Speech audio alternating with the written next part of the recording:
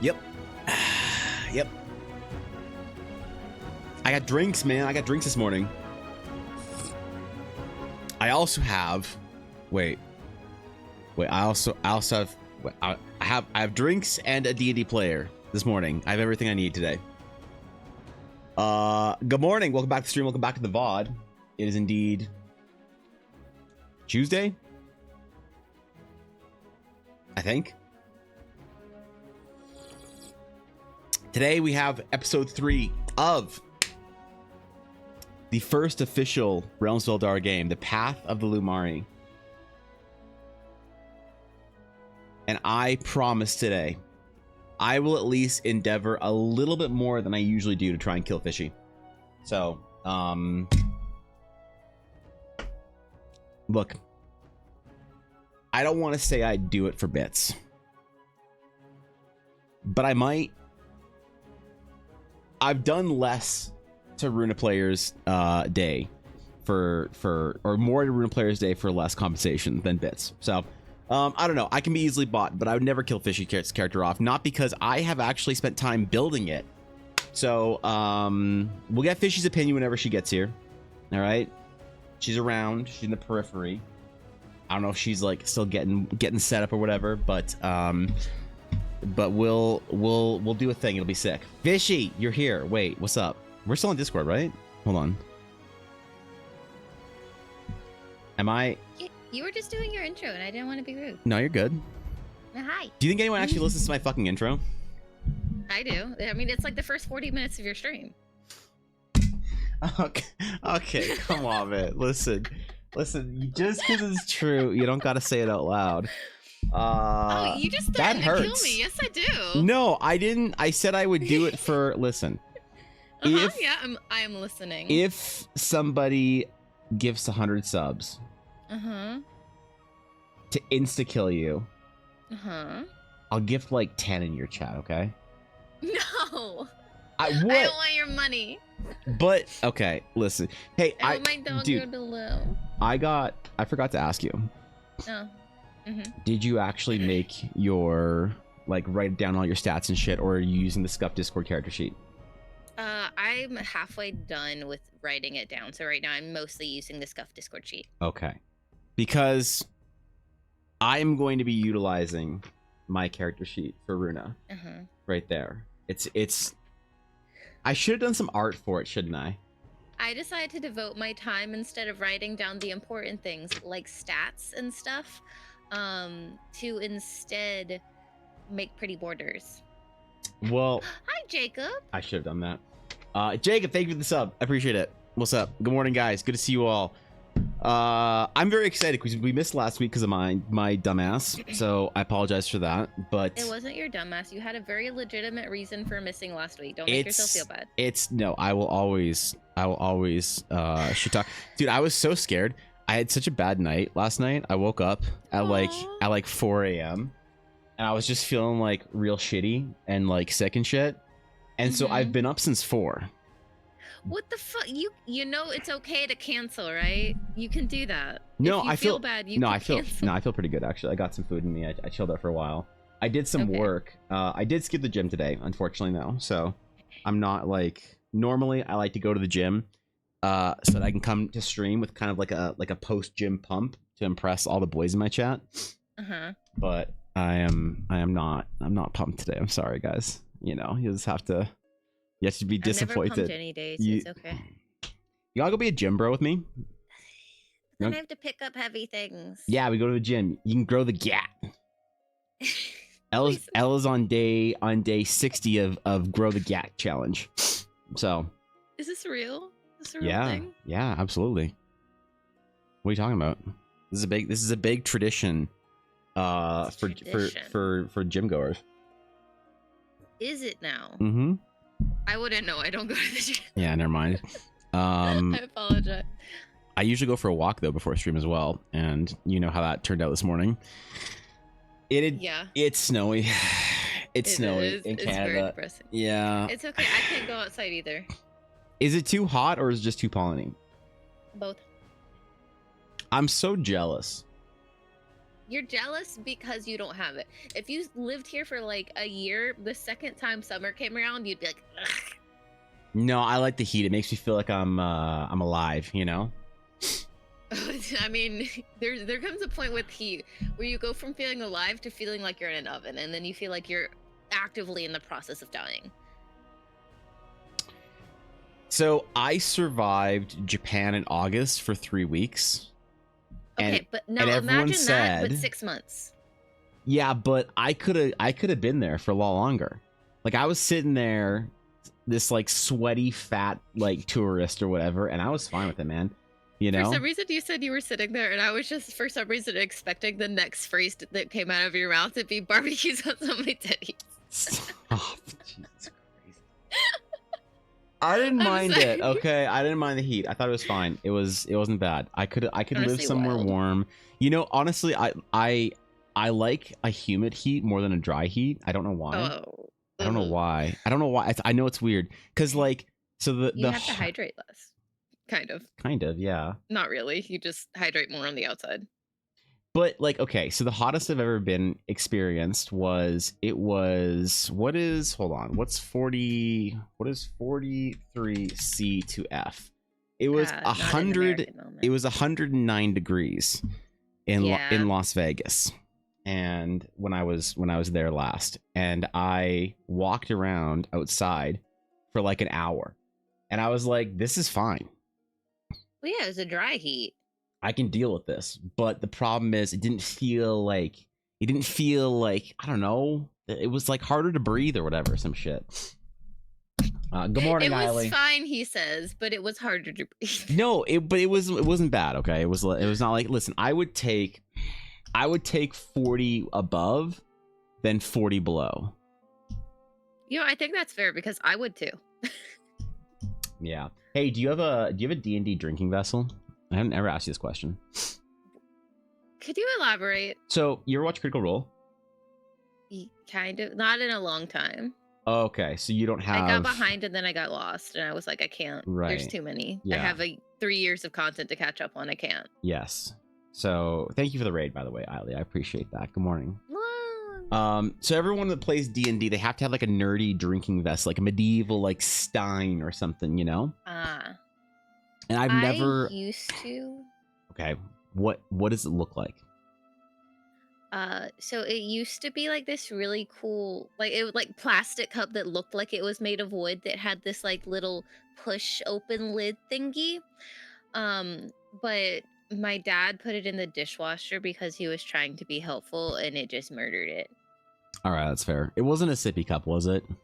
No, it was like, it had like, you know, like I guess kind of Stein-like. It was but it had like a little lid on top of it, and you could just like push down a button, and it would boop, boop, and it would open the lid really nice. Yeah, I have one, but I never like to use it on stream because I'm afraid that people would get mad at me for it. What?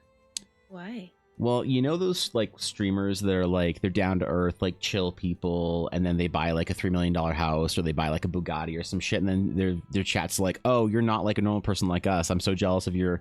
Or like, you just buy a house in general. Yeah, or you just buy a house under the age of 50, whatever. You know, and I don't want to make people feel bad and inferior because they see that I have an unobtainable D&D drinking vessel. You have an unobtainable D&D drinking vessel? Yeah, it's way too good for anybody to handle. So what is this unobtainable drinking vessel? I need to know. I could show you, but it's gonna make somebody mad if I lose a follower because of this. All right. Well, then just send it to me in DMs and make them wonder forever. Here it is. Here's my Stein. So there's like a German restaurant nearby, and there's an entire wall of cups like that, and it's always, it looks like sparkly treasures, and it makes me so happy. Yep, handmade, hand painted in Germany. It's a dragon on a rock with a dragon on top, and the handle is a battle axe being held by a gauntlet. Okay, that's really fucking cool. And I feel bad because I feel like that's one of those cups that you don't drink out of though, because it's a pain in the ass to clean. Yeah, Ella bought it for me for my birthday 2 years ago.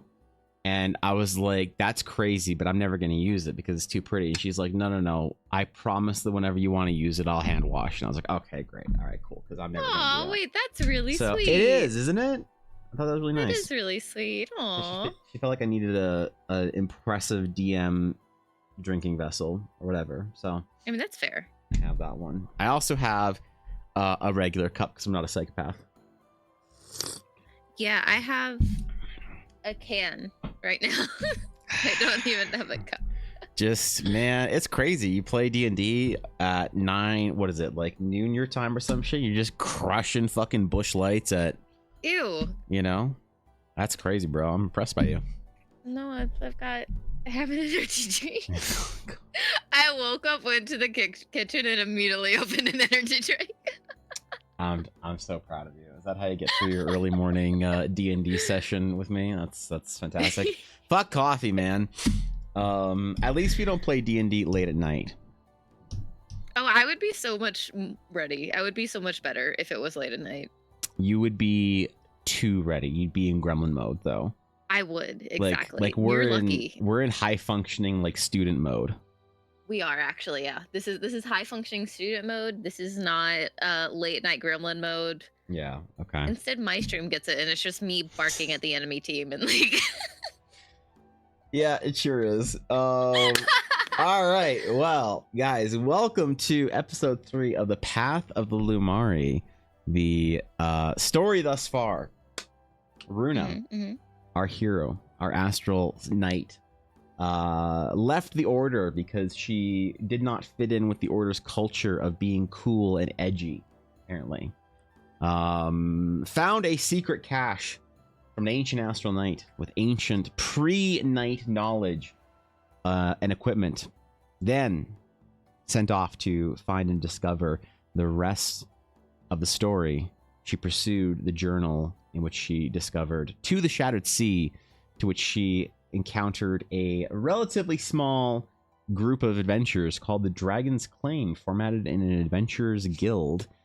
Met a couple friends there, met with the guild master,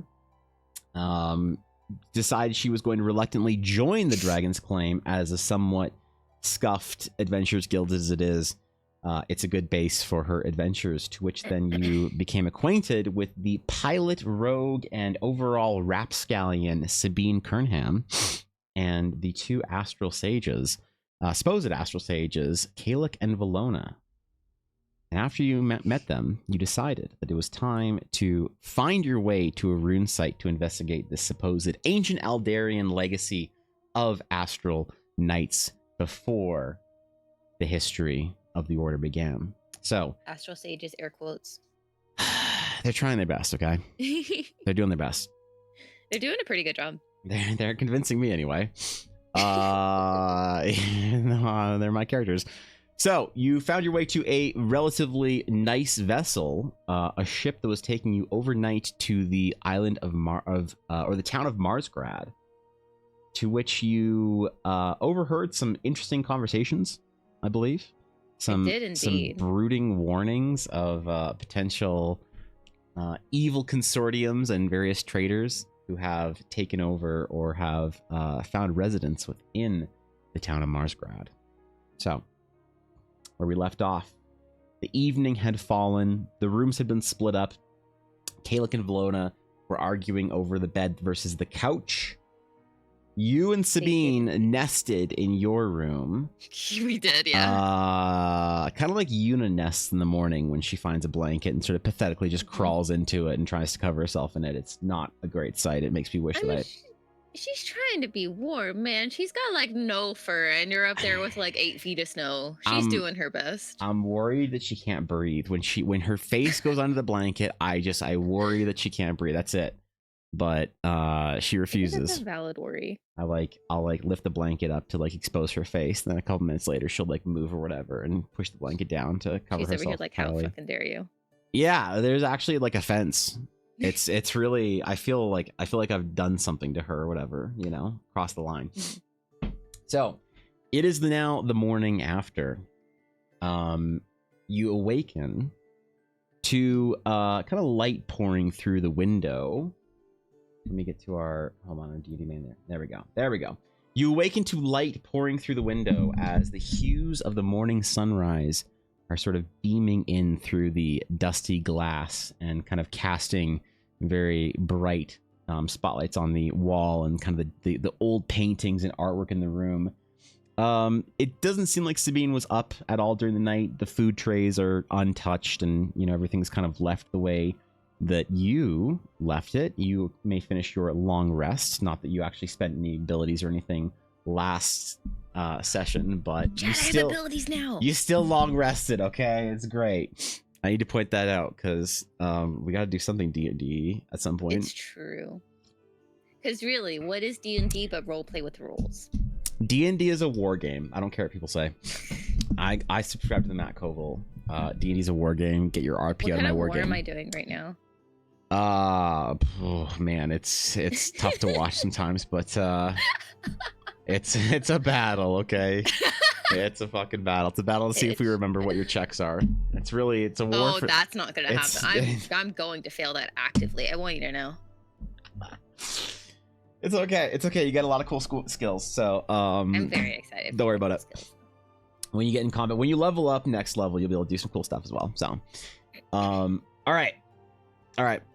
The day is upon you. Sabine begins to sort of rustle her way through. And also, if you guys didn't know, last week we finished a portrait of Sabine. So there she is. There's the pilot herself. She's having such a great time. She's like the wind through her hair. Aww.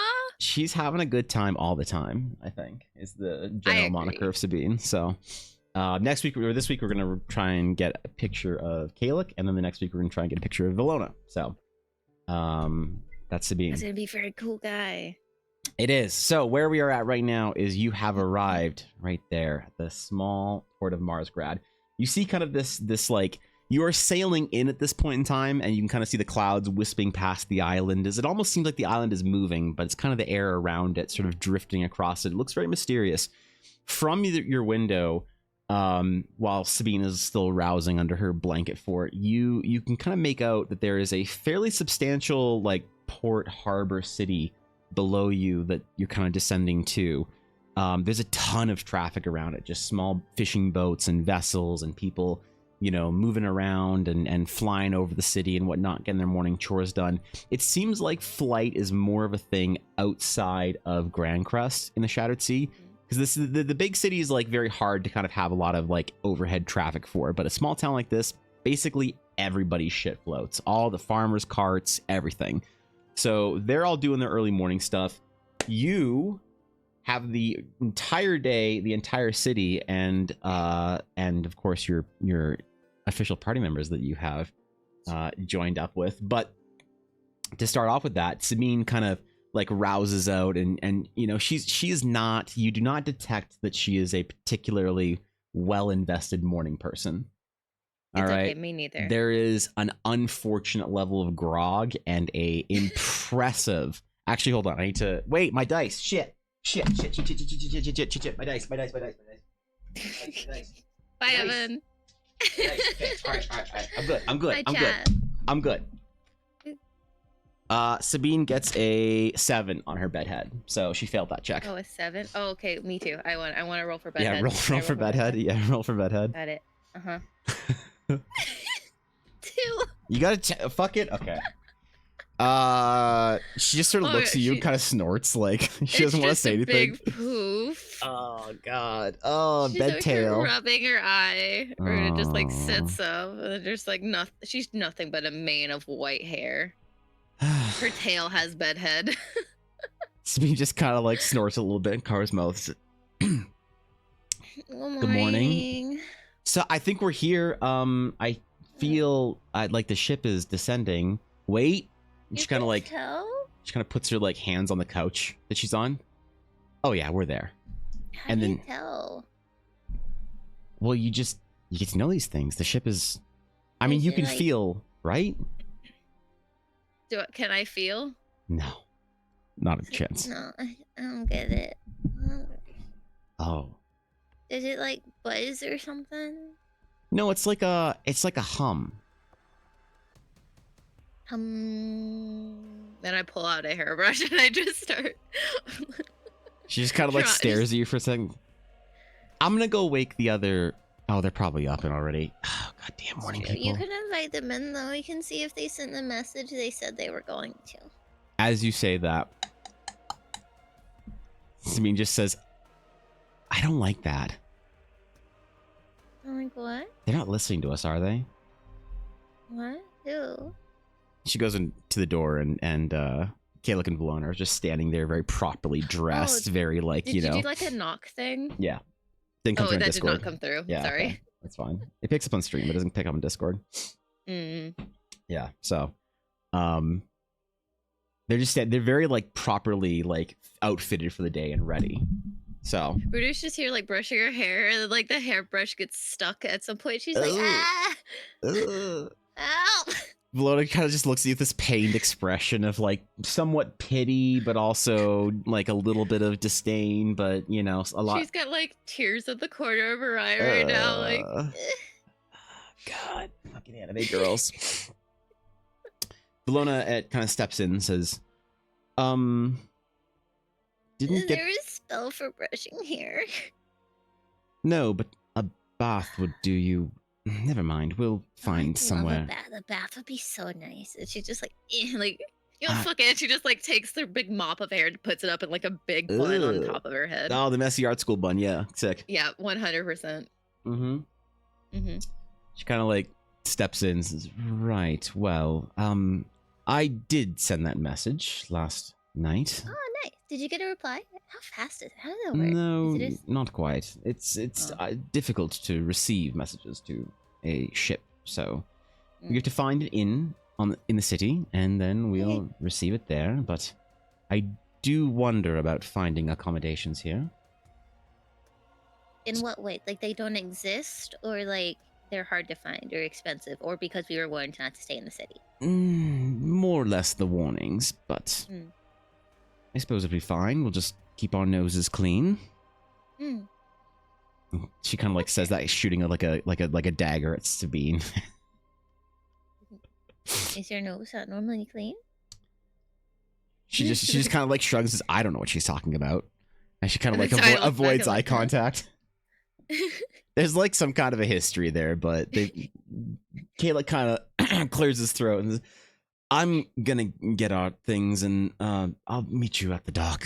He kind of like turns around, and Valona says, well, this is your little expedition. Where do you want to start? Well, considering that we need to stay at an inn, even though we were warned not to, we should probably go find it. Do you want to stay at an inn, or do you want to try to stay with like farmers or something? They're probably more nicer, right? More likely to actually talk about what the fuck happened if everything has gone poorly. She kind of nods a little bit. Says, well, it does present a bit of an interesting dilemma. I mean, if you were a farmer and you had strange people staying with you that are asking around about the new local government that has established itself, wouldn't you consider this to be some sort of test or... I mean, that's if you're asking about the new local government, sure. But if you're just offering to lend a hand since you're visited in exchange for help because, I don't know, maybe the inns are full or they're busy or something like that. Or because we're headed out into forest the next day and it will be a lot closer to stay on the outskirts of town rather than in the middle. Then you just get to talking and then, you know, helping with the farmers so they get a positive impression of you. And then at night, if dinner or something, if you're like, hey, look, here's our contribution. You bring out a bottle of alcohol and then everyone will start talking. It'll be fine. She just kind of like, you know, blinks a couple times and says, and I suppose that's why you're the leader here, so I'll follow you. I mean, I just grew up in a little village where people like to chat a lot and there's a lot of farming, so it's not too far off, I assume. They're just floaty here. Sabine just kind of like is putting her boots on or whatever, and she's like, checks out. Yeah. Wait, does that mean wait, okay, everything seems to be floaty. Does that mean that a floating backpack will be cheaper here than it will be in the city? Sabine kind of says, I mean, most things are going to be cheaper here than in the city, so... Wait, how much money do I have? She like goes and grabs her bag. I didn't write that down, sorry. No, it's okay. I have it from last time. Okay. Character sheet, money. Money. Why is it not on the character sheet? Oh, inventory. There we go. I have 26 gold and 6 silver. Look, it's not a lot, but it's enough. So, all right. Did you want to go through town? I don't have any alcohol on me, but we could always buy a bottle. I suppose we can find somewhere in the city. Hmm. But If I don't know anything about farmers, that's one thing they're probably not going to want to share with strangers. fair enough. Well, I'm going to go down to the dock with my brother. Rue's just like shoving things in her bag as they're talking. She's gonna like say something, and she just turns around and walks away. Sabine just says, "Ugh, morning people." All right, so where are we going? I don't know. And she just like finishes like packing everything up and like puts her bag on her shoulders, like that like hup kind of a thing. I don't know where shop is. Do you know where shop is? And she just like starts like walking out of the room. Do we keep the key? How do we get? You had the key, and she just hands Sabine the key. She just like looks at the key, closes the door behind the two of you, puts the key in the lock, gives you a thumbs up. Oh, you just leave it there? I mean, I think so. Oh yeah, that works. If you don't leave the ship for the day. The other doors. Yeah, there's a couple of keys in the doors. Yeah. Oh, hey, that's so cool. Yeah. He says, I don't know. It's the fancier places. I don't usually travel on ships like this. That's true. That's true. It's very fancy. I usually just like, I don't know, stow aboard something or pilot it or whatever. Isn't stowing aboard illegal? Yeah, and? What happens when you get caught? Well, okay, so the thing is, you don't usually get caught if you... So what you do is you don't get caught, and then they don't know you're there. So... How do you not get caught? So if you... Okay, and as you two, you're walking down the hallway, she's like, so if somebody's going to catch you, then what you do is you go somewhere else where they don't catch you, and then if you're sneaky enough, then they don't know you're there. Got it. Okay, so just be sneaky, and then that's the way to win at life. Got it. Yeah, oh yeah, you could... I mean, some of these ships are huge. You should see some of the big cargo vessels. And they don't protect their inventory whatsoever. The amount of stuff that I have stolen from... I'm experienced in this field, so don't worry about it. If we need to stow somewhere, I can totally get us wherever we want in the Shattered Sea. Hopefully we won't need to. Hopefully not, because if we get our airship, then we can go wherever we want, and we just need to pay harbor fees. So, oh, that does make sense. That would be a thing. So what you're saying is that we need to befriend a lot of harbor masters. In my experience, they don't typically give discounts for friends. Fuck. Yeah. So we need money. Have you ever had your own airship before? Multiple. Actually, I used to race them. So. Oh. And she kind of like looks a little awkwardly, and I crashed the last one, but that's fine. As long as you're okay. I'm between airships right now, but we're gonna get one. It's gonna be great. Yeah, I wonder what we're gonna name it. Oh, that's a good point. I'm really bad at naming them. I mean, if it's gonna be technically Everett's, it'll probably be something related to dragons, right? Or maybe rocks. Oh, we'll just. Oh yeah, we should name it. We don't want to let him name it. I'm kind of interested to see what he would name it, though. I don't know if I want to find out. I mean, I guess that's fair. As you two are walking up the stairs through the sort of the main kind of like main deck of the ship towards the exit, there's a cool crew there, kind of standing, like giving people nods and shaking some hands as they're leaving. The whole just like general thanking them for using their services. There's a couple of people who are staying on and going off to wherever the next port is, and so they're just kind of lounging and eating some light breakfast or whatever. And you see the two men that you were overhearing their conversation. One of them was gone, and you see the other one kind of packing things up or whatever. Making sure some documents are there, just like in his pack on one of the couches. As you and Sabine are walking, and she's still just like nattering in your ear, and he just kind of glances up at you, and you kind of make eye contact for a second, and he just kind of gives you like a nod, just an acknowledging nod of like, you're going off somewhere dangerous, or be careful, or that kind of like, you don't really get a full sense of what he's trying to say, but just kind of a acknowledging like good luck kind of thing. I give him like a big smile and like a wave, and I just like turn and I keep going with Sabine. All right. The captain thanks you for your use of his vessel, and you disembark, and you are now on a very wide open dock with a lot of ships just kind of awkwardly kind of like half floating at different heights and different like, gangplanks and boardwalks and stuff up and around them, kind of tied down, cargo being moved, lots of dock hands about. It's early morning, so a lot of people have just gotten in or just about to set out for the day. So the harbor here is busy, it is bustling, and it kind of like is on like a bit of a lower shelf. And as you glance up, you see the city behind it. And it's not a huge city, it's kind of in between a town or a city. You could kind of call it either and probably get away with it. But you do notice there is a fairly large, kind of like in the silhouette, the skyline of the city, there is a very large, not really like a castle, but it's a building that kind of gives you vaguely religious vibes. It has the kind of cathedral grandiosity, but looks a little bit more fortified, maybe, with like ramparts and kind of, defensive sort of turrets, and not just kind of the beautiful ornate structure that you'd find, but still some of that. So too fancy to be a palace, not fancy enough to be or too fancy to be a castle, not fancy enough to be a palace, fancy enough to be a church, but not like, it's kind of this weird like in between building. That kind of towers over a lot of the city. Sabine just says, I don't know. I'm guessing something important lives there. It does seem like it. At this point, you meet up with Kalik and Valona, and they're sort of looking at some sort of documents or pamphlet they're flipping through or whatever. Okay, I assume. Wait, are elves tall in this world? They're not like overly tall, but they're tall for us. Yeah, I mean they're about like each like 6'1" or so. Oh yeah, they're like, yeah, okay, they're so like I look over. I was gonna say I look over their shoulders, and I'm like, that doesn't work. I look around to kind of like see what they're doing. That's fair. Yeah, they're just sort of like looking at some sort of sage documents or whatever, something that they had, they're not trying to hide it or whatever, but it seems to be like notes that they've written about different iconography within the sage orders. Do you guys know what the big fancy building is?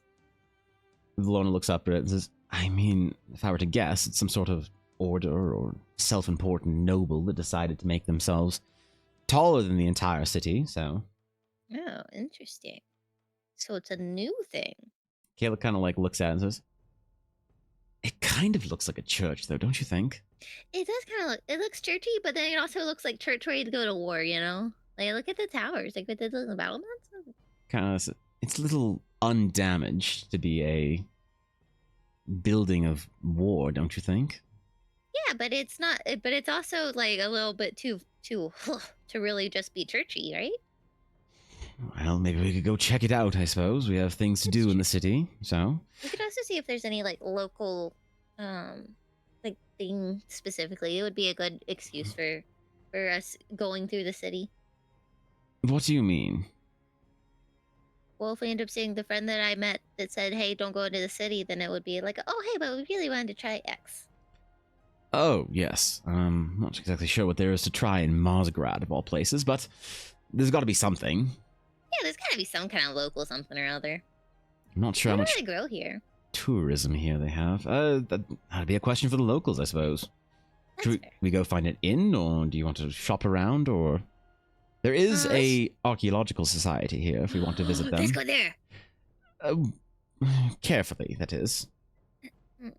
Fair. They're a little stuffy and a little... they don't quite like sages from the Order. He kind of looks like he has some experience with this. I mean, they're used to dealing with a lot of dead stuff or on, rocks and stuff all day. Not always the best people. Well, it's up to you. It's your adventure. You have the entire city in front of you, Runa. What would you like to do?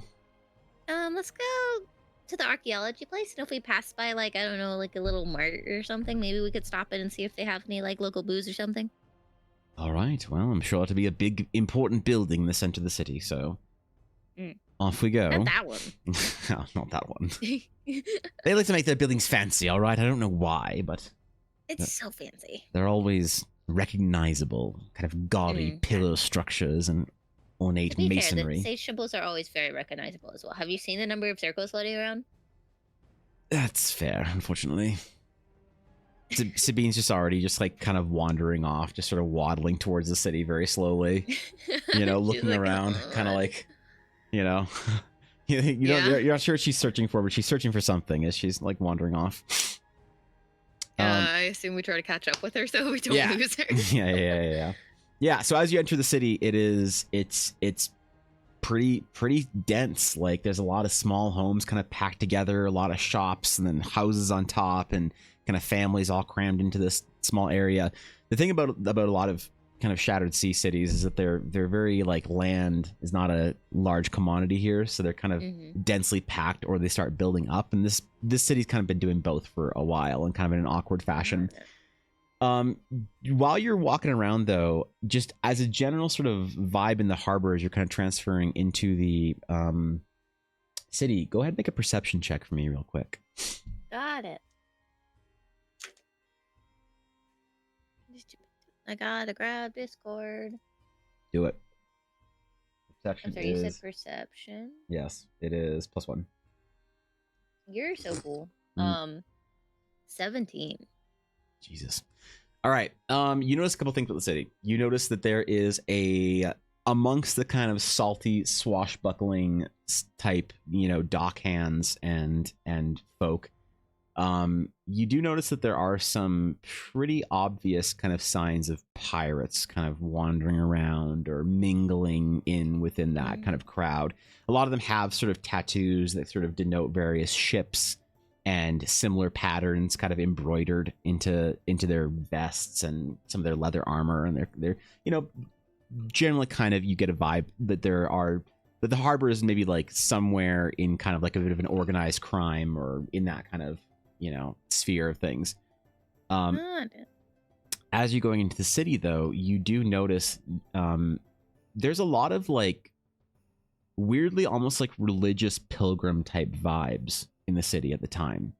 You see a group of people walking past, and they have sort of certain clothing on and ornamentation, and are carrying maybe staves with them. Another group is sort of like a very clear kind of paladin like vibe. They have like cloaks on and swords that you can kind of see poking underneath their cloaks, and in small groups or monastic kind of feel, but they don't really feel like astral sages is like a large component of them. It's like people with more just religious views as opposed to actual casters. So there's something kind of like old in this city. You're not really sure what's going on, but that just makes Rona even more excited to go explore the ruins. Okay. Are you sort of beelining anywhere? Or is there anything that you're looking for on your way to the kind of the center of the town? Is there? I am kind of trying to grab like some kind of like local thing, so that if we do end up staying with a farm, we can like have like, oh yeah, here, let us like contribute as well, type of a thing. Sure. Are you just trying to look for it, or are you like how? Kind of like as we're mingling our way towards the archaeology, the Labalakoto Society. Yeah. Just like if we pass by like a shop that seems to have like some nice stuff or whatever. Yeah, it's not really a market district so much as the entire city is kind of filled with streets and residential and market. So while you're walking through, you're kind of going through the entire market. Make an investigation check though while you're going.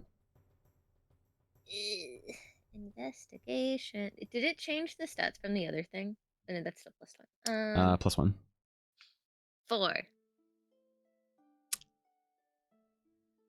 I mean, Sabine's just got this like stray hair that kind of curls up, and it's really hard. You're just so distracted. It's like kind of bobbing and kind of bouncing as she's walking, and you're just staring at it the entire time. And by the time you like kind of shake it off, you're like, oh shit. You hear Valona says, well, that looks like an archaeologist society if I've ever seen one. And you realize you're already there at this point. It's unfortunate. Damn it. Fair. Okay, cool. Valona looks back and says, you're right. I forgot to grab a snack thingy. Oh. Well, maybe we can ask someone inside what they like here. What the peasantry enjoys. I think that calling people the peasantry is a good way of pissing them off. Oh. What's the common term? She kind of looks to Takia, like the common way of referring to peasants without offending them. He just says, beats me. The people. The people, the right. Locals. The That's local. A good way. Oh, beautiful. Yeah. We have a non-offensive, literal word for it in Elvish. It seems more elegant to refer to them more properly, but the sensibilities. Here, that I mean, not here, but like everywhere I've seen, at least with like common, like if you call people a peasant, it's a really good way of telling them that you don't think that they know anything about anything and that you think you're much better than them as a human. Yoid. They sort of like look at each other a little confused and raise eyebrows. And Keelik says, it's not exactly an offensive term. It's more of a referring to someone as a common class. It's like referring to someone as a building block of society. So. Oh, wait, that's neat. That's a lot more positive. It is, but we run into hang-ups sometimes being a little literal in common, so. Yeah, that's understandable. Oh, that makes a lot of sense. Language is hard. Everyone kind of looks up at the Archaeologist Guild at this point, or the Archaeologist Society, and Sabine just says, well, I don't know if I am allowed in there. Why wouldn't you be? Oh, well, a couple of years ago, I was wanted for theft of relics. It wasn't me, though, by the way. It was someone else I was working with a job. And I was banned for life from Archaeological Society establishments. But that was years ago, and on the other side of the sea. It should be fine, right? I look over at Keelik and Valona to see if it would be fine, because I don't know, because I'm not from here. They just have this kind of, like, uncomfortable expression, and they share a glance at each other. You might want to cover up or something. And Sabine says, got it, and just, like, pulls out a bandana and just, like, begins kind of, like... Maybe something a little less subtle, a little more subtle. Pops her hood up. Go over to help her look a bit less obvious, like, trying to hide herself. I mean, is there, like, what... How do you make her look less bandity here? She's got a hood up and a bandana. We're definitely, the bandana is no longer covering her face, and maybe just like around her neck, like it looks like she's been working, and she's gonna be, just a second, she's gonna like smear a little bit of like dirt on her face to kind of like hide some of her features. You just pick up some fucking dirt off the ground and just smear some filth on her. Yeah. Okay. I mean, listen, yeah, there's lots of filth around. Dirt. Yeah, there's sure. Hey, listen, if there's one thing that no one likes to talk about in fantasy settings is the abundance of filth available. All right, you know, everyone wants to be, oh, I'm a quaint little cozy witch in the woods, but no one wants to talk about sewage in the Middle Ages. So, you know, I mean, valid. Like, there's, yes, in my games, I mean, she's already got like a big grease stain on the front of her shirt, so like a bit of dirt on her face will definitely, like, we'll be good. All right, yeah, great. You can hold on. I need to see if she. Okay, yeah, she's good. All right. All right, you approach the Archaeological Society.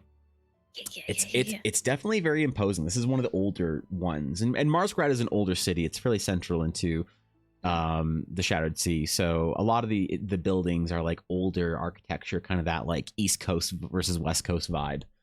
The society itself is very, very grand and fancy, and kind of like that Roman column type feel, statues and, you know, relics on display when you're sort of entering into it. And old money shit, got it. Yeah, it kind of feels like a little bit of like a club kind of lounge type thing, as well as like a, you know, like Victorian era kind, or like, I guess not Victorian era. I always say Victorian era, but like the, like when like evolution is important, like all of the rich people have to have their own private museums for shit that they stole and bought from people who stole it from other places, rather than like, unethically. Yeah, got it. Okay, I get the vibe now. Yeah, they just found shit and they just picked it up on islands and decided to put it in their society to seem important. And inside the building, you do notice a lot of people that are very satisfied with how important they are. You know? Great. A lot of like overweight, middle-aged elves with like shawls of fur and stuff draped across them. And you wonder, what are any of them doing here in the morning? And there seems to be some sort of event or whatever on today. You gather, you kind of have this like vibe of like people gathering, and, you know, there's a lot of, there seems to be like a lot of buzz around things, but there is like a counter that's sort of a public facing front to the guild, and then sort of all to the side is like the lounge area, and, you know, taxidermied heads of creatures, and, you know, paintings and whatever, where they're all kind of talking and discussing things. And then kind of behind the counter, there's sort of a back area of people like working and doing you don't know what, but there seems to be some sort of administrative thing behind there, and then the building definitely stretches on deeper into whatever the depths of this building is. Like clearly everything they have on display up here is not like actual like artifacts or anything. It's just there to make it look important so that they don't actually have to put real artifacts on the display. It's hard to say. You have to get close to some of them and investigate, but you know, you can probably safely assume that. Yeah, I think I'm just gonna go like kind of ignore whatever's happening for now and just go straight to the desk. Okay, there is a like kind of uniformed, think of like, you know, front-facing guild officer type person there, and they're like a fairly tall, slender human, and he kind of looks at you, and as you're approaching, he's sort of organizing some morning documents and stuff. It's still fairly early. It's not like crack of dawn, but the sun did just come up a little while ago, and you know, he's sort of looking at something, and he says, "Oh, good morning." Good morning. I'm come from off island. I don't know. I'm not from Osgard, and I'm interested in exploring the ruins for a bit. And since this is an archaeological society, I wasn't sure if there was any kind of procedures or anything that needed to be carried out in order to make sure that would be okay. Of course. Well, very prudent of you to check in with us. We are, of course, the formative, important opinion holders on the runes, as well as the most knowledgeable of the runes, as well as those whom the runes fall in the jurisdiction of. So, you came to the right place. Are there multiple rune guilds or archaeological guilds? Well, there are those who would consider themselves, how do I put it gently,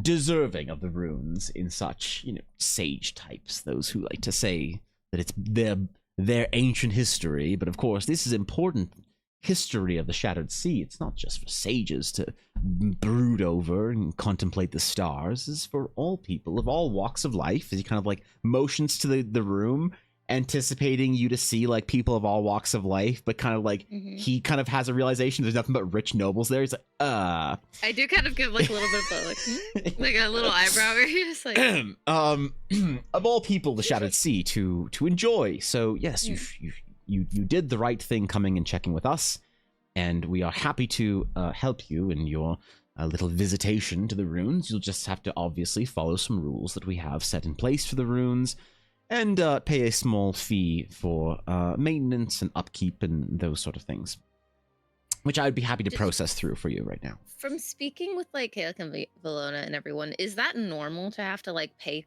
to go see the runes?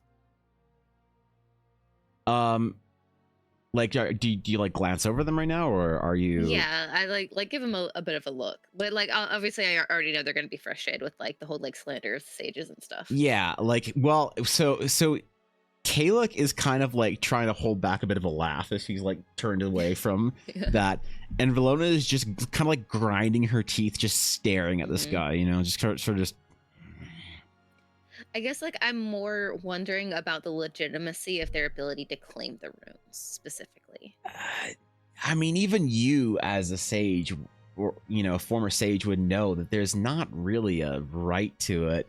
And actually, hold on, hold up. You as an astral knight, That's true. The knights do not care what you say you are, or what organization or what thing you're a part of.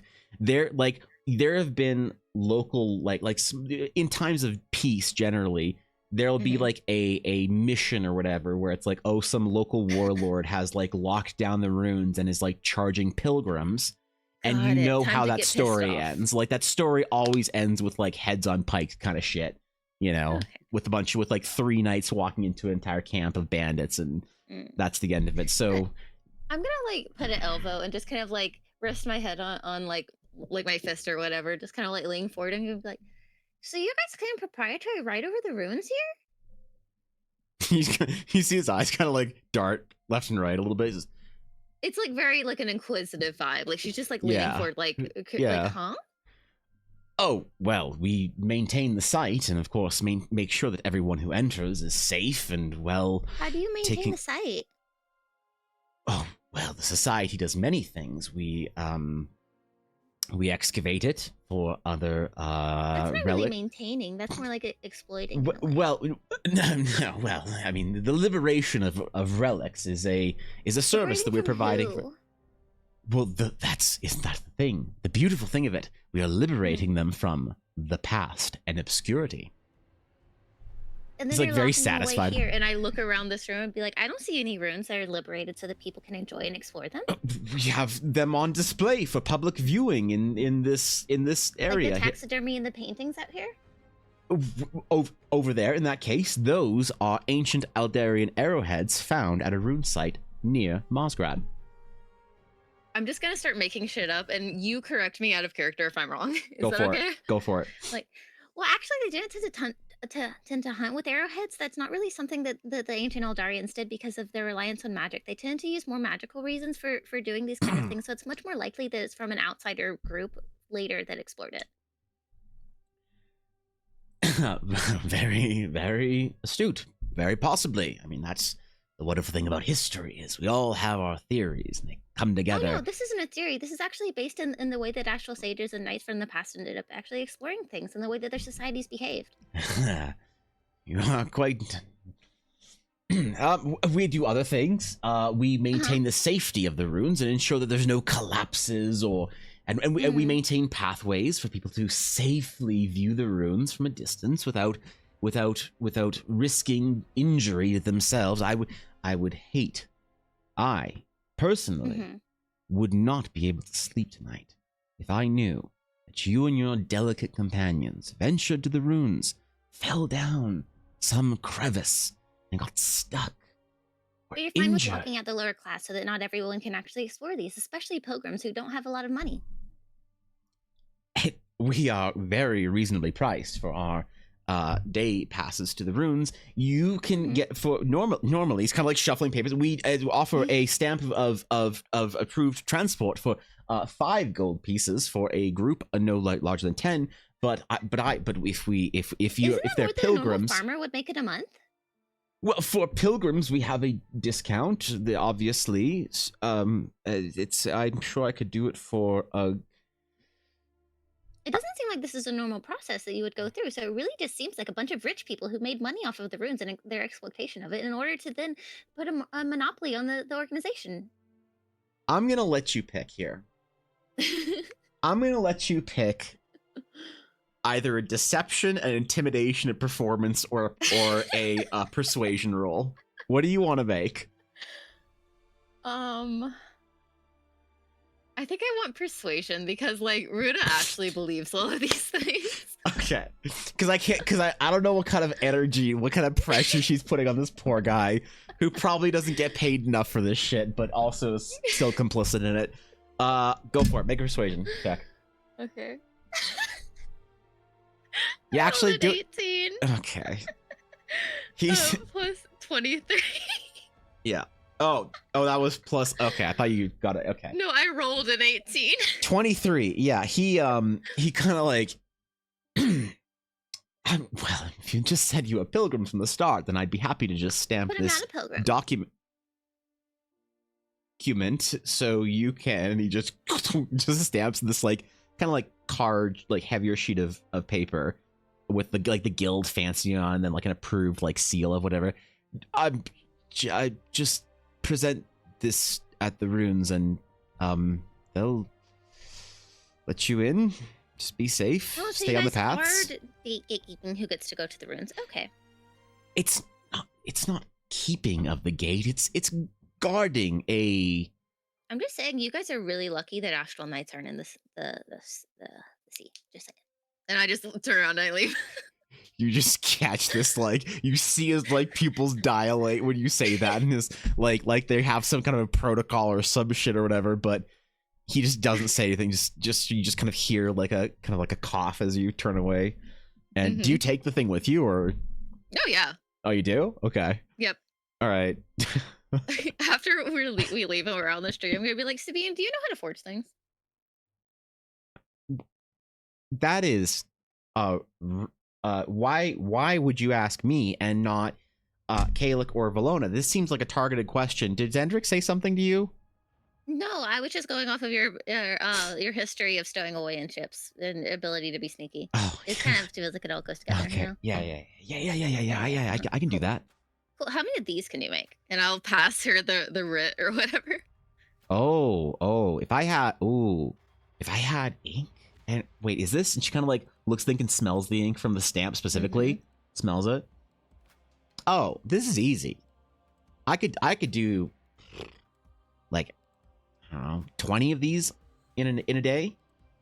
Oh, yeah. Do you want to flood the market so that everybody has them? I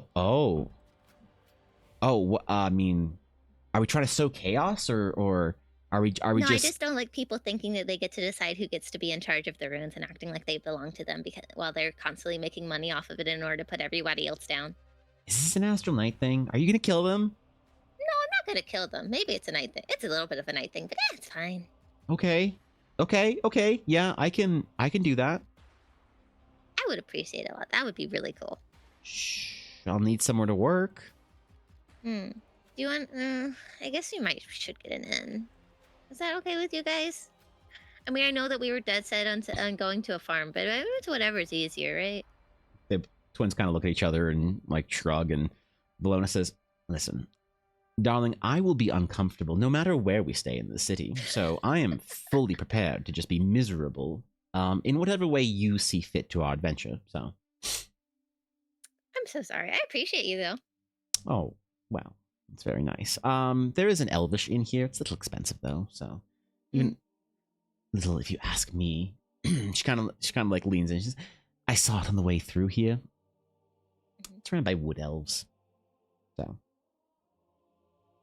she's kind of like nodding at you. How do I put this? And she kind of looks at Kalik and says, "There's no way nice to put it in Elvish." So she's, there's a sense of like mystery that humans tend to have for elvish things, right? So I guess wood elves tend to live more humbly, trees and the sort. Yet they have inns that they price with sort of this elvish luxury that is often a little bit overpriced, if you ask me, for what you get out of it. Now, if this was a Twilight elf run inn, it would be the finest silverware, jewels on the chandeliers, things like that. I wouldn't pay 4 gold a night to sit in a glorified tree, if you ask me. So, we can stay anywhere. Quite a lot of gold. I think I'd rather prioritize safety. Well, you did see a couple of inns on the way in. You have a couple of choices in the city. You did see the Elvish inn she was talking about. You don't remember the name of it, but you did see 2 other inns. One kind of fairly close by that was called the Dornswillow Inn, which seems like kind of a modest, like average inn. You also saw a place by the harbor called the Fleabag. I'm trying to find a place that I guess probably the more middle of the road one, just because like I don't want to get attacked by pirates, but also I don't want to be like to catch a bunch of attention, I guess, even though like we're gonna just like went in and dressed down the fucking archaeological shit. That was pretty unstealthy, yeah. All right. It was pretty unstealthy. There's like a small realization clicking in his head, like the hamster started running on the wheel, and she's like, "Oh, yeah, shit, yeah." I shouldn't have done that. But like here, the astral knight in you know that like there were knights in your order that guy tried to like sell a fucking like pass to would have just reached across the table and like picked him up by the neck and fucking threw him across the room or whatever. So that was just like, I was being nice to them. That was tame as far as, you know, knights go. That would have really upset certain people in the order, but I feel like this is I know you can't see it. I just sent you a GIF. For some reason it just turned into a link. There we go. I feel like this is what Runa just did to them. This is the fucking Jesus Christ. The guitar, light water. Okay, dude. All right, stop. Because now I'm just envisioning fucking like. Okay, never mind. All right, so you're gonna go to the middle of the road, kind of the one Dornswillow. Yeah. Got it. All right, so you need to just walk down through this sort of main kind of central area. You're just walking, around the corner. Sabine's like nattering off something, or maybe you're just having some small talk as you're walking. Mhm. But as you round the corner to the street where the Dorn's Willow is in, you hear this like kind of like hushing of people, like kind of like people trying to shush each other, on the street and like nearby you. And you hear this bell, this like thick, dull kind of like church bell like sound. And as you round around the corner, you see that the people, the vendors, are like just finishing the process of like scattering to the sides of the street. You see vendors' carts where the vendors are like desperately trying, like other people are helping the vendors get their carts like on the side of the road. As there's this kind of procession from the other side making its way through the city. And you see these tall, ghostly figures that have this kind of like heavy atmosphere around them and this kind of like miasma mist drifting around them. They look kind of like they're wearing like priestly robes, and they have hoods on that are sort of unnaturally darkening and shielding their face in shadow. Some of them have like, various like bindings and chains sort of on them draped down, and the chains are kind of like flowing off from them, kind of like almost like they're underwater or something.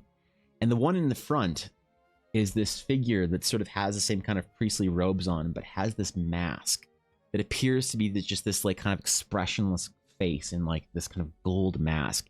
And they're just gently swinging a censer that's emitting this kind of miasma smoke in a much deeper and thicker way than it should for just a small censer.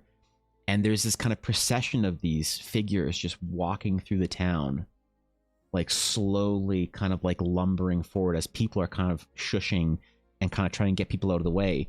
And as you guys are staring at them, like this townsfolk, regular person, she's kind of like grabbing at your wrist and kind of trying to pull you back, and like kind of trying to get you to like come to the side of the wall. Yeah, I definitely go. I actually probably would have tried to help, like move carts or something if I could have. Sure, yeah. There's like a vendor that's trying to get his cart over, and you've got fucking 16 strength, so you can just kind of lurch it over. We just pick it up one-handed till we walk over. All right, yeah. The atmosphere got very, very tense. It's like people are anticipating something, or like there's a lot of fear in the air as they're passing. As a character, these are the bankers, aren't they? I remember you making them, I think. Yeah, kind of. Yeah. Oh, okay. Oh, Yeah. sorry. Okay. Yeah, back to being yeah. a character. Yeah. So there's like the people are like kind of hushing each other, and Kaluk and Valona are just kind of like observing, but Sabine's like whispering over you, what's going on? I don't know. I was gonna wait until they pass and then ask. Okay. Yeah. Sounds good. As she kind of like huddles back in behind you, they sort of pass by you as there's like a figure in the back that's sort of like, it's kind of this unfortunate like display of like three like thrall looking kind of small mangled humanoids carrying this large church bell as this like burden on their shoulders as they're like lurching and lumbering forward.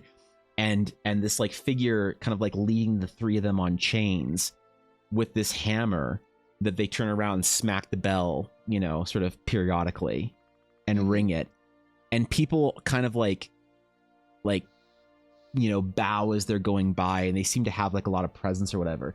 And as they kind of like round the corner and go over to where you guys had come from, there's sort of a collective sigh on the street, and some, voices slowly beginning to pick up and conversation slowly beginning to happen amongst the peasants as they're kind of lurching their carts back out and like resuming business or whatever, as Sabine's like, that was intense. Yeah. I'll turn to like the lady that grabbed my wrist and be like, I'm sorry. What the fuck was that? Oh, you're new here, aren't you? Yeah. Oh. The consortium has taken residence in our city. Sorry, that's one of the big factions, right? Oh, she kind of like sympathetically, like, yes. You're not from the Shattered Sea, are you? No, I'm not. I'm sorry. I'm new. Oh, well, it'll be all right. The local lord will figure something out, I'm sure. What's going on? Well, and she kind of like, she's looking a little nervous, like she's not sure if she's supposed to kind of talk about it. She kind of leans in. The city recently came under a difficult time of the recent lord had passed in the last few years, and his son took up the mantle of rulership over Marsgrad, and times were tough. He wasn't ready. So there's whispers, depending on who you ask, and she kind of like looks around for like kind of nervously, of misplacement of funds. Though if you ask me, well, I would say she kind of catches herself. And things were difficult for a little while, and the Lord made a deal with the consortium, so now Marsgrad is a new parish. So The consortium's a religious thing? she kind of like is like looking a little nervous. Honestly, I don't know. They had thralls. That seems like necromancy stuff. That doesn't seem good. As we were told by the lords and the nobility class, is just let them pass, let them do their business, answer their questions truthfully, and don't look them in the eye. Well, it would be kind of hard to. They got the big, like, hood thingies, right? It's all shadowy. She's like kind of like beginning to get, she's like kind of looking and says, I heard that the butcher's wife down the way looked directly into the shadow and lost her mind. Has never recovered. Oh, well, that's terrifying. What the fuck are they? Never seen anything. I assume I've never seen anything like that before, right?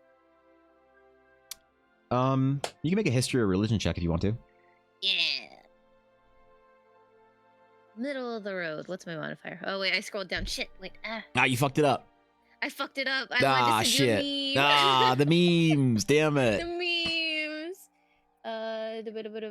History. Yes. 12. You've heard of different sort of like, you know, shadowy sort of groups in the Shattered Sea and all sorts of kind of religions and pilgrims, and there's a very like kind of old sense to the world in this area, but you don't really know anything specifically about them. So Oh, okay. That's okay. Well, be safe, okay? Thank you for helping me. she kind of just like nods and like kind of like realizes that she's had a conversation that she shouldn't, and kind of like awkwardly shuffles away. I definitely like turned to the rest of my group like, what the fuck did we get into? Sabi just like, Let's get a room. I don't know about this, guys. Kalik and Well, Valona seem to just be staring at them kind of like contemplatively or with like a level of concern. Yeah, know. I absolutely want to ask Kalik and Valona what's going on, but I want to wait till we get to our room first so we've got a bit of privacy. Sure. I mean, just down the way is the Dorn's Willow. Yeah. It's like a small, modest, you know, human inn. Nothing to doesn't look overly shitty, but it's nothing to write home about. When you get inside, there's a small area for like a little tavern in the base of it, but you know, there's a counter there and a stairs that go up to presumably rooms behind it, and it's a 3-story building. So there's not a lot of people in there in the morning. There's like a couple people just like kind of sitting. They look more like locals, kind of in there having a breakfast as opposed to, you know, patrons or whatever. They kind of have that local garb, you know, as dressed like they're workers or they're doing something. That means the food is good enough that the locals will come here to eat. Thank God. Fair enough. There is a man in his like 50s or so, kind of like sitting behind the counter as he's like looking up at, you know, looking at some papers, kind of like managing some keys and stuff as he. Oh, good morning. Good morning. Do you have any rooms available? Kind of looks at you guys. Yeah, we've got a bunch, of course. Thank you. I'm visiting the ruins. The ruins. Makes sense. We haven't had too many people here visiting ruins or anything in a while. It's kind of like... I'm not from the Shattered Sea, so I wanted to get to go explore as much as I can. Oh, well, we're happy to have you here. The city is, welcoming of all, so... Yeah. Everyone seemed fairly nice so far. That's good. That's good. People here are good folk. If you get a chance to get to know them. 4 rooms, 5. What? How many? Hey, look, do you guys want to share, or do you want your own rooms? How much is a room? It is. It's gonna be 1 gold per night per room. I look back over to people about what they want.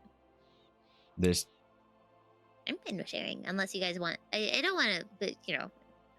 Caleb and Valona steps forward and says, so do you have anything large for large groups? Says, well, we do have 1 room on the top that you can take out. Are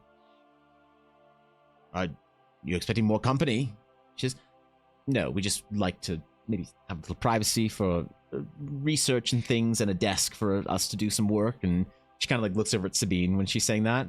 I can give you the large room, sleeps up to 6, comfortably.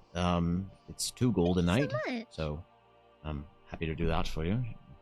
That should work. Definitely lean forward and be like, yo, they're like that. They're comfort, you know. He kind of like nods, like he's had experience with, like, you know, elves of various degrees and whatnot. He slides the key across the counter. Top floor, it's in all yours.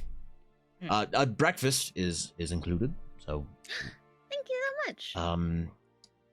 And get out of the city if you can. Go see the ruins. There's not much to do in Mosgrad, so.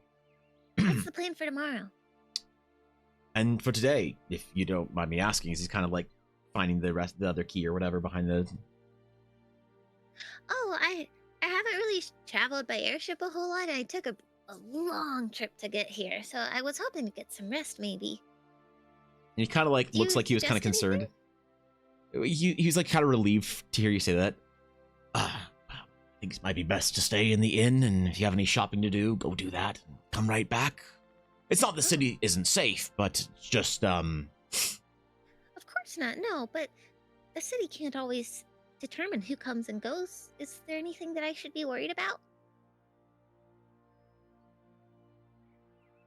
He thinks for a second. Like giving like big doe eyes, like. Yeah, he thinks for a second. He says, kind of leans forward and says, "I don't mean to alarm you, but there's a new ownership in town, if you will. So, some church from Grand Crest. So just maybe avoid the streets later in the day, and if you see any processions or important looking, just steer clear of that whole thing. Locals know what to do, usually just follow along with everyone. You should be fine. I would just hate to see travelers coming here and getting in trouble." Yeah, that's completely understandable. Are you guys okay? We are fine, and while you're here, you're safe. In the town, I mean, as well. You're safe, of course, in the town. He's like starting to get a little flustered. Yeah, and Runa will like go over, like put her hand on top of his, and be like, "Don't worry, it's okay. I understand." And he'll just kind of like come back and just like trying to be like reassuring and calming. Yeah. Well, but of course, you look like you can take care of yourselves here. You're not your average researchers for the rune. So, here are your keys. Enjoy. Be comfortable. How much is it? 2 gold. 2 gold. Kayla and Valona will put 1 gold down for it. So nice. Okay, where is my items? You have it somewhere. Yeah, I haven't color coded my tabs yet. So. That'd be fine. Make you your Photoshop character sheet. I'm very excited. I can't wait. Where's I might do it oh, this there's week, my actually. inventory. Huh? I might do that this week, actually. Make a proper knight character Hmm. sheet. So, Fancy. Okay. all right. Are you going up to your room, or are you going out to explore, or are you going to the ruins, or what do you got? What are you guys doing next? Let's go upstairs because I'm gonna try to offer to help Sabine and try to learn how to do 4G things. Okay, got it. All right, you get up to the top of the inn and you enter your room, and it's you know, an older, comfortable but not anything special inn that is made for a room that's made for a larger party or group. And there's some trunks and a desk and a large table in the middle. So Sabine says, "Perfect. Make sure I can." that it's secure. Oh, I can search for traps. That's fair. I was thinking more like peepholes or things like that for people like Oh, listening in and stuff. I can search for those too. Okay, I can help. Okay, make an investigation check. Okay. Investigation. 14.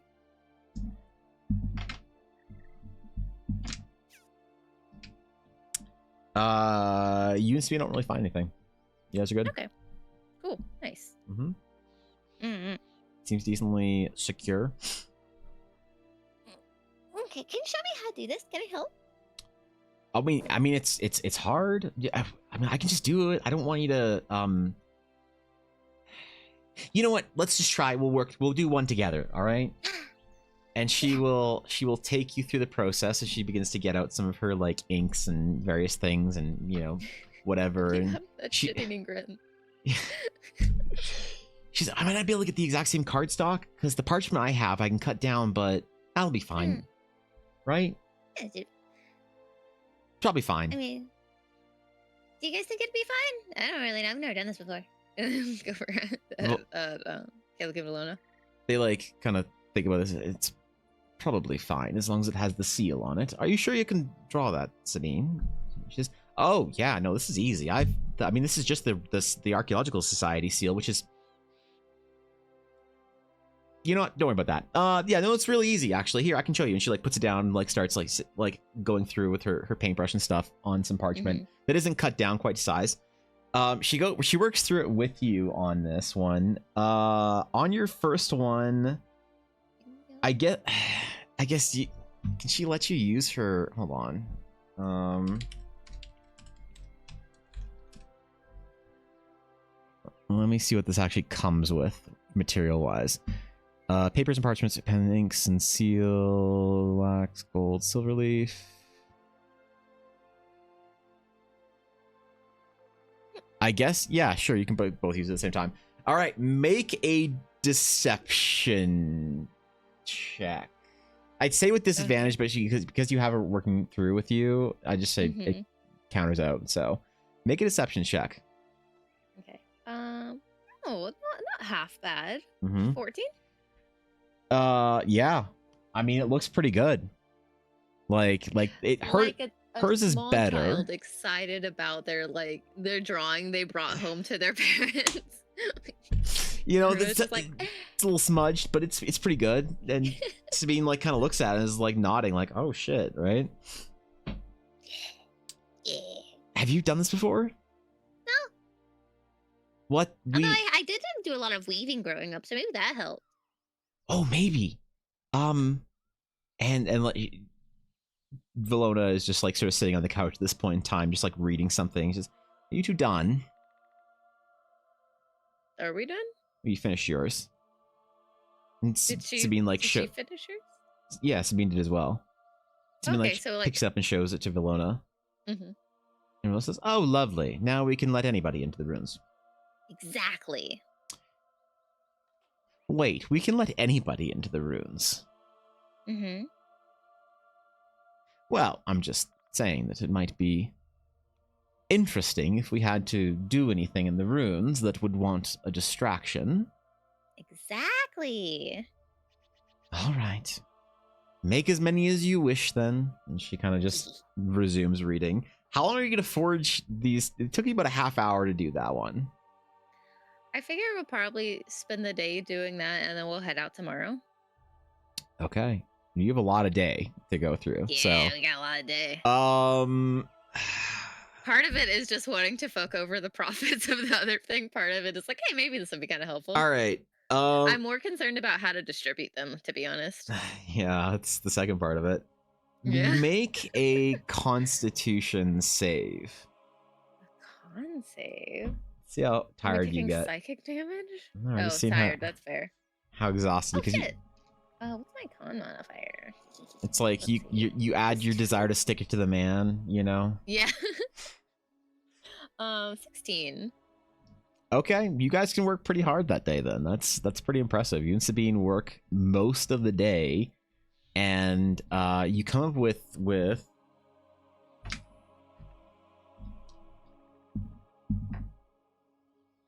you end up making 40 of the Oh damn. passes between the two of you. We made a bunch of. Mm-hmm. Okay, so I guess next would be finding one of those quote unquote other archaeological society type things, or like sagey type things, or whatever is here. Sabine, Because they clearly like indicated that there were lesser companies around or something. well, they're more talking about the sages specifically Okay. being there. Yeah, so would there be like a little sage outpost here? Probably something along those lines.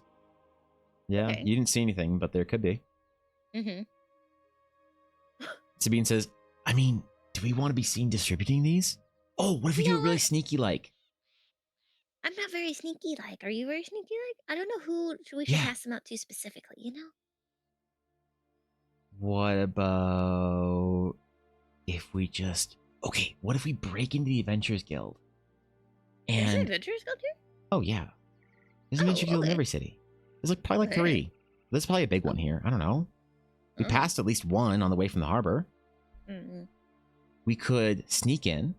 We could Mm. drop the documents just like casually on the table somewhere. Mm-hmm. And then the next day when we're traveling, probably other adventurers would go there because there's treasure and stuff to look at. True. Or do you want to give them to people?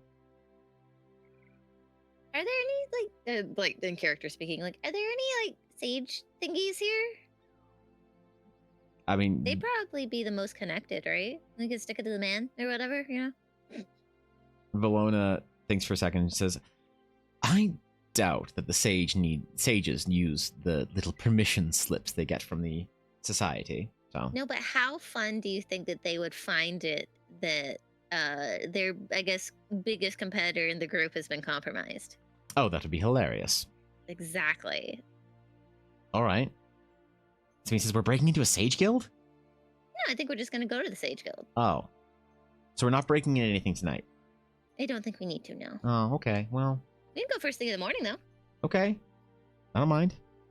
It should like take like a big stretch. Like I've been sitting down for way too long. Yeah, I should two, just you're kinda, actually like- pretty tired, you know. Yeah, like starfish lay on the floor for a minute, like oh back hurty. All right. Is there anything else you want to do, or do you just kind of want to let the day run its course and then? I think I want to let the day run its course. Got Because I it. feel like you know, like when you're just sitting there and you're studying all day, and you're just like, I don't want to go do anything. Okay, so you go up to the bed, and the menu pops up in front of you, and you see save game, rest, Mhm, or yeah. the next day, or whatever, or end day. Yeah. Then you just like Yeah, select. Save game. Okay, so and you, day. you save. Okay, all right. It says you already have Yeah. a save file written. Do you want to overwrite it? Yes. Is there already a backup save? Because you got to make 2 in case one of them gets corrupted. No, you didn't do a backup save yet. Gotta do a backup save then. Okay, so you save under slot 2 as well. Yeah, we save under slot 2, so we've got save 1 and save 2, so we're good. Okay, you see the little icon of Runa's head, Sabine's head, Kalik and Valona's heads, and then you see like 10:53 playtime twice in the save files. Okay, cool. Yeah, the Nice. 4 of you go to sleep. It is not comfortable, but it's not, you know, it's not the worst. So it's definitely no luxurious ship you were on. Yeah, that was nice. But the morning arises with the clanging of church bells in the distance. Like covering Ominously. her little dog, you're like pressing them against her skull. Like, Yeah, it's unfortunate. It is like weirdly loud. what the fuck? Why is it so loud? Velota is like wasn't even up yet, as she just kind of like gets out of bed, and you see the 4 beds, or the 6 beds are kind of on the other, like 3 on one side of the room, 3 on the other side of the room. So you kind of glance across at each other, and everybody's like kind of looking at each other like, what the fuck?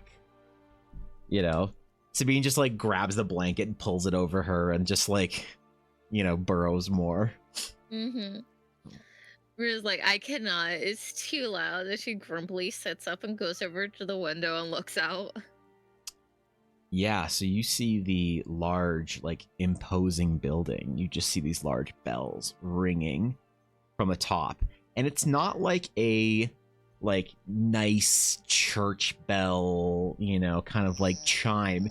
It's like a very large bell that just has this, like, very heavy, reverberating, uncomfortable sound. It kind of like, you almost like feel the vibration in your throat as the bell rings. And it's like, it's honestly really, like, weirdly, I don't know, invasive or whatever. There's almost something magical to it, actually.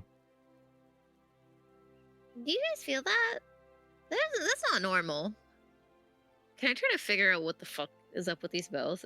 Or if it's just like magical reverberation, or if it actually does anything? Yeah, make an Arcana check. Yeah. Arcana +1 for 10.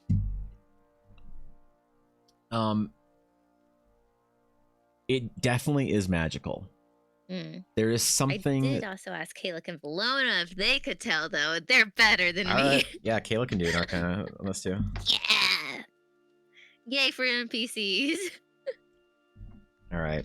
Well, Kayla critically knows everything about this, so let's go. That's convenient. Leverage the NPCs that have proficiency. He like. That's why they're here. While you and Sabine and Valona are kind of like exchanging like glances of disgust as there being this bell, Kalik is kind of like in his head, like sort of calculating, and he's kind of like listening and feeling and kind of like thinking about this like really strongly. And he like looks at Valona, and she kind of like gives him a quizzical like tilt, and he kind of shoots you a really like concerned look as he gets up immediately from his bed. And he like begins to sort of like kind of feel himself like almost like kind of trying to pull something off like around his neck or whatever. Are you okay? Dude, what in the name of? And he like kind of grabs onto something and yanks at it as you see this ghostly chain appear around his neck. What the fuck? That he rips off and breaks the link. And this like mist spills out onto the ground in front of him. He like kind of looks at Valona, who's at that point she like immediately reaches for her neck or whatever. Me too. You don't feel anything. I walk over and I'm like, me too. Kalik just like waves his hand, and he does this kind of like sage healing spell that you've seen before. You don't know the exact mechanics of it, but this like sort of wash of light appears, and it's a dispelling thing. And you now see this like golden, ghostly, spectral chain across your neck. What the fuck is this? He like kind of looks at the rest of you and the bell, I think, some sort of enchant. He like kind of like reaches again and it's like, what was that? What does it do? I don't know. As he like kind of walks over to you and kind of grabs yours, or did you take yours off already? If I can, I would try to. If I can't, then yeah, I would let him do it. Not even a strength check. It feels like now that you grab onto it, it feels like you're breaking paper.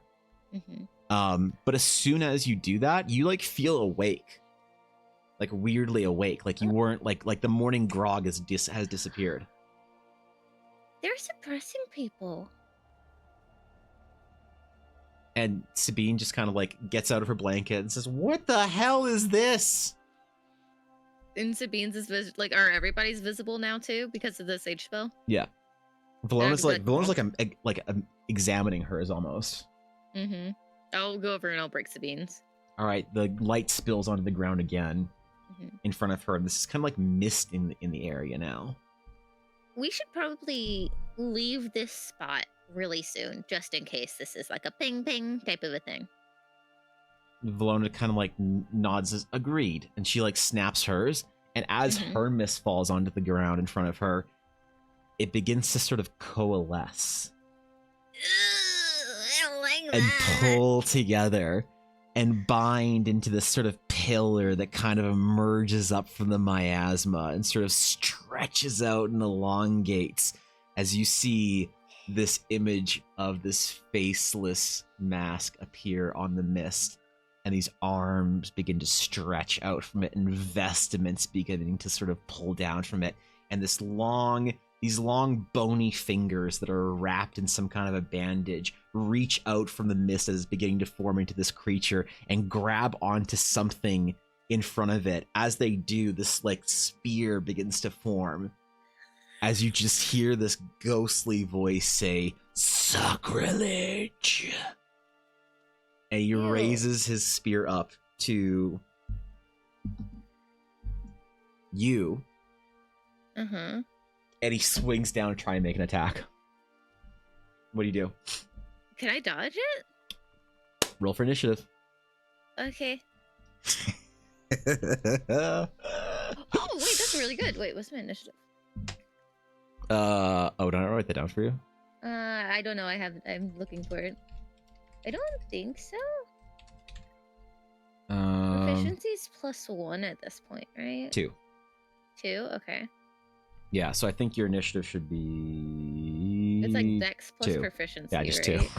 Yeah, cool. So- 18. All right. True, free spear practice. Okay. So you and then... what does that got? Bologna, Sabine. All right. So it slices down at you, and you know you can kind of like wisp out of the way, and it is your turn. What are you doing? You don't have your spear or anything with you. It's like next to your bed. For my attacks, it says longsword. Is that just the spear? Because I don't have a longsword. Correct. Okay, got it. Can I grab my spear? So yeah, at level 1 as an astral knight, I think it's level 1 ability. Hold on. Mm-hmm. Hold on. Yeah, we're good. I'm gonna say that you have the same sort of mastery over your weapon that a knight would have over their sword. Oh, I'm cool guy with it now. Got it. Well, basically because it's made of the same alloy, right? So yeah, so you can. It is within 60 feet, so you can actually like yoink it to you. Oh, I would definitely want to yoink it to me then. All right, you just yoink Does it that to take you, an and action? yeah, it is an action. Okay, cool. You could go. You could go grab it if you want to, but I think equipping a weapon is still an action, isn't it? Yeah, well, you're gonna. The most important thing is that you're gonna move it out of attack range. Then it's gonna get an attack opportunity on you if you want to. Yeah, so, I don't want to do that. Yeah, you can just yoink it to you, and then that's your. Yeah. Okay, cool. You yoink your spear, flies into your hands. As it does, the specter kind of like lurches back a little bit, kind of confused, but you know, it might. It has some sort of recognition of your spear, but that doesn't. I don't know. You can't really glean anything more than that.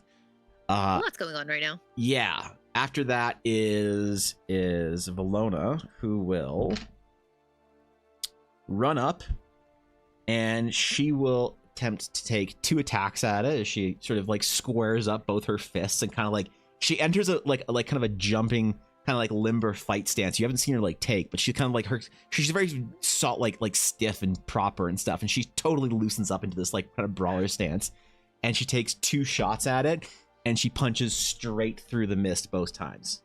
Ew, and kind of like, as she does, like, the mist kind of like sticks to her hands, and she kind of pulls it out of the form as the mist like kind of almost like pulls out with her hand and then pulls back into the creature.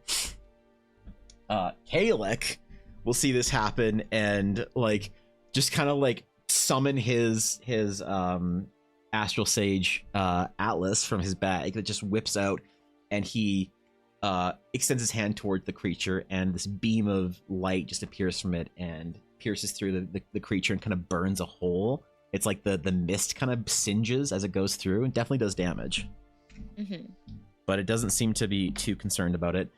Sabine just kind of like shrieks comically and grabs 2 daggers from outside of her like undershirt she was wearing to bed from you don't know where. We love a titty dagger, yeah. and just throws one of them and like flips the other one through, and it goes straight through the creature and just hits into the door. Yeah, just straight in, just kind of vibrates, and she just like shrieks again comically, like starts looking for stuff around her bed that she has, like I don't know what, but she's got her one dagger in one hand. A lamp next. I mean, at this point, you know. Back to the creature's turn. It will try and it puts a spear down, and it begins to like hiss mist out of its mask. Gross. And everyone needs to make a wisdom saving throw. Are we wise? Let's see. No. Hold on, I got character sheets. Not wise. We rolled well though. Okay. 16. That's great, because Sabine got a natural one. Oh, Sabine. Okay, you feel this like sort of penetrating like mist that you like as you kind of like try not to breathe it in, but it's sort of like it kind of like it doesn't, it like intrusively goes into your mouth. It wasn't like being breathed in. It's like it's sort of like forcing its way in, and you sort of choke on it a little bit, but you take 3 damage, but you feel like it's trying to invade you somehow or weaken you somehow. You're not quite sure what the spell does, but you kind of cough it off and brush it out. Kalik and Sabine, though, you see grabbing at their throats and falling down to the ground. No. Valona is just kind of like looking back, and she shouts, "Kalik!" How much damage did you say it is? 3. 3, got it. Your turn. What are you doing? So does my spear count as a magical weapon? It does. For like overcoming resistances and stuff? Yep. Okay. This guy is fucking with my friends, and I just woke up and it was really rude. You still have bedhead though. We don't know though. You didn't do your bedhead check. Oh, sorry. Let me go ahead and roll for bedhead. Yeah, we don't know what kind of penalties you have to combat right now. We 5. Okay. Well, you're doing your best here. All right. What are you doing? It might be once per day or once per short or long rest. I don't remember, but I'm gonna astral smack. You have 2 runes available, and you can use one of them to use your astral smack. So please make an attack. And if the attack succeeds, you get to roll an extra 2d6 astral damage on it. So spell attack modifier thingy? No, it's just your regular weapon attack. Okay. So you'll do weapon damage plus. So you have a +5 to hit. Okay, got it. Very cool. At level 2, I fucking hope I hit, because I rolled a 17 +5. Yeah. So you crunch right into it, and and weirdly, it feels like organic.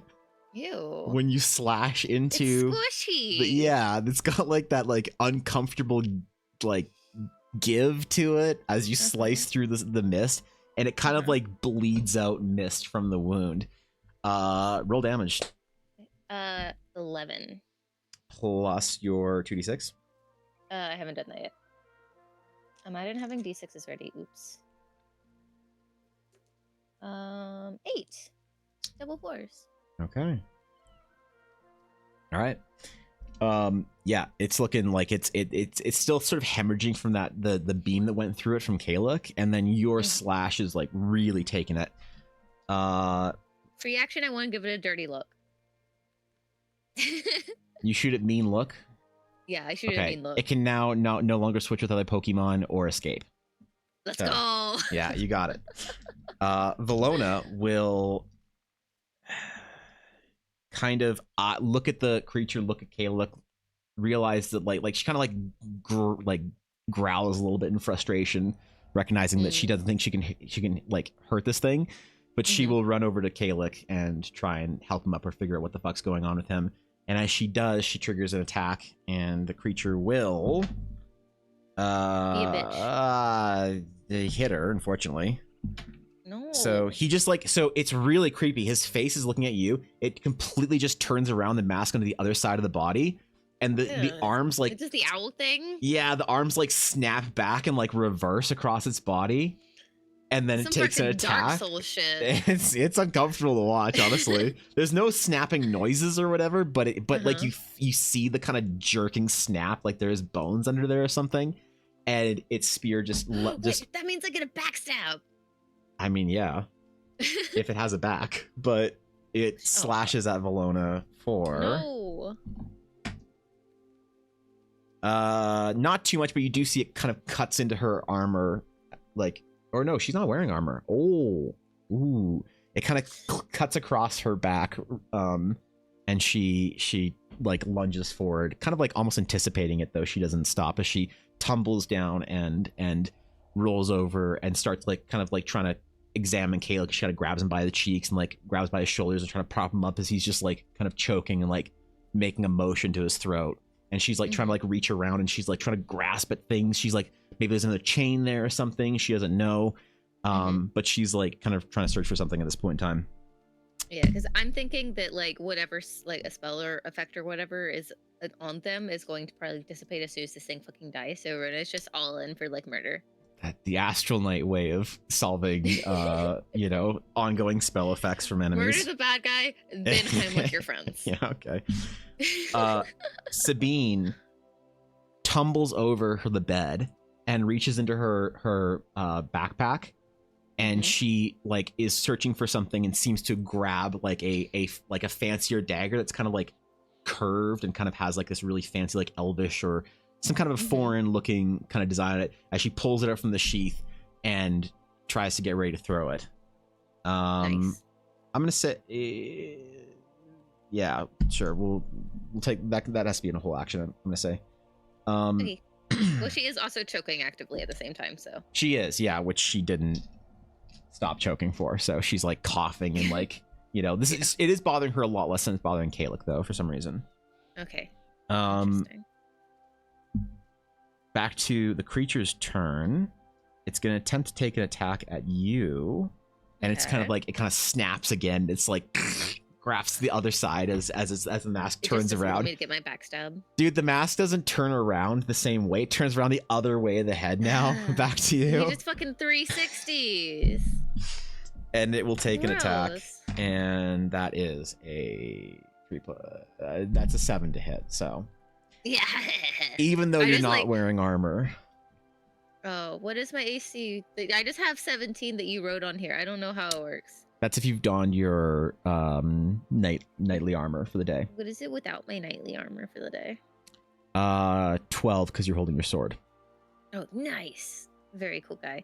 I just like parry, like just bonk, like flip it real quick and just bonk it out of the way. I'm like, You just slap it to the side or whatever. All right, yeah. Cool. Yeah, so you just deflect it all expert-like, kind of moving with its motion, and it is your turn. So you just deflected its attack. What are you doing to follow it up? As I like bonk his attack out of the way, I'm gonna like for flavor assume like, oh, he's exposed, stab right in the kidneys if a ghost man has kidneys. Yeah, he was weirdly squishy, so true. You know he might be all kidneys. just one large kidney. It's really unimpressive if you dispelled them. You don't want to do that. You want to keep the ghostly effect on them. It's true. Make an attack. 13 plus 5 for 18. Yeah, roll damage. Nice. Very cool guy. 6, 7, 8, 9. 9? Okay. 9. So here's the thing. This is the first time anyone's killed anything on stream. Hi. So no one. I'm so sorry. Wait, this is the first time anyone's killed anything on stream. I just made a joke about the bad guy being all kidneys. I'm so sorry. No, this is perfect. The problem is, no one believes me when I tell them this. But it is a long-standing tradition from back in the day for players who are more roleplay standard to announce and discuss their kills and their like saves and things like that, or whatever. God, right? How do you want to do this moment? This is, but no one believes me when I tell them that anyone, how do you want to do this? Before Mercer said, how do you want to do this? That is such a normal, every guy kind of phrase, though. How do you want to kill the bad guy? Like, that's a normal thing to say. So what I've always said, that I've said since high school, that I actually got from the waddling neckbeard that taught our group how to play D&D is, it's your kill. I want to like Well, okay. go in for. Oh, It's not. So he would say, okay, it was a lot worse. He Okay. would say, "The kill is yours. Make it glorious for Ragnarok." And that was a little much for me, so I would just say, Yeah, "All right, it's yeah, your that's kill." fair. Yeah, so it's your kill. It's your kill. nice. Okay. That's lethal. I would say like lunge forward, like trying to figure out how to spear still. Go in for like a under the rib cage, pick the ghost up, like, oh wait, it has weight to it, gross, and then just like Ooh. slam it down on the other side. All right, so you just stab into it, reach it up, and then turn around and slam right down the ground. When you slam it on the ground, you slice the rest of the way through it, and your spear embeds kind of halfway into the ground, but there's still enough resistance that's like really kind of gross. Oh god, I'm gonna have to pay for the floor. And so, well, I mean, there's a lot. Listen, there's a lot of dents and knife holes and stuff in this room. This is not going to be the that's first fair. one. So you slam into the ground as the creature like writhes a little bit for a moment, and the mask begins to melt. And it falls onto the floor and kind of rolls around as it's kind of like melting and steaming. And then the mask kind of like transforms into a pool of blood. And just dissipates onto the floor as the form just kind of vanishes and flies off into the. Absolutely disgusting. Sabine just like chokes out and lets out. You know, you kind of hear her and Kay like let out long breaths at the same time, like, ugh. You guys okay? I'm good. I was gonna stab him. I'm so proud of you. I was gonna help. You're so impressive. Thank you. I'm glad you're okay. Kay looks just. I'm all right. All right. That was uncomfortable. Yeah, I He's bet. kind of like shivers, you know. He's got this like weird kind of like the oh no, I almost died kind of trauma. yeah. And Velona's like really sort of like arm around him, like really attentively, kind of like, "Are you all right?" He's kind of like, yes, I'm fine. She kind of like looks back at you. Velona looks back at you and says, "Well, that was new." Yeah, I guess I don't think we're going to be friends with the consortium. Was that because we? And then she kind of like makes a removing motion from her. I mean, it did say like sacrilege or something, so probably. We should definitely stop by the sages real quick and then like get out of town as fast as possible. She kind of like slowly nods and she looks at Kayla and says, "Was that some kind of spell from the bell?" And he just kind of nods. "I think it was." The bell definitely seemed magical, but I couldn't tell anything like specific about it. They kind of like, there's just like a little bit of an aftershock of like what the fuck just happened in the room right now as you're standing there with your spear still, you know. Yeah, I'm just kind of like night stuff. Sabine's just everyone like, else is like trauma. She's like scratching her head with her dagger, not sure what the fuck to do, and Kayla and Valona are just mortified. We should definitely give you a way to do some magic, though. Especially if we have to fight more of those. She kind of looks at her hands and kind of like has this like look of frustration as she glances down her fists. Maybe there'd be some cool like punchy things. What do you call them? The things you put over like a big ring that helps you punch people better? Some sort of silver knuckles. Something like that. That would be super cool. Yeah, so might need to find something along those lines. Well, we're all right. We should probably not stay here for too much longer. Are you okay? You got cut in the back. Oh, I'm fine. It's no big. And Kayla says, "You what?" As he kind of like turns around and he's Kayla, and he's like, he like immediately starts like scrambling for his like book or whatever, flipping through, and then he casts a pretty basic sage healing spell. But that is one of his spells for the day. So yeah, no, that's fine. That's not ideal. Is anyone else hurt? I can do that a few more times. Nah, not enough to really do anything. I just got some bruises. It'll be fine. Sabine says, "Yeah, I just coughed up a little blood." He's like, "All right. We should probably pack up and head over to the sages as quickly as we can." We should. As he like turns around, and everyone starts getting your stuff together. Is that where your note will be delivered to, or your message back? Well, if we were staying here longer, it would have been delivered here, ideally. But I don't think we should stay here, though. Potentially not a good idea, no. Especially if they're like, oh, hey, our guy died. Where? Oh, here. There's this sort of concerned nod or whatever as you're Mm, saying that. We should leave soon, shouldn't we? yeah. Okay, I'll go check out. All my stuff's already up. And I'll go downstairs and be like, good morning. Pretending like nothing happened. Hair back in bun again because not enough time to brush it. The innkeeper is not there, but it's a younger man. And he looks like really groggy as he's kind of like, good morning. Here for breakfast or checking out? Oh, just checking out. Thank you. Is Of there course. something quick I can grab to go? Oh, there's some bread on the table, and you're welcome to take anything you like for the road. And you see there's like Thank some you so sausage much. links and things, and just like general kind of, easy to grab stuff. I'll take out my whatever like medieval equivalent of a lunchbox is and I'll put the stuff in it for everybody for breakfast. Got it. Okay, cool. They'll follow along later on. Yeah. You deposit your keys and sort of emerge into the city or the town, the main sort of roads here, and you definitely see this like lethargic sort of like kind of low energy slug to people. I'm gonna kind of try to adopt that kind of a thing then to not stand out as much. Okay, make a performance check. Performance Okay. or deception, it's up to you. Let's see. Where are my things? There we are. Let's go with performance. Okay. I got 13 plus 3 for 16. Okay. Mm. Okay. Yeah, everyone kind of tries to take on this like strange sort of lurch to your movement.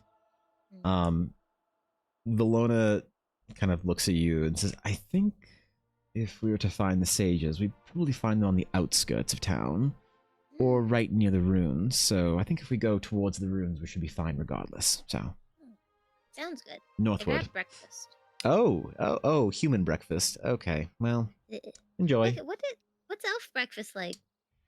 Oh, well.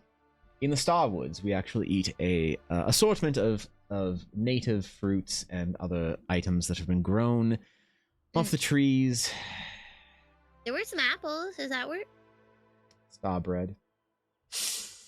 Huh? Nothing. Just remembering home. No, I'm all right. We have some elvish rations from Grand Crest as she like begins to unwrap this just kind of like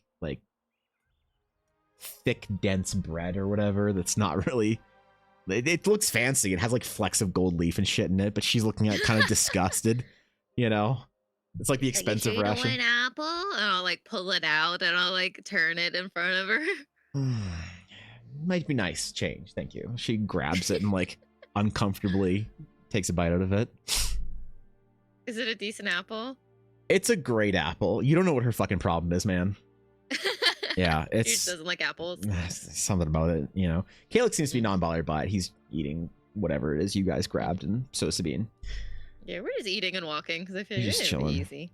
Yeah, there's definitely, as you're walking through the town, this sense of like weight on people.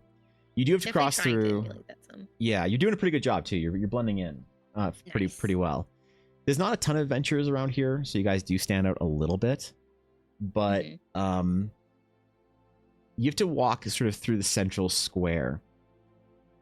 And it's this large sort of open space with kind of a fountain or with some statues sort of in the middle of it, some sort of well-carved masonry or whatever. Rich people shit. Yeah, center of town shit in a nice place. Mm-mm. There's a couple of buildings. There's what you clearly see as the Adventurers Guild that is probably the biggest one in the city on one of the corners. They're usually found sort of towards the center of the cities. You kind of glance down the long road towards that huge building, and you see this kind of like haunting bluish glow coming from the street sort of leading up to it. And you see some of those like specters that you saw in the procession, just sort of like, you see like one in front of you that people are all kind of trying to avoid as you're going into the square. As you glance Yeah. down the road, there's more and more and more of them leading towards that church. Cool. Well, thankfully we're not going to the church. Yeah, it's pretty heavy. People, there's like nobody down there. Like it looks like it has been completely abandoned. There were people that lived there maybe in businesses and shops and stuff, but there is just nothing there anymore. Not a single living soul besides, whatever We're those just things definitely are. like taking the time as they walk past to kind of calculate. It's like, okay, so there's already 6 guys outside, so they're like thinking about like if we need to fight them or something. She's like, they're gonna be insanely outnumbered and like all of that kind of stuff. She's like, this is not a fight for us. Got it. Okay, cool. Like maybe if they send a bunch of sages, that would be kind of cool. All right. Vlona and Kalik are just kind of also keeping an eye on it, walking behind you. Sabine's just enjoying her apple, so I'm glad. It's a good apple. she's kind of in her own world right now, just following you guys. But you do pass through the majority of the city and off to the north and, make your way to the large gate that sort of borders the city between there and the wilderness. And there's still homes and stuff on the outside of the gate. City expands. Wall was built, a while ago. The guards, sort of as you're leaving, the guards are not town guards. Are they spooky ghosty guys? They're ghostly sort of. Fuck, Yeah. man. And as people are sort of lurching through, the guards are kind of examining them. You see that little mask traveling, and then they'll flip to another one and then like watch them as they're going by. Ew. What do you guys do? Like, is this a walled-in city? Mostly. It's on an island, huh? It is, but there's a wall leading to sort of the wilderness to the north where you are. So, what do you guys do? I'm gonna like turn to my friends and be like, "This isn't gonna go well. They're absolutely gonna be able to tell, right?" I mean, I'm not sure if they can. They must be able to see these on us, right? Or the lack Yeah, thereof. I'd assume so. I mean, taking them off literally summoned one of them. Right. Well, we could always. Is there a more Hope? discreet way out of the city? Sabine says, I'm sure we could find like some sewers or something. If you're willing to, break into someone's cellar and then, I could find it probably. I don't really super want to break into someone's. Wait, we could always say that we got here today. Because if we got here today after the bells went off, we wouldn't have the thingies, right? Kayla kind of nods and says, we could always wait for another bell. If that's a poor idea. Luna says, I'd rather not, but. Yeah, I'd rather not. It might be a morning thing. We could say that we just got here. We could, if you're willing mean- to try and convince them. I look pretty disheveled. Fair. I'll try it. All right, well, you do the talking. Okay. All right, there are, as you're getting close, you see like the two guards. They're about like 8 feet tall, But as you're getting closer to seeing like the crowd, you do see there are a couple of town guards there as well. When you sort of walk up to them, the one guard, he's like talking to people and kind of passing them through the gate, and there's another one on the other side passing through the gate. And as you approach the city guard, he kind of gives you guys a nod, and he looks sort of tired and disheveled as well, but he says, good morning. Good morning. We're just gonna go visit the ruins. All right, the wilderness is dangerous. You are aware, right? Yep, we've got everything ready to go. We got camping gear and stuff to fight off in case we get attacked by anything. Have you been to the guild or the society yet? We visited the archaeologist, and I'll pull out my little pamphlet thing, Okay. like the real one. He sees Sabine reaching for one as well, but then kind of like stops Yeah. for one of the forged. He like kind of looks at it and says, all right, well, be careful out there. I'd be like, are there any like sieges around or anything? Since there's like rune stuff, I assume that they're like affiliated. Well, there's a temple just past the houses down there. Oh, awesome! Thank you. He kind of like looks a little confused, but kind of shrugs and steps to the side and motions you guys through as you guys kind of quickly. The guards, the two ones, both their heads are looking at other people. They immediately lock onto you as you're walking through in front. And you Ew. see these masks just staring at you, towering over either side of you. I definitely turn over to look at the guard. I'm like, what are those? Best to keep walking. Okay, and I'll just like look it down and I'll just keep walking. The guard, the ghostly guards, you see one of them, it'll just reach its hand up and almost drift it over you, like it's placing something as you feel this I definitely familiar, like flinch away, like you feel this familiar weight on your shoulders around your neck. I look back to the guard, like, what the fuck? He just kind of is trying to avoid eye contact. Rude. I guess I'll just leave. Okay. They sort of do the same thing for the others as they are walking through. And you Do feel... I like notice any like grogginess now? Yeah, you feel like you're a little bit groggy, a little bit tired. It's like a little bit heavier, like you've been walking for a while now. And if you hadn't experienced this morning, you might think that you're just having a hard time waking up. But this feels very much, you are now very presently aware of what it is that they did to you. So And I need my fantasy energy drink to counteract the groggy things. okay, got it. Got it. Sure. Yeah, you get out of town. You do see a couple people walking in towards the city that don't have that same level of kind of tired whateverness. But as you glance over your shoulder back to the gate, you do see people as they're walking in. The guards are doing the same thing to people walking into the town that maybe weren't there for the bells in the morning. Yeah. Just sort of I wonder laying. if this is a thing that dissipates. We can kind of try to keep track of it, since breaking it will summon another one of those things, I think. Like after we're like on the like road, like a far enough away that it's not like suspicious. Yeah. Velona's just sort of like reaching for her neck, saying, I wouldn't mind just getting it over with. True, but we would need somewhere discreet if we're gonna be somebody another spooky thing where we have got to fight. Fair. It didn't show up until all of us broke it, though, right? True, it was the last one. And we did all break them in the same place, so everything coalesced. Maybe we like break one and then we leave, and then break one and then we leave, and then break one and then we leave. She like kind of looks back at Kalek and shrugs, and he kind of like shrugs a little bit as he like kind of like looks around, and you see him grab onto. You don't see the chains now, but he kind of like snaps something off his neck, and you do see this mist sort of pouring off his back that he walks through. And you guys just kind of casually keep walking. Does it like dissipate, or does it like stay with him? It's like staying on the ground where he dropped it, kind of like a puddle. But very funny. It eventually begins to sort of fade. Okay, cool. Yeah. Then like I guess like once we're like far enough away, or once it's faded, we'll break it like a second one if there's time before we get to like wherever the sages are. Yeah, you do see the Sage Temple now in front of you, so you can break probably one more before you get there. Okay, we can break mine.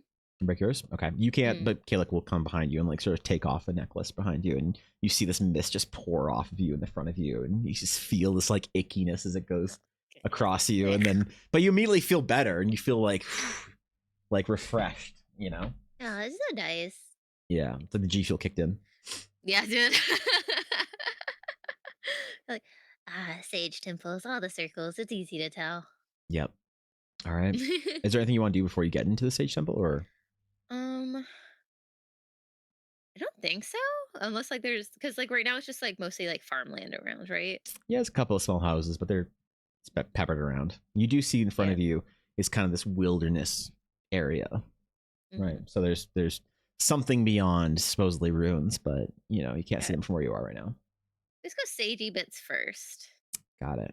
Okay. Actually, before we go in, I want to ask Caleb, can you actually see the things on everybody, or is it just like a you just know they're there kind of a thing? You wouldn't be able to see them unless you dispelled them, but now I'm aware, so. I wonder if the sages here also have them on them. Somehow I doubt that. Yeah, that's fair. But okay, I suppose you're right. We should be ready for not a normal temple when we get in there. Just in case. Kind of like nods. Mm-hmm.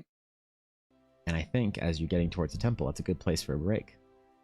I agree. So I'm gonna go get more water. I'm gonna bother chat. You can get up from your desk and go. Okay, all right. I'll be right back. I like bother chat. Do I have water? Okay, maybe I'll also get water and then bother chat. Chat, I forgot my water. I didn't have enough. I'm sorry. I said I would bother you. I promise I'll bother you in like a minute. Does that work? Is that okay? Can I acceptably bother you in a minute? Too bad if the answer's no. Bye!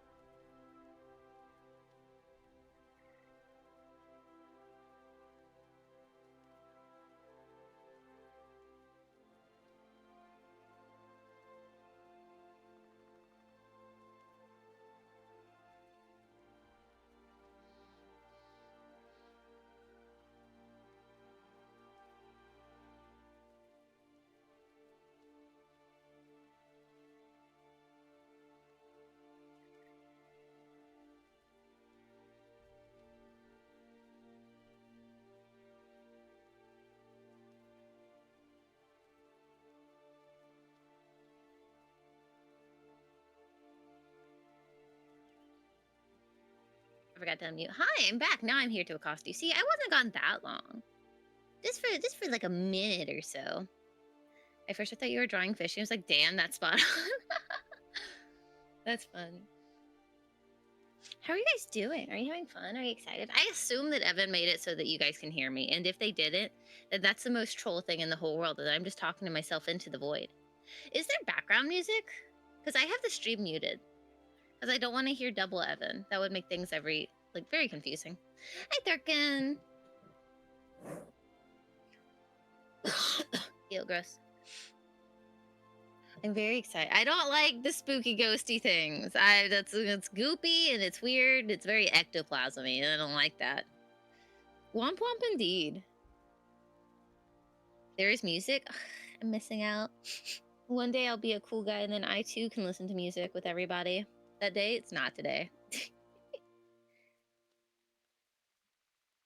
We can hear you. The ghosty morning attack was surprising. Yeah, it was. Right in the morning. No one even had their armor on. I don't like I didn't realize that the whole consortium was like spooky ghosty people. I thought it was just like a normal faction thing. How it goes good. I'm having a ton of fun. I really like Dunda. I really like getting to hang out with Evan, and this is like 2 in 1. Everything is great. I hope that everything goes well with the sages here. It reminds me a lot of like my idea of like druid stuff, but cooler, like spacey druids. Are you guys having fun? Is everything going well? I remembered last time people had said that sometimes it was hard to differentiate between the NPCs.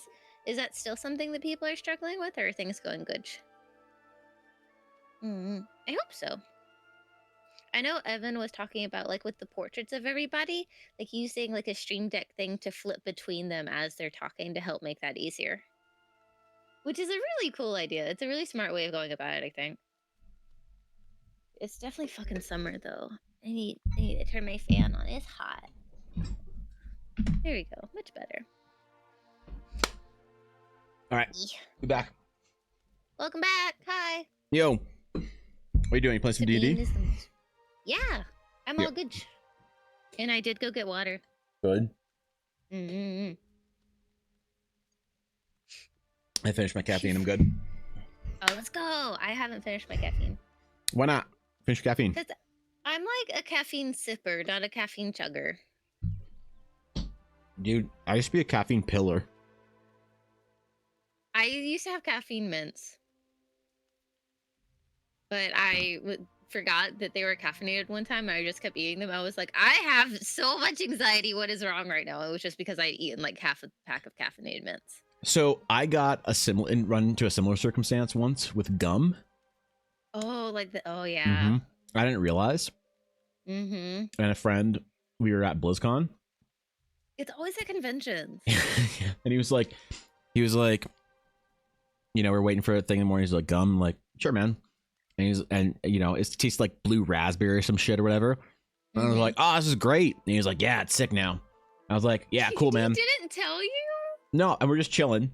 And then the convention's about to start because we're just in line out front. And he's like, I brought a lot of these. You want another one? And I'm like, it's okay, man. I don't want to like. He's like, no, man, I brought a lot. I'm like, okay. And so I'm like grabbing these. And by the time we get into the convention, then you have to wait for a little while and like you get your seats for the opening ceremony. So you have to wait like another hour or so when the convention starts to actually like be part of whatever. So in our seats, people have gone to get like food and drinks and stuff and whatnot. And it's just him and I chilling there. And one of our other friends, he's like, I'm like, okay. And like during the thing, I'm like kind of like, my hand's like a little jittery or whatever. And I'm just like, man, I just feel like, I don't know. I'm here. Like, I'm ready. I'm so excited for BlizzCon. And he's just feeling really hype. Well, he said it might also be the caffeine. And I was like, no, I didn't take any caffeine this morning. He's like, what? Yeah, you ate 3 of these, right? I was like, what did you give me? What did I just... He's like, yeah, it's... So I thought it was just gum. No, he was like, he looks so smug and he's like, it's gamer gum.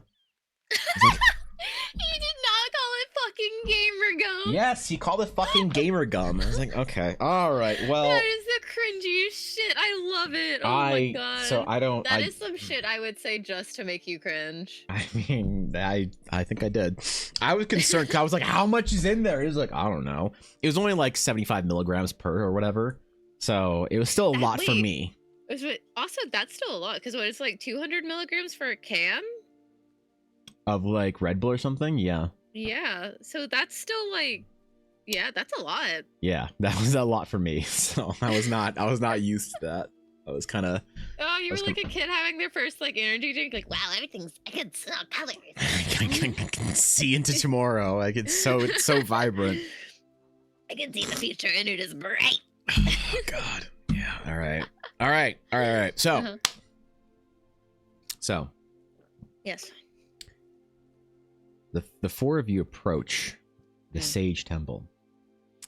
It is an older temple, so it's characterized by sort of natural rock formations, large, impressively carved sort of like structural elements, but not ostentatious or gaudy or anything, just sort of impressive and has that kind of ancient feel to it. It's more like outer circle kind of a thing like that I grew up with. Yeah, similar stuff.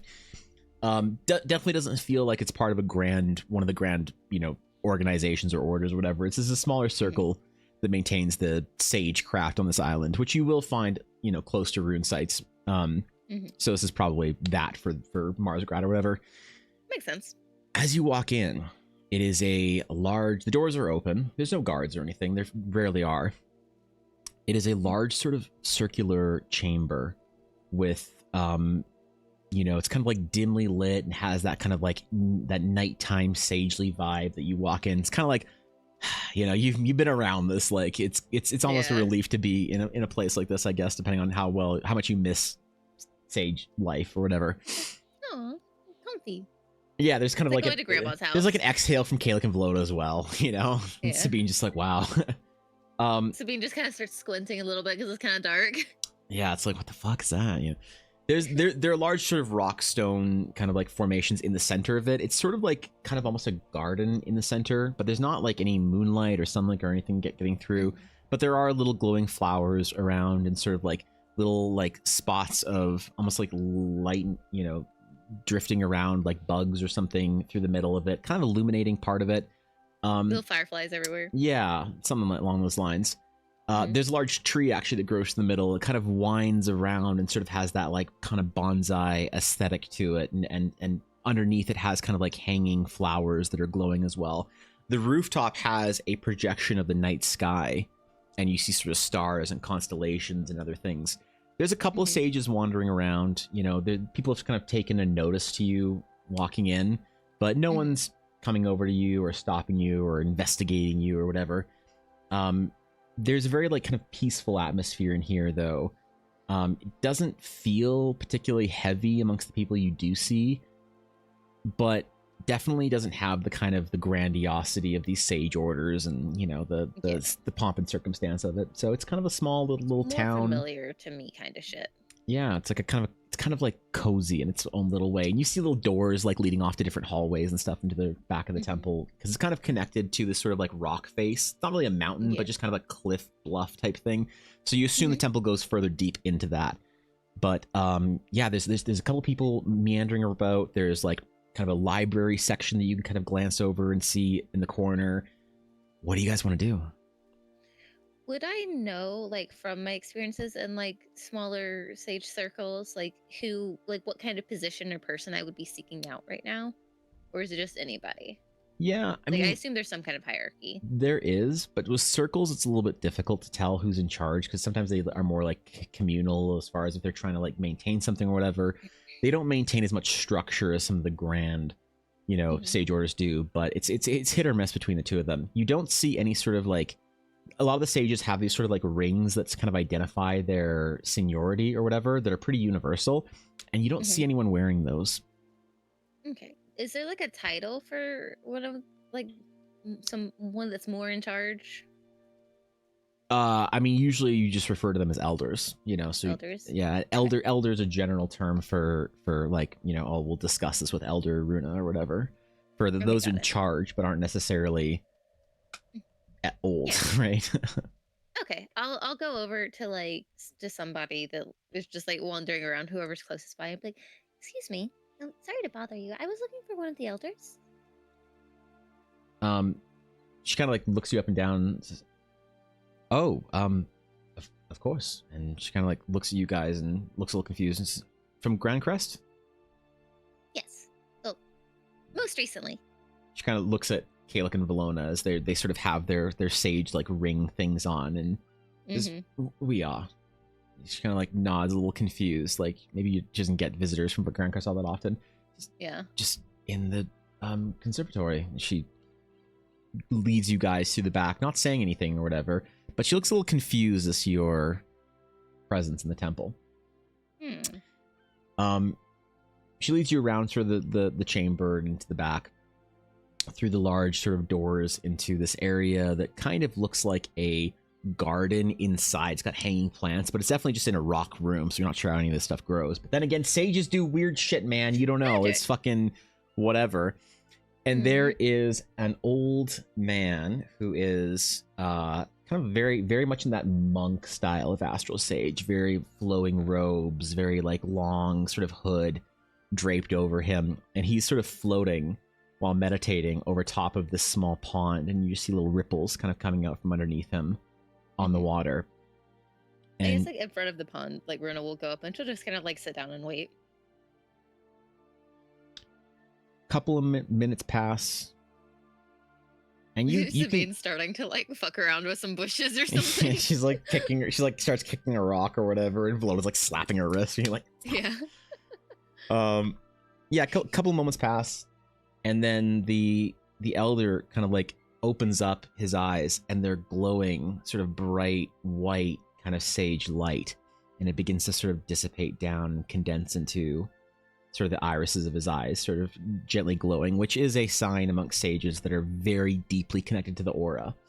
It's in knights too as well, so you have the same sort of glowing effect in your eyes, but it's just people who are present in the aura from like a soul perspective and not an academic. Like Kalik doesn't have them, for instance. Oh, cool. So like I like nod at him like, cool, we're of the same type, got it. Yeah, and he sort of makes this kind of hand gesture and bows down, and he has this really soft kind of like, everything about him is just sort of very gentle, and his voice is very kind of like hard. He doesn't carry or whatever, and he just says, "Welcome, Lady Knight."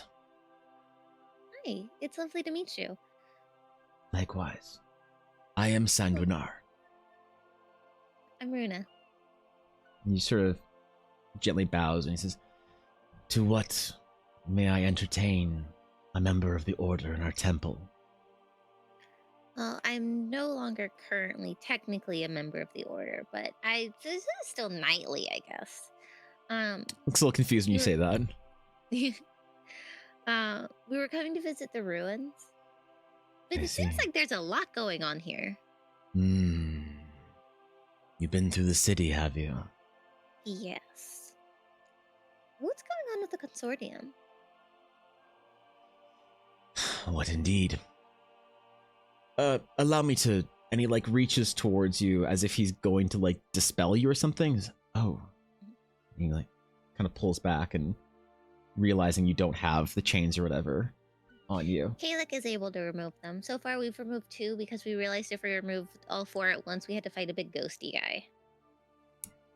He like kind of furrows his brow or whatever, and you see just the slightest hint of irritation as he just now kind of shouts a little more "Begone!" as he just wisps his hand. You just see the 2 chains just obliterate off of the other 2 of you. No mist or anything. It just. And he kind of like regains like his composure a little bit.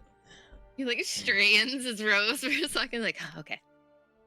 And just gets, yes, the consortium. What are they?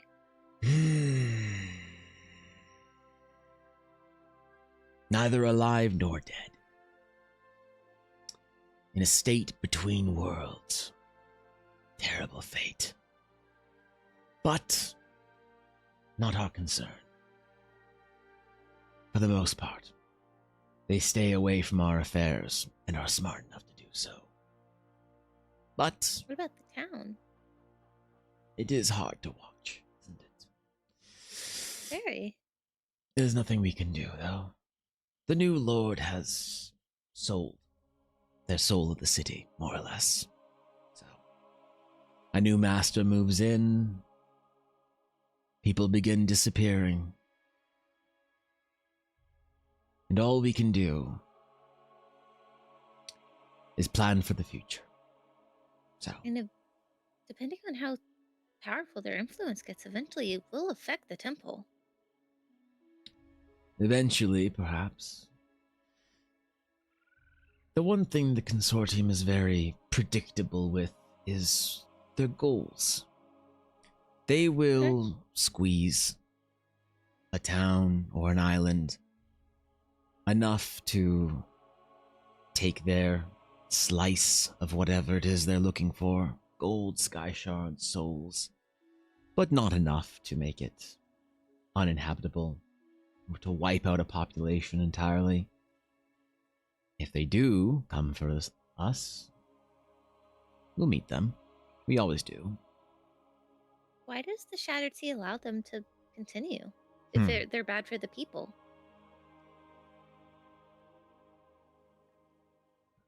A dangerous mix of complacency, fear, and greed. You see, the consortium provides many services to the other members on the council. They deal in currency and provide much needed loans. They can appear great quantities of wealth, very little effort. And of course, they sit on the council, so they are a protected organization within the cities, recognized as one of the 9.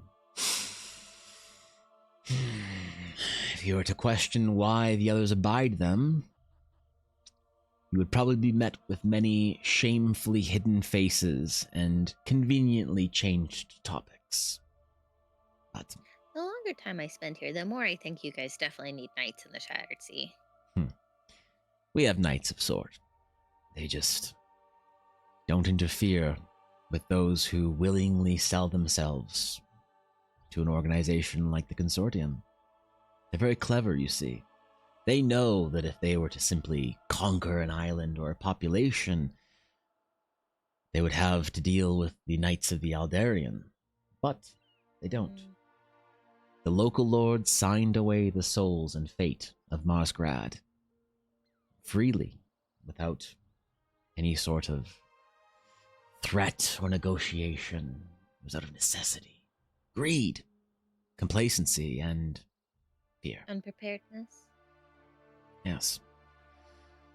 Usually it's a fate that finds its way to smaller cities, to a small island that has been pirated of their sky shards and has no choice but to sell to the consortium or fall into the abyss, which is a fate you'd rather have. Most would choose the gentle pressure the consortium puts on you, Yes. but there's nothing we can do, unfortunately. I'm sorry for you having to deal with them, though. It is an oppressive aura they possess. Yeah, that's for sure. They're Pray- also very creepy and unnerving. Quite. Pray be safe in the city, though. They will afflict you. Definitely did.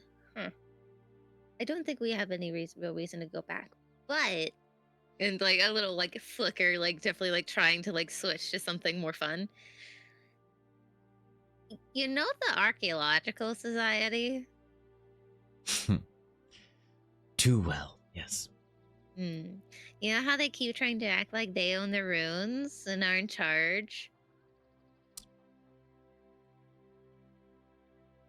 It is challenging test of patience, however, a virtue that we try and exercise. Oh, you're much more patient than me or the Knights would ever be. Sabine, and I like get to go to Sabine to like get the papers. Yep, and she just sort of like begins, just gets this whole stack of like cards that she just sort of fans a little bit. Here you go. Just hands it And to I'll you. grab like all of them except for the real one we'll keep with us. And Okay. I'll go and like hand them to him. He just sort of looks at them, looks up at you, still like gently floating above this like pond. This is a much nicer approach than the Knights would have to anybody acting like that they can own the runes.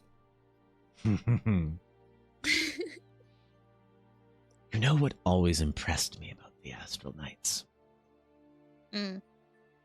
Your order possesses a uniquely practical sense of humor. That they do. Yeah. I'll I mean, make I'm sure just these saying. I'll make sure these find their way into pilgrim sages, of course, that are in need of finding their way into the ruins. Of course. Yes, indeed.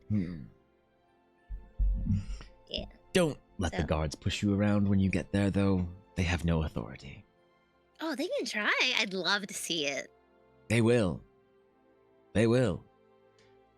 Maybe There's avoid. a little bit of like a devious smile. Yeah, he's like detecting a little bit. And he's like kind of like hesitating. He's like, I would never attempt to tell you how to do your job, but No, of course not. bloodshed would make it awkward for us. Got it. I'll just do something so embarrassing that they'll never want to talk about it to anybody ever. he just kind of closes his mouth and just doesn't want to. He's like, okay, yep, I don't want to know what you're gonna do, but you know what? As I said, your business is your own, Lady Knight. Dude, I love the amount of respect Runa gets her being a knight, and she's just like, fuck the propriety, we're gonna be silly. I mean, you keep going to sage temples and places where people know astral knights and shit. So It's so funny. you go to a Well, I'm fucking going there paladin for a order, and they're reason. like, "What the fuck are you? I don't give a shit." Yeah. Which is why I'm not gonna go to a paladin order or an adventurers guild. All right, fair enough. Then we have to prove ourselves, and Runa knows she's not good at that. Fair enough. Thank you. Is there any advice about the runes or anything that I should be aware of?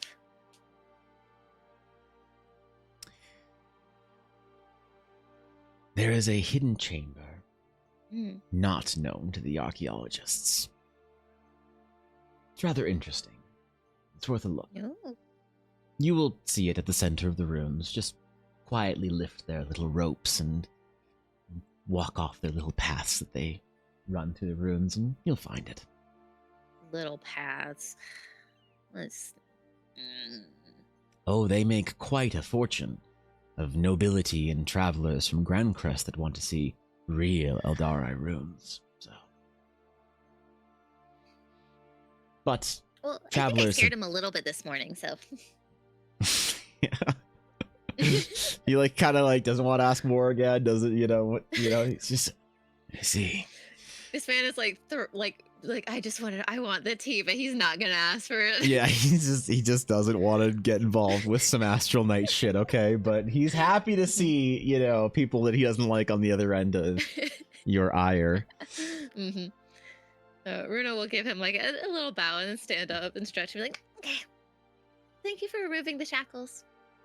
He just gentle nod, and then you see his eyes just flicker and just sort of explode with light once more as they slowly close. Mm-hmm. Sabine just goes, whoa. Can you do that? Mm-hmm. Holy shit. Okay, well, okay, well, And I see like they've like left the chamber so that they can talk, so they don't bother him while he's meditating. Okay.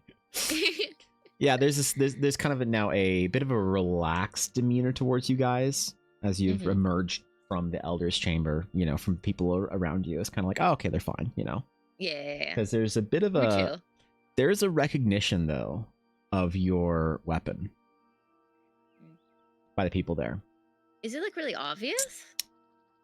So sages can feel it. Okay, so they know what it is, not like, wow, the spear.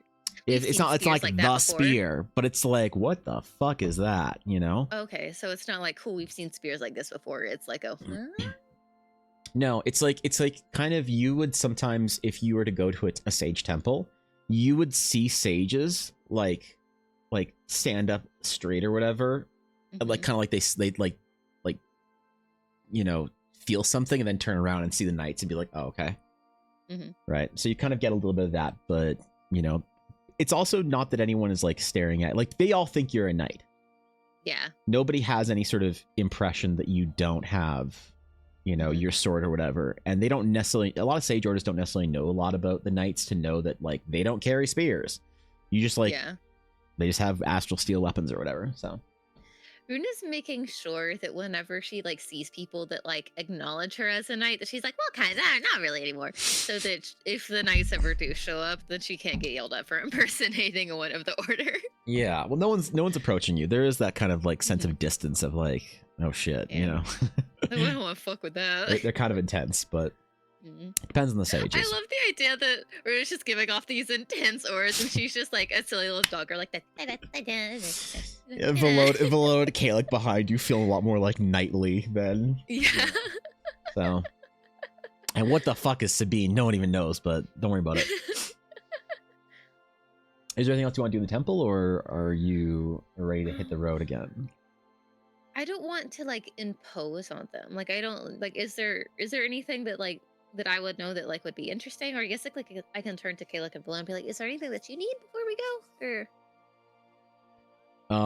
they like kind of look at each other and look back at you, and Kalik says, I wouldn't mind spending a little bit of time asking about the runes here. If you don't mind, I'll just find someone that looks more social. He kind of shivers. Valona just like slaps on the back, says, you'll be fine. Would you like some help? I can speak to them on my own. I don't need help. He just kind of like awkwardly wanders off, trying to just avoid the idea. Not really an extrovert, is he? I just look over at Melina. He's doing his best. He's a lot better than he was. I'm proud of him. It seems like he's really trying. He also doesn't like speaking in common, so. Oh, that's fair. Yeah. It took me a long time to get comfy with common. Sabine just says, me too. Wait, Wait, we're joking, right? Because we all. No. Oh, common's my first language. This is like. Wait, what? Wait, what'd you say? Nothing. I can speak my language. I haven't been home in a while, and I don't remember. So. That's okay. I only know because I grew up like way out in the backwoods, so. Yeah, it's normal. You live in a city and you learn how to speak the. And she's just like looking desperately at you and Velota for approval. Yeah, no, like I give her like a note, like it's really common, especially if you come there young. Right. She kind of looks at Velota, realizes she isn't gonna get the approval, looks back at you. Yeah. It's just a judging gaze from her. I give her like a head pat. I'm like, yeah, it's all good. You hear at this point a bit of a commotion, like a hushed commotion, and you see at the big front of the doors there are a couple sages like kind of looking out at something happening outside the temple right now. Something wrong? I'm gonna walk over. You just kind of peek your head out and you see one of these ghostly processions leaving the city. Oh. And the sage, runes in that direction. They are. And the sage that like talked to you this morning says, I've never seen them leave the walls before. The other one just says, they stay inside. What are they doing out here? They wouldn't come to our temple, would they? And they're kind of like, there's like some concern among the three of them. I'll give them a bit of an eyebrow. He's like, I mean, they've got a pretty tight hold on the city. Why wouldn't they expand their influence? Well, because they cannot influence us. Well, they can surely try, especially if they can do anything to gain hold over the ruins, which are really important to us, huh? No one says anything, but there's just this kind of concerned exchanging of looks between you and the three of them as this procession slowly marches out into... How many are in the procession? There's 6 of the sort of ghostly spectral kind of figures, and then they are carrying a bell with them, and there are 3 thralls carrying the bell as well. You're not sure if it's the same one from yesterday or what. I mean, if you want to do something about it, it's probably better to do it when we're all in a big group, huh? The one that you're talking to really says, I don't think that's a good idea. I'm going to go alert. And she just sort of like rushes back into the back of the temple. Oh, there might also be a message coming from the Grand Chris Big Sage temple thingy as well. Valona just says, have you received anything? And man says, not from the temple, no. We should also probably send another message if it's possible to let them know about the updated situation, because this is kind of concerning. Unless this is normal, but it really feels like this shouldn't be normal, though. I think you overestimate exactly how much the Grand Crest Temple cares about us. They should care. They should. They should. I mean, if any group wants to be able to see the ruins of any area, they're gonna need to protect the areas where the ruins are, right? Perhaps you're right. Maybe that would attract their attention. I'll send the message. Oh no, the consortium's taking over the ruins. I'll word it differently, but yes, that'll be the vibe. Kind of nods. As long as we're matching the vibe, yeah. He like hurries back into the temple as well as you and another sage and Valona and Sabine are just watching this slow lumbering mist of these guys just walking through. As you see peasants that are walking down the path are like kind of like shocked, like, oh shit, what do we do? And some of them are just like running off the path into the fields or whatever, just out of their way, and they just lumber off down the road. I don't like that. That's gonna make camping feel really yucky. Oh yeah, I forgot about that. It's like we're definitely taking watches, huh? Well, if we weren't before, I mean. Although it is good to have the temple here be able to send off a message as well as us sending off a message instead of us just sending 2. So maybe they'll take it a bit more seriously if they get it from multiple sources. Sure. Yeah. That's legit. Wait. Where are the guys they're working with the consortium? They're probably going to go steal some the big rune tablet thingies. The rune stones. Valona just sort of looks at you and just kind of like shrugs a little bit and says, I'm gonna go run off to the guy that was in charge. Okay. Just bursts through the doors. Yeah, there's like a knock and then there's kind of like a hurried enter. She's like, I forgot to mention something earlier. You see him in conversation. He's now standing with the woman who's like told him, updated him on the situation already. He's like getting his staff and a couple of things together. And like while he's getting ready, like I'm Yeah. like, keep getting ready. And I explained like the whole situation with the guy and the whole like we're here to steal rune stones and the read it like how I read the thing about the consortium. It's like and they had said that, like it's not good to deal with and like all of those like little things like it's because it's kind of seems like maybe maybe just casually they might be connected. That is And concerning. she just kind of like touches the tips of her fingers together like That would be uncharacteristically bold of them. No, but they did send humans to come steal them. So it makes sense that they would want to back up their investment. He sort of nods and thinks and they like kind of shares a concerned look with the other sage. As we do not possess the abilities to manage the runes from bandits. Or too few. Hmm. As he kind of How thinks fast can you send a message? quickly. Might you do that? I will. We're planning on going to the ruins anyways. Do some of you guys want to come with us? He kind of thinks for a second and like you see he has this like he's trying to wrestle with some tough choices. Yeah. I would I very understand much that creating a conflict with Consortium is bad, but so is them stealing runestones. precisely. If we abandon our temple though, I fear we might not get it back. Mm-hmm. I mean, we can definitely hold off a few of them. I just worry about any more than 3, and I get a little worried, to be honest. Kind of nods. I must stay here. I will send word and request help from the temple. I cannot ask this of you, but if you can find out anything else at the ruins, that would be of great help to the orders.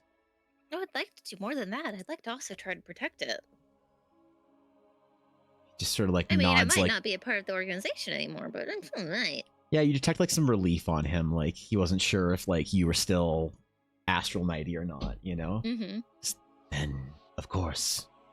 Yeah. I don't want to overstate my abilities right now. I've had a change of weapon recently, and it's a bit still getting used to it. So Understood. You kind of like doesn't like clocks that, but just doesn't doesn't dig any different or any deeper. So worst comes to worst, we can definitely hold them off for a bit, but we'll definitely need help if they're actually coming out to attack or steal. Especially if there's at least 6 of them. If the consortium strike, we will respond. But so Do long you as have they any way for me to get a message to you quickly? I don't have that ability. He like I mean he like nods and like makes a motion for the other sage as she like goes to grab something that she understands whatever the mission is, so she's run off to grab something. Says Nera will get you a. If the consortium strike, we will abandon the temple to protect the ruins. But if they are just acting through proxy and bandits and thieves, I must ask you to dispatch with them. Oh, I can definitely do that for bandits and thieves. I just worry about being outnumbered too much. As I said, if the consortium join the fight, we will honor it and protect the ruins with you. Can I ask a really stupid question before we head off? He like kind of like prepares. Yeah. Couldn't you just use astral locks on all of the entrances and then keep them out of the...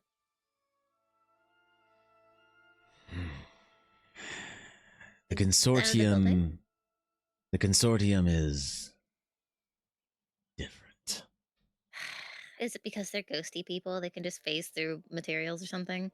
We've seen them enter areas they shouldn't. That's fucking gross. Dissolve into walls and re-emerge from puddles of blood. Harrowing. Great. I don't like that. I don't like that one bit. That's... The The woman comes back and she has this little like small stone with a sage rune on it. Mm-hmm. and she just hands it to you, and you know what this is. This is like a kind of a like it's like a trigger spell. Like if you like activate the rune, something happens, and you don't know what. It can be whatever is the rune is set to, but it's like implied that it's some sort of alert or whatever. And you guys have used these in the night order and stuff. It's just like attuned to something. So she just hands it to you, expecting you to know what it is, and you do know what it is. So yeah, is this an emergency flare kind of stone, or is this like a sending kind of stone? the emergency kind. Got it. I'll put it in my pocket. He begins to like sort of walk very like slowly, decrepitly, old manly, towards the front of the temple, and She's just like, oh. Yeah, there's like some concern from everyone. Just like no one wants to grab his arm or whatever, but like everyone's just kind of like floating right now. Yeah, it usually is. So that's the concern. He's on the move, man. He's rolling. Yeah, he's like beginning to sort of shout orders and commands to people, like lock down the whatever and prepare a ward spell, and they seem to be getting ready to sort of defend or like lock down the temple building a little more. Okay. And I'll go over to Caleb, like as he's trying to have a conversation, so I'd be like, do you have what you need? Because so we need to go. The runes are actually there is a chamber on the road. We'll discuss it on the road. Okay, thank you. Appreciate it. Why? What's wrong? I'll say once we get out. Let's see, like as we're like we leave, and like as we're like walking down, I'll kind of explain like, hey, this is going on, and this is going on, and so there might actually be a problem with like they're attacking, and like the actual consortium is deciding to make a move against the sages, like just the whole thing. Just wide-eyed concern from him the entire time. Yeah, he's like, oh, but they're sending off a message, and they have an alert stone, so if they need it, then they'll come, and great, yeah, the whole thing. Like, I cast exposition. Cast exposition, great. All right. Yeah, make an exposition check. You critically succeed. Let's go.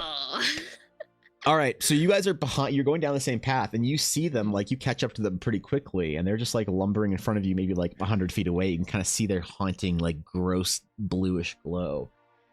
So how are you guys in the woods? I'm not great in the woods. Sabine says, "I don't mind. I don't mind. We want to trance through fields or forests. I'm good with whatever." If we can, let's do fields. I said, time to hike up your skirt, gamer. She just like looks at her pants and just like yanks them up a little bit. No, I was talking to Kalik for his robes. He just like kind of grumbles a little bit as you guys veer off into some whatever, tall field or whatever. Yep. It's better than having to fight anybody on the road right now. That's fair. Do you want to go deeper into the fields and try and maneuver your way through? You might need some sort of like survival intuition. Or do you want to try and be sneakier and go along some of the established paths and just pass them? I'd rather like try to go a little like far enough away that I don't have to worry about being sneaky. And then once I think that like we've passed them, try to get back to the road so that we can travel more quickly again. Right. Okay. Like, take a bit of a detour, I guess. Yes.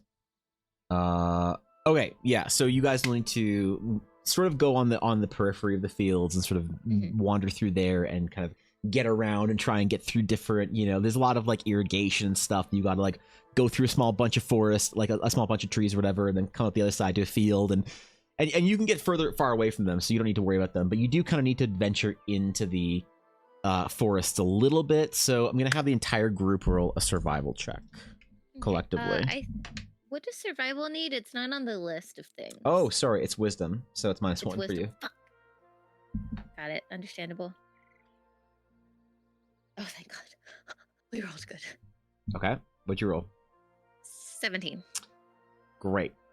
Okay, good. Because you needed to Somebody pass. rolled really badly. I could tell. Two people just listen. Kalek and Sabine did not know literally what the fuck.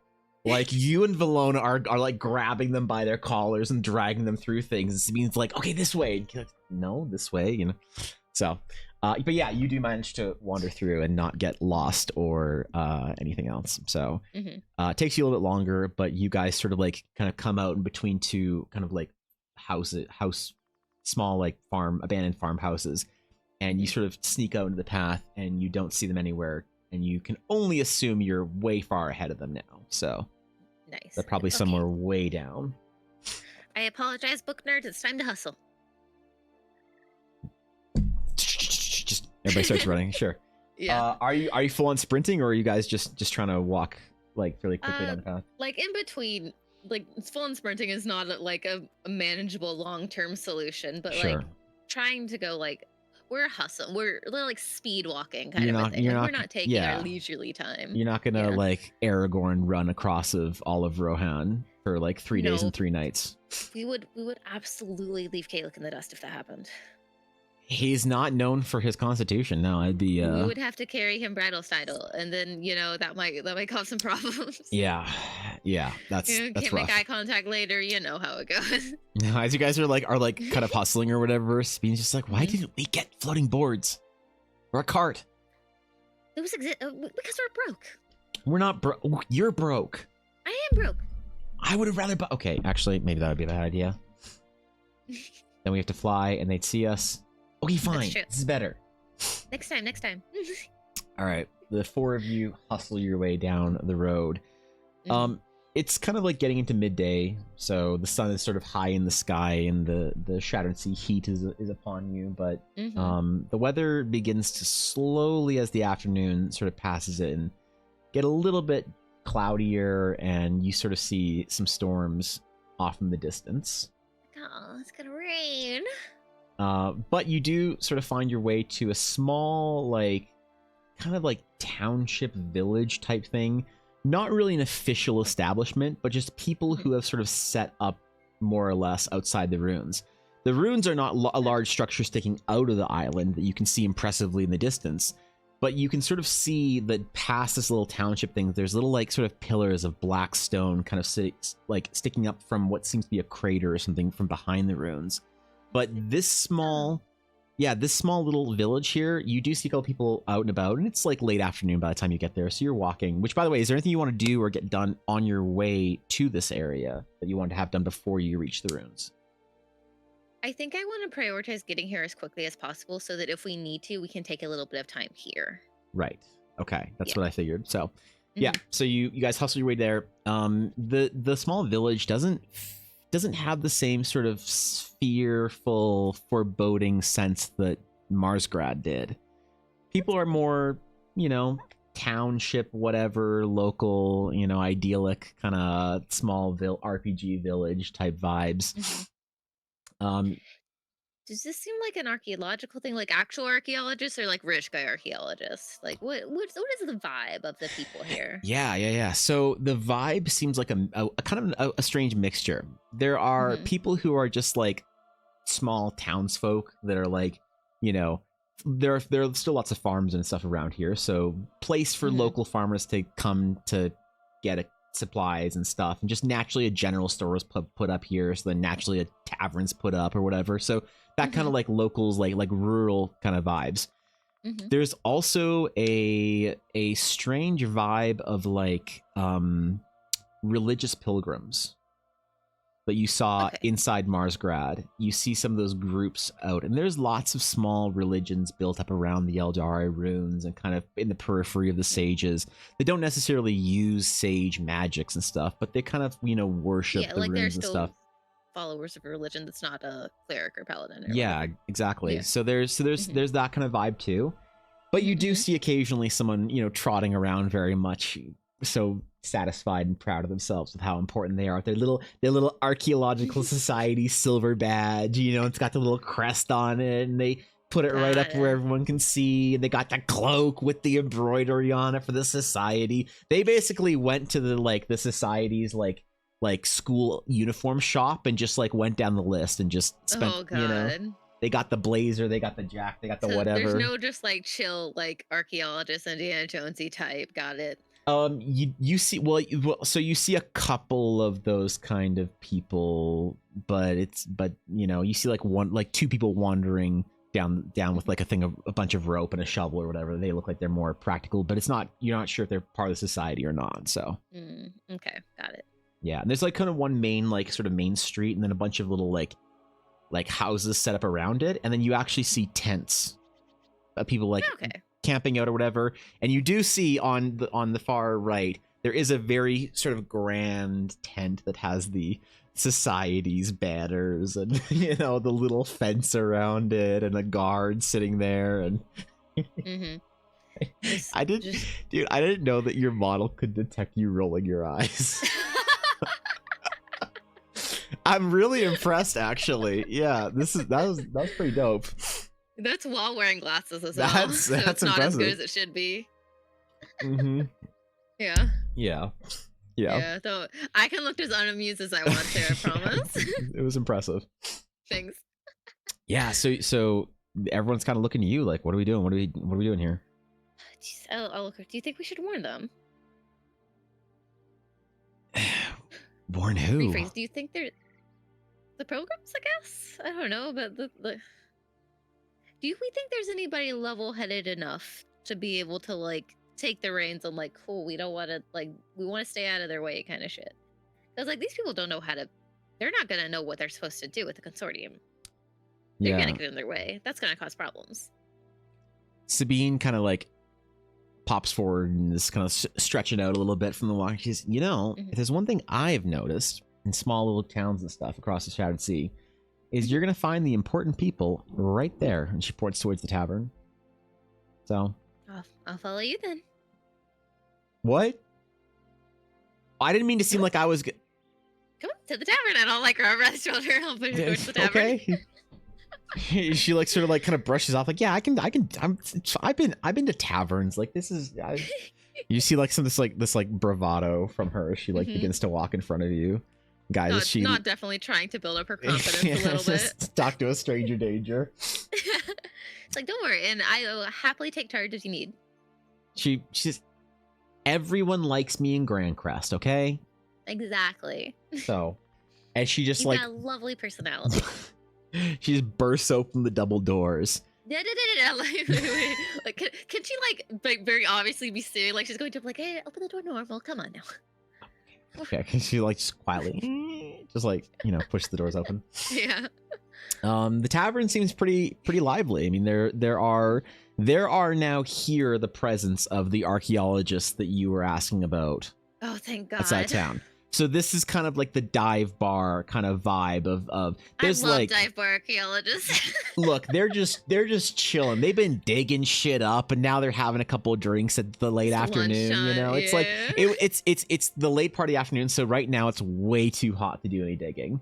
So they've already done all their digging and shit earlier in the day, and and there's some locals and some farmers, and it's like your local diner or whatever kind of vibe. And Sabine just kind of looks around or whatever and sees the bartender and beeline straight towards him. What are you doing? Can I look around and kind of clock and see if there's any like, because like any kind of group that's like unified, like will like have a de facto leader, even if they're not an official leader. Is there anybody that gives off those kinds of vibes? Yeah, make a perception or investigation. Up to you. Okay, let's see. Whichever one I'm better at. The roll is. Let's see. Investigation. They're both the same, I think. Perception. Are they the same? I think they're plus they one. are the both same. Them, yeah. I got a nice, very solid 11. Okay. Yeah. I mean, there's sort of a at the archaeologist table. There's someone who's a little more older, more senior, and they kind of have like there's this sort of like second level to the bar. Like stairs that go up, and it's not like a large level, but it's kind of like a I don't know how to describe it, but like a balcony that goes around that has some tables and stuff set up. There's not a lot of room, but underneath the stairs that go up, there's sort of a table that goes back into kind of the shadowed area or whatever.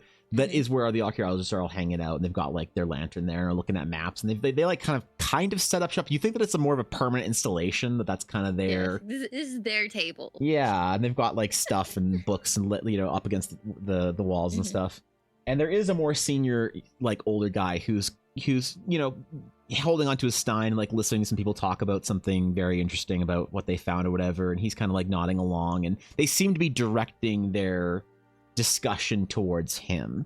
And he has that kind of vibe. But also the bartender seems to command sort of a large amount of respect and kind of like leadership amongst the locals. There's some archaeologists over there. There's some pilgrims that are kind of keeping themselves, but there's like one or two at the bar, and there's local farmers all kind of like leaning around the corner of the bar. And the bartender's very good at kind of like directing conversation and kind of being a part of the entire thing, you The know. whole vibe, yeah. Yeah. So the I two will of them. follow Sabine then, since I kind of gave her the opportunity to take the lead.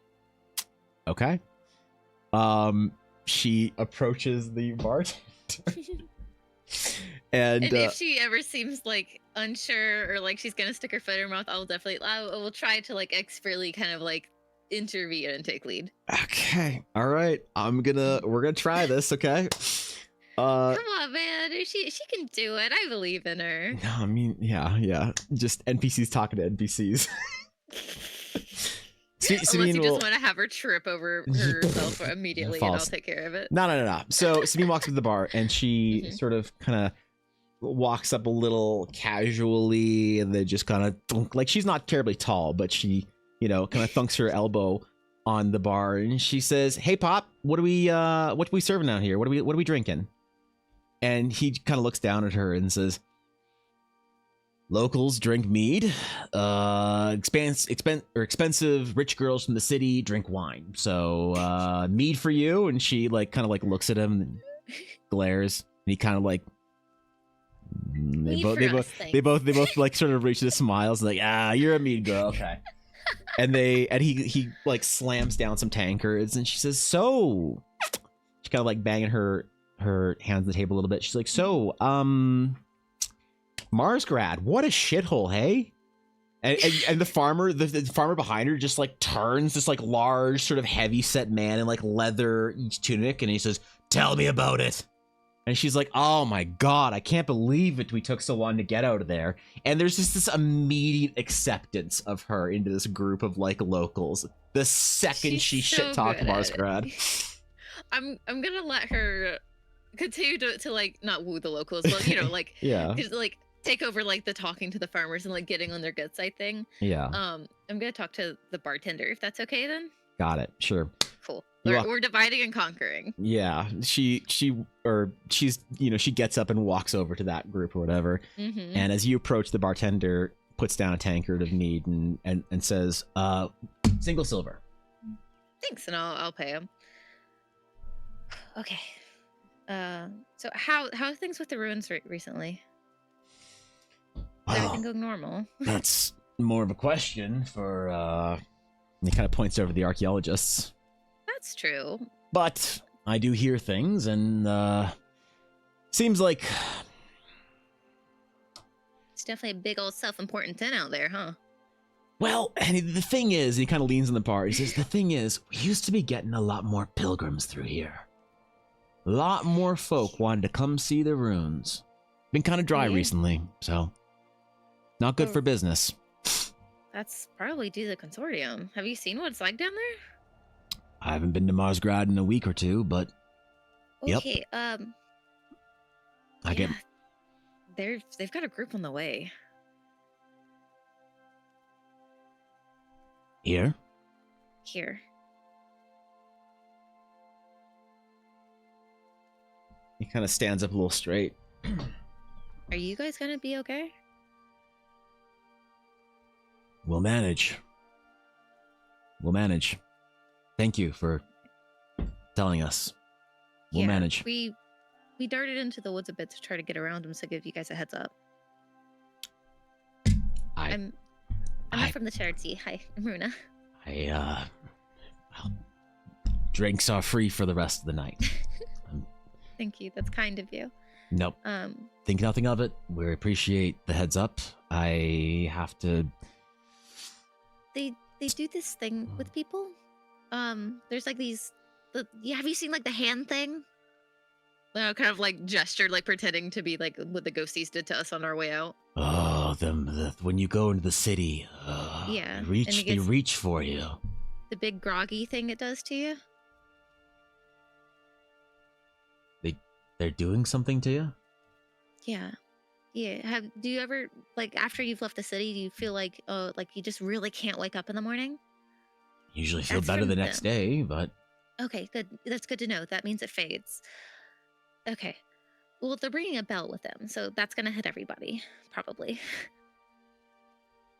I assume they're probably trying to extend their range of control to the further reaches outside of the city walls. Well, it's good to know it fades, though. the young lord did sell the entire island to them, so. Oh, that's what happened. Oh, they didn't tell you in town, did they? No, but they're really afraid of saying something they shouldn't in there. Well, conveniently, you found your way to the real folk of the island, who aren't afraid Appreciate that. to disparage the local young lord, as there's just a rallying cheer from the farmers and a cheer from the archaeologists as he says that. He says, no, they, Mm-hmm. they're good folk in Mosgrad, just scared. So. Yeah. Just if they start parading through the town, just make sure you stay out of their way. Apparently, they don't like it if you get in their way. Disappearances I've heard of. Yeah, and don't want any of your people going missing. We'll look out. We'll look out. We're good at that out here. So. Okay. You go. Those the archaeologists, like the actual archaeologists, not the rich pompous assholes who think they're in charge. Yes, those They are the don't ones. look like they're all together. No, they're not. No, the society snobs are too good for my little dive bar here, so. We gave them a good dressing down earlier, so that was fun. I knew I liked y'all when you walked in. If you need anything from us, just let me know, okay? No, you've done a Don't good... do that whole prideful small town thing. I mean it. If you need anything, let us know. I might take you I up come on from a that. prideful small town too. I might take you up on that, because, to be honest, if them ghosts wander their way into our little town, the people here would probably die on their fields before chaining themselves up to a bad decision the local lord made for all of us. It's understandable. So, we'll see how it goes. Just make sure that small town pride doesn't get anyone doing something stupid like throwing something when they parade through the streets. I'll have some conversations and try and keep the rabble to a minimum. We'll see what they want here first, and maybe they're just making a show of force, wandering back to town. That's the hope. But I'll be Okay. honest, and he kind of like leans in across the, closer to you. At this point, you can kind of smell the alcohol in his breath as he kind of leans in closer to you. Yeah. I'll be honest, if they take up station around here, there ain't gonna be much sense that I can impart into the locals. There's gonna be figured there wasn't. pitchforks, blades, and a whole manner of things going their way. Let's just act like it's going to be short term for now then, okay? If you need the help, we'll do what we can. Wind blows through, so thank you. Yeah. Is he like, Oh, speaking of, yesterday did 2 men, and I'll kind of like describe what they look like. Did they come in? Did you see him passing through? no, we haven't been getting many folk through here.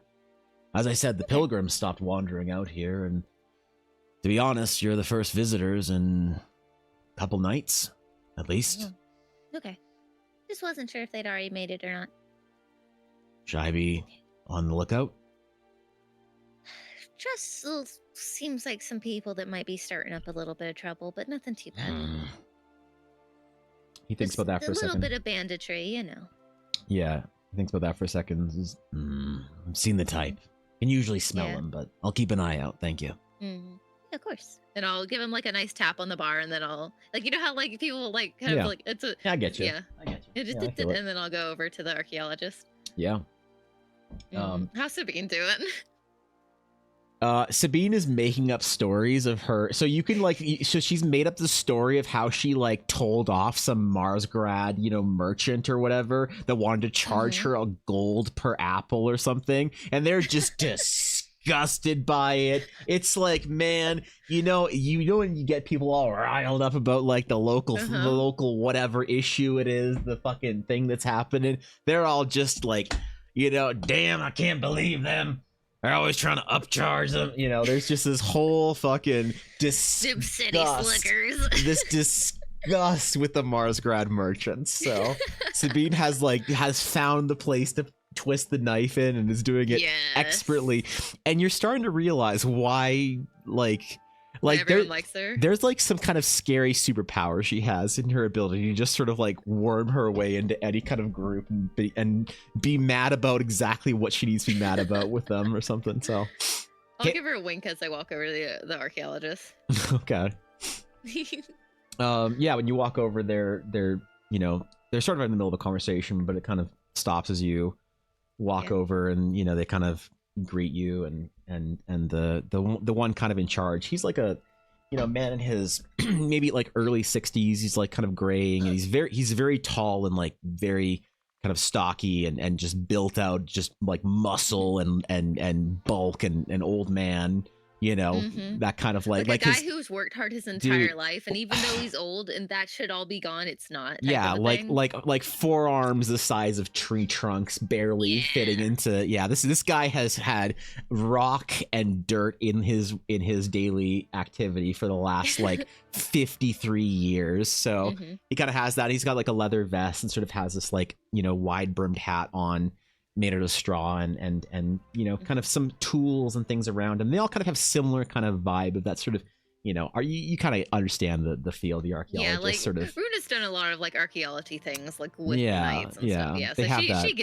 she's in her element. She's fine. She's happy. Yeah, they have that kind of practicality or whatever.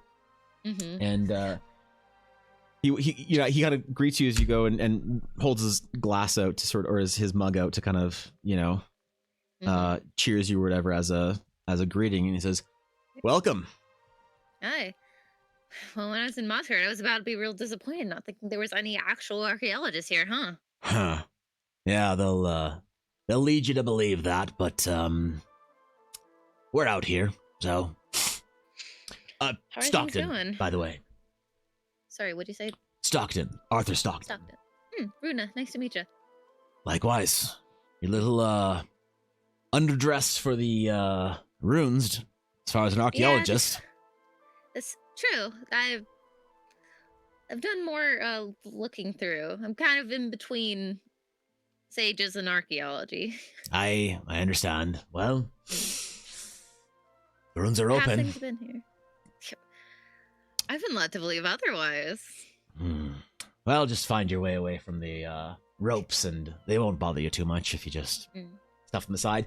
Runes are good. Found a new chamber recently. Oh, really? Where's that? If you're fine to share. One discovery for you is a discovery for all of us. There's a discovery for civilization, the creed. Well, you know the way it goes. Yeah. Far end, down a few flights of stairs by the edge of the edge of the cliff. So don't be falling off into the abyss now. Hope you got your safety stones with you. Got it. But that's down there into a little chamber. Different runes. Are you familiar with sage runes? All right. Well, some sort of a lock or mechanism or some sort of a ritual spell. Haven't exactly figured it out. Try to transcribe them? Can I take a peek? Just kind of like looks at the others, and they just like, sure. I mean, they kind of like they were already talking about, like, that's what kind of is one of the large sort of pieces of paper. They sort of slide over an etching. It's across a couple pieces of paper, but they sort of assemble it for you, and it's maybe a couple feet wide. It kind of spans the width of the table, and it is very obviously a sage room, and it is a very old way of basically locking something. So it's just this has been here for a long time. Oh, you think so? Because we had ideas the runes were a little older than the top surface stuff. Maybe something was built on top of it. This is definitely older. You see, the sages kind of got more flowery as time goes on. So the more simple something is, you can kind of assume the older it is. Kind of looks at that and kind of like, you didn't tell him anything he doesn't know, but he kind of like nods in recognition. Point out different areas to kind of like show like where embellishments would be at first if it was a newer type of a thing.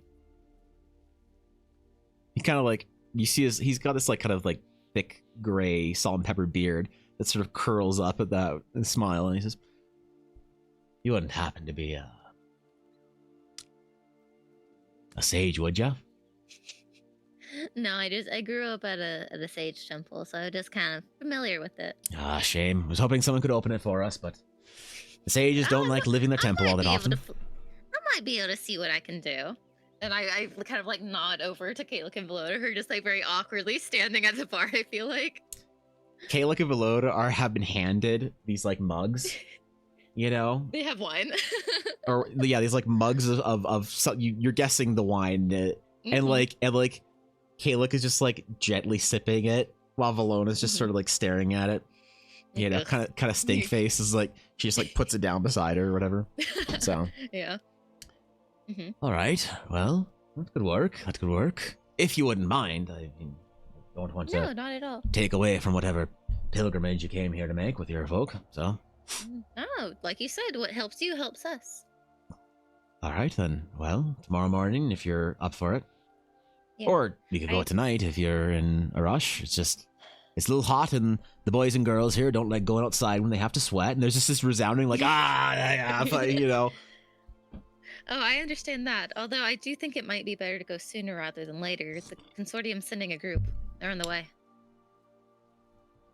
The consortium out here. Yeah, they're sending it. You know how they like to march through with those processions with the bells? They've got a group headed this way. Oh, I know all about them. Yeah.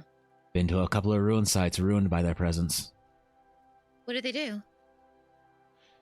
Well, they stand around, and that's the thing. They don't do much. They just sort of make it hard for you to do anything. See, just enough in the way that you can't say anything about it. You don't want to, anyway. They can be there, because whoever the local twat was that sold the island is, Now, to be fair, sometimes they have to. Old pirates come down and try and raid the ruins, because they have sky shards in them, and then the consortium is called, and sometimes I wonder if it wouldn't be best to sink the goddamn island into the bloody abyss before giving them into the consortium, but... They make it hard for everyone else around you to do anything, so the bars close, the merchants stop coming around, and then eventually it's just you out in the wilderness with these ruins, so... That's kind of dangerous, isn't it? Yeah, so hopefully they'll just be passing through, but I wanted to let you and your people know. I already let the bartender know they're on the way. Appreciate it, but... Yeah. To be fair, as soon as the consortium was first finding their way to here, we knew that the ruins were to be limited anyway, so... We're trying to make a few big discoveries if we can. Take it back to our colleagues in the Grand Crest area, and then off to the next site, I guess. Wait for the consortium to get there too. Seems like that's the way of it here, huh? Sorry, I'm not from here. I'm pretty new still. I can tell. You still have a little bit of a twinkle over the idea of the ruins instead of the... Oh, that's any ruin site, I promise. That never goes away. Alright, fair. Suppose you haven't been around the consortium long enough then, but... Hope you don't. Hopefully they'll just be passing through. Would you guys be okay to go tonight? Kind of like nods and looks at the table and says, well, Marzi and Jay, you want to come with us? I suppose it's your discovery. As two of the archaeologists kind of, nod. One is a fairly tall elven woman. She kind of stands up and sort of adjusts her. She's the one that slid over the stuff. And another guy is a Rith man who's like a stockier sort of dwarven man that says, you lead the way. And they kind of all, get their stuff ready to go, and shit, they're ready to go back to the ruins, man, That's Sounds good. That's what they do. I feel like I'll go tap on Sabine on the shoulder, like mid-story. I feel like. She said, oh, hey. Hey. Oh, You good to head out? By the way, if we want any local, she kind of looks at the guy, and he says, we grow squash. He says, if we want any squash, we have as much as we can eat. So Thank you. That's incredibly kind of you. she said, what's up? Like, oh, we're gonna head out to the ruins. Do you want to come with us, or do you want to stay here? She kind of looks at the farmers, looks back at you. Kind of leans in. I think I need to stay here. Okay, just be safe, okay? Yeah, there's something we should talk about later, but Okay. I'll kind of give her a quizzical look. Do we need to talk about now? She kind of like, just a second. I don't mean. And she like, I'll look over at the farmers and be like, I don't mean to pull away your new friend. Of course. They're sort of having like a conversation, so you're not really. She's Okay, you're kind of on the side. She's just a second, guys, and she like walks over to see you guys out, and she like has her arm around your shoulder. She says, "Hey, so when you're out there, watch out. There's bandits around here.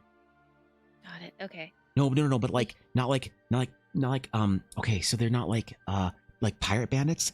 They're like grave robber bandits. And they've been like trying to stow out in the fields and stuff, and they've been raiding some farmers. And they stay away from the farms most cases because they like stuck them up on the pitchforks and made an example of like 4 of them, and it was really gruesome and kind of intense for farmers, but you know, hey, you don't mess with rural folk, I guess. But I guess right. Huh.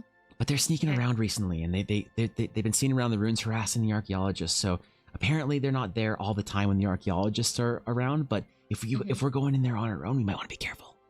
Okay, cool. We'll go with the group, and then hopefully we'll have enough numbers to scare them off, and if not, we'll just run them through a little bit. Okay, be careful. Okay. If the consortium gets here while we're gone, I know they've been drinking a lot. Just keep anyone from acting out, okay? Yeah, the bartender seems to have a pretty good grip on them. He's limiting them to drinking today, weirdly. So I think yeah, That's good. Good plans. No, Okay. I'll come get you if anything happens. Good. Appreciate it. See you soon. And I'll give her like a big like squeeze on the shoulder. Okay, and she like shovels back over to the Caleb I'll and go Balone are with just Caleb and Balone. quickly ready to we're leaving. All right, well let's get out of here. Well, we don't want to overstay our welcomes. It's like, so they found a chamber that was sealed up with sage runes. So we're going to open it, and we're going to be very friendly, and we're going to share access to this because there's consortium on the way, and we need to get in there anyways, and we don't know where it is. We're going- And I feel like the best thing to mingle with the locals is share a little bit. Sound good? This is like accepting sigh from Bologna. Kelly just says, "I don't mind. They seem like rather nice folks. They're not part Yeah, of the they're- guild, so Yep, they're very calm. all right. Well, Like, these are the 2 that discovered it. And I like as they like walk up, I'm like, this is Kayla and Alana. I'm Runa, and I'll like gesture to like the others. It's like an exchange of greetings, so everyone kind of like gets along a little bit. yeah, they all kind of introduce each other. Mhm. Arthur kind of takes the lead and takes you guys into the rune site, and there's a guard standing by the kind of the edge of the cliff going down, and there's a guard who there's this like path, and there's this like rope. This sort of goes across the path, and the guard is standing by the rope, and kind of like sinks a little bit when he sees the archaeologist coming. But Yeah. as you guys approach, he kind of looks back at the archaeologist and says, did you acquire a pass from the society? I feel like he's gonna like start to talk. Everyone's gonna be like, "I'm sorry, a pass." From the society, you have to visit the runes in order to use our paths. You have to use to acquire a pass for the rune site. You can do so for 5 gold per part. Why would I have to do that? So as you're saying this, the archaeologists have walked around the rope. And just Runa's just like standing there with okay, well, because if the paths are maintained and someone must maintain them, and so Why do you have to maintain the paths? well, to ensure the safety of any visitors and Are pilgrims. you ensuring the safeties of any visitors by just standing out here? I mean, there's cliffs. I mean, there's plenty of things that could happen regardless. What all are you doing exactly? Are you taking ownership of ancient rune sites? There's just like sigh of like, you know, the kid at Starbucks that doesn't like gets the order wrong or whatever, of just like he doesn't get paid enough for this shit. Exactly. Runa's just so annoyed that anybody would like go along with it enough. He's just kind of like sinks. Of course not. If I know you're just doing your job, but you might want to look for something else because it's not worth it. make a persuasion. Okay. Oh fuck. What's my persuasion? +3. No, +5. +5. Oh shit. No, You're trained. Oh, truth. That's a 22. I got a 17. The dice want me to convince this man. He just sort of like he's sitting there with his little spear, you know, no armor or anything. He's just like the guy on guard duty, basically. Yeah. I mean, is this really fulfilling? He kind of like looks at the other archaeologists as Arthur and the other 3 are just standing there, and like they seem to know each other. Arthur just says, "You came here because you wanted to do real archaeology, didn't you, kid?" He just like sort of sighs and looks back at you and looks back and my parents were so proud when I joined the society. I'm gonna look over at the other guy. You want to be an archaeologist too?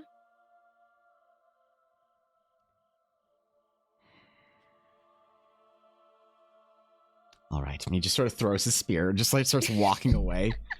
There's just kind of like this, like, okay, fuck this. Like he knows it's he's full been a of little shit. upset. You know, yeah. His parents wanted to join the prestigious thing, and he has to sit here and like spit a script for some bullshit to this Karen that comes up here and like starts nagging on him or whatever. And he's like, you know what? End of the line. Fuck this shit. He just starts walking down the path, and he like unpins his little tunic or whatever and kind of throws it on the ground and just starts walking towards the like little dive bar. We're just gonna kick over the little rope thing. And just sort of falls down. It's not really like a. That's how that shit's supposed to be. I hope he actually goes and does something he enjoys with his life now. Arthur seems very like pleased with this. He'll be all right. He's a good boy. He just needs to get in without the right crowd. So. Hopefully that was the push he needed. I think it was. Good on you. Needed to come from somebody that wasn't a one of my kind. So. Yeah, that makes sense. Well, we'll be careful not to use their path too much. As he just like tiptoes onto their like wood plank path and just starts walking down into the ruins. She's like, why did they had to have secured this into the ruins and damaged the stone. Yeah. Yeah. There's like a wincing every time. And you see like iron rivets into the stone and stuff. So it's painful. These are not archaeologists. These are not archaeologists. There's this like kind of like cathartic sort of like relief from the archaeologist or amusement from the archaeologist just seeing someone else being so frustrated with this bullshit they've had to deal with like front line for the last couple years or whatever. Yeah. But eventually you do get down into the rune site.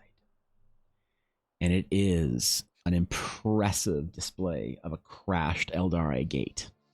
So it sort of is composed of the large kind of set of rings that you would expect from, you know, a Eldari gate that had been either run into or faded in power and crash landed or whatever. But as you go down, you recognize that there is, excuse me, some kind of a structure underneath that looks like it is an ancient sage temple.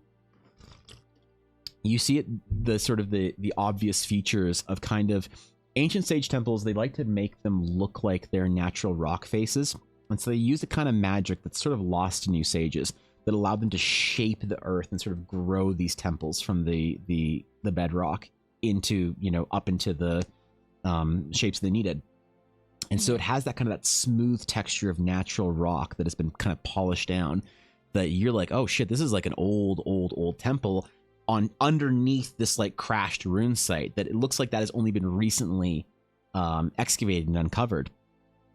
And as you're walking through, you know, Arthur's kind of explaining, like, you know, he's sort of like pointing out things and like, I'm sure you know this, but you know, that's this, and you know, this was a site where, you know, the ring, this part of the ring broke off, and it should be over there, and we think it's under the ground about 20 feet that way, but we can't excavate it just yet. And he's like kind of going through and taking you through a bit of a tour as you're walking down this winding path. Can you look at Discord real quick? Yes. Sorry. I just wanted. There's a visual representation of what Runa looks like right now. I mean, look, she's doing her best, right? She's so excited. This is literally her shit, okay? This is literally Runa right now. This is exactly what she, you know, wanted to sign up to the Astral Knight order for, so. This is literally her whole thing. That's like her vibe. Yeah, and it's an impressive site too, because particularly the new excavated area, the ancient sage temple, hasn't really been messed around with or anything. Hasn't been entranced on by the archaeological society or whatever. You're guessing mostly because the little nice roped off area, they kind of step over the rope and there's like a dirt path that goes down to the edge of the cliff face and hasn't been like properly secured or whatever. So you know the society members don't go out here. Yeah. So Arthur takes you down, basically like it's like a rope that you kind of have to climb down and hold on to, because when you look over the back, you have like probably a 2-foot wide ledge and then literally just a straight drop into the abyss through the Shadowed Sea. So Runa is like looking at everything. Also, player question. Yes. An astral gate. Are Mhm. those like the big teleportation gate thingies, or They are the Eldara gates is the name for the big rings Mhm. that look like like on the cover of the album? yes, yeah, Mhm. exactly that. So that's like those, and and you'll see the gates sort of floating in the sky or crashing in the ground or whatever. So the Mhm. rune set originally was just a crashed gate, you know, but there is this temple underneath. So Runa like very excited. She's like, "Oh, there's a temple. There's not just like a here. There's a temple here too, and it's because it's off the. Oh, and she's just like very excited. Like she like puts her like spear away and like pulls out like her like notebook and starts like writing things down and just like is scuttling over to where she looks like the door is. okay. You get to do a lot of world building for this too, because you tell me how certain things work. So Mhm. the Inukai, do they have a genetic urge to wag their tails? Oh, absolutely. Like she's not even like aware of it. Damn it. She is so fucking excited. Like if there's anybody who was standing like directly Yeah, behind her, Volota. they just get like flapped in the face with the tail. Yeah, she's just She is like single-mindedly like hyper focused on this whole fucking shit and doesn't even notice she smacks someone with her tail. okay. Got it. Cool. She's so fucking excited. All right, you get down into sort of like down the rope onto the ledge, and you kind of have to like pull along the rope to prevent maybe the danger of what you're doing is second nature, like in the back of Runa's mind, because this She's is "Eh, like. it's fine." And as you're going along this like rock face, you're like going along towards the door. You can kind of see the entrance, but there are like Mhm. ancient carvings and shit here that like are on the temple that haven't been, you know, even fully cleaned off or whatever. They still have like dirt and all the cracks and shit. So She pulls out a brush and just immediately like she gets distracted that the whole thing is that they're supposed to open the door. She's just like and just like starts like writing things down and like sketching out like what the designs look like and she just Ru- Valona's just right beside you and says, Runa. oh shit, sorry. And she like puts The- her brush away. The other archaeologists are at the door, just like poking their head out at you guys, like waiting, like. Oh, you should said something sooner. I'm sorry. I'm so excited. I haven't been in a room in such a long time. Do you see that? I haven't seen this kind of a symbol I since understand. the- I understand. It's very exciting. We were very much the same way when we first came down here, but when you see inside. Oh, don't worry. And she like cracks her knuckles and goes, "Do you want to open it, or do you want me to open it? You can open it." And she's like, "To okay, look at Alana." Like she clearly really wants to open it, but she isn't gonna let them do it. Open what?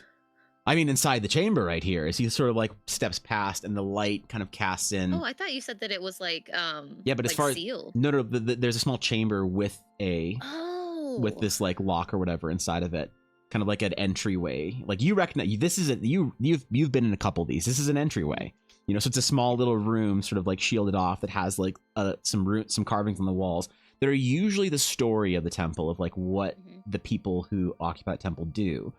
And that's Oh. really like unique, and everyone is different. So you can kind of like see these like pictographs or whatever. But when you go into sort of the kind of this little entry like alcove way or whatever, that all of you can kind of barely fit into, there is a large Eldari ring, or sorry, Astral Sage ring, and inside of it is an Eldari ring, which is very unusual and not something that Astral Sages do. Usually, like Astral Sages acknowledge that the Eldari runes were like important, but they never like invoke them in their imagery. So this is like old, like shaman shit or whatever. Kind of looks at I you. like meet eyes with Kaylee to see if he clocks that shit as well. He just looks down and it looks back at you. I haven't been around one of these in a while, so is that This is old. is that And I normal? like look of no, I mean not for anything new. Can I like roughly date like how long ago that like people used to do this kind of a thing? Make a knowledge history. Okay. It's all right. I say knowledge history. It's just a history. Yeah, I that's fine. say there were in old editions of D&D there were knowledge checks. So Uh-huh. various knowledge, so make a knowledge, whatever, make knowledge. It's one of those bad habits that I still have. So well, not a bad habit, it's just an Fine. old school.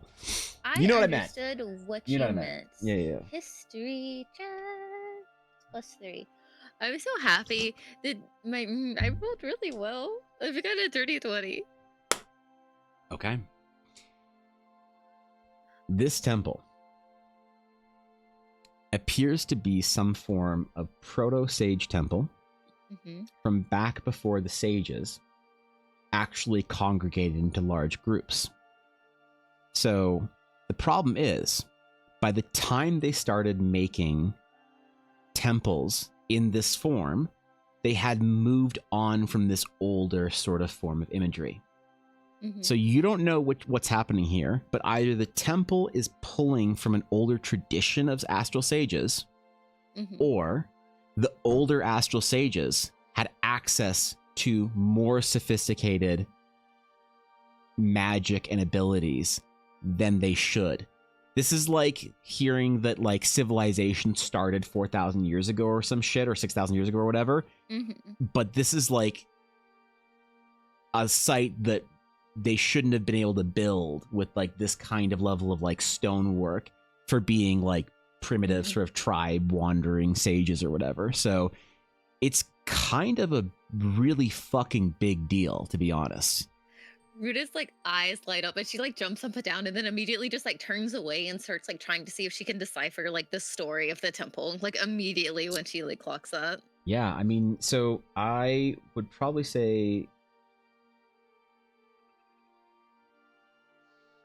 I think it's probably safe to give you like one history. I don't like making people roll the same check over and over again, so we'll just keep the same history check. Yeah, it was a good one. Let's go.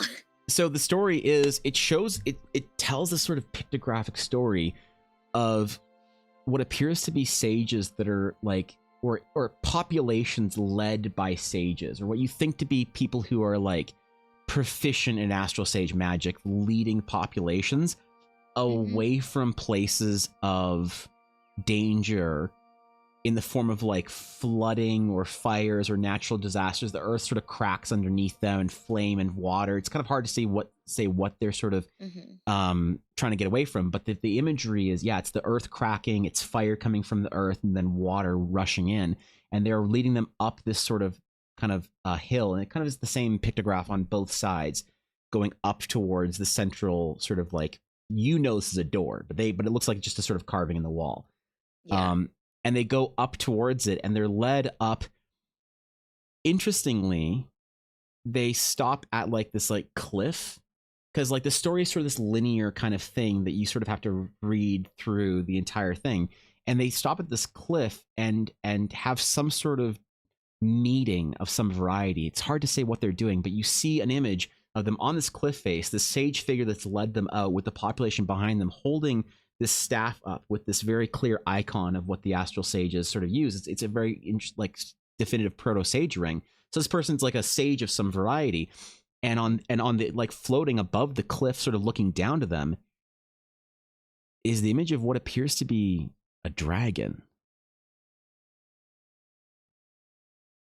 And then after it, it shows sort of this like kind of accumulation of civilization building up and up and up and up into like buildings and various things with dragons flying overhead. And eventually it kind of coalesces into the door in front of you. Runa very very excited and like hyper focused. Like she's so like focused on this, she's not taking this time to explain to anybody, and she's gonna like pull a large sheet of parchment out and like some like charcoal sticks or something, and she's gonna like do like rubbings of like the whole thing, and like very like carefully like folding things on top of it just so she can have like the whole thing for later to take back, and like sandwiching them between like clean sheets so that nothing gets like smeared or anything, and then folds it up and goes, "Oh, I'm sorry." The archaeologists are there for, they're chill, man. They're also like looking at new stuff, like brushing stuff off. They're just, they're doing their own little investigation stuff. But Valona is just sort of like looking at the thing with you, as sort of like helping you like hold up paper on the wall and stuff. I just hear her, like, she starts like muttering to him while they're doing that, and she's like, "This is old. This is like either old. This is older than it should be, type of thing, or this is newer, and they were just using the same traditions of like from way back when." Like, and she's like pointing out specific things, like they're supposed to be able to do this yet. So what's up with all these dragons? Valona just like kind of slaps the paper onto the wall and like grabs you by your shoulder and says, "Dragons don't exist, remember?" Not right now, they don't.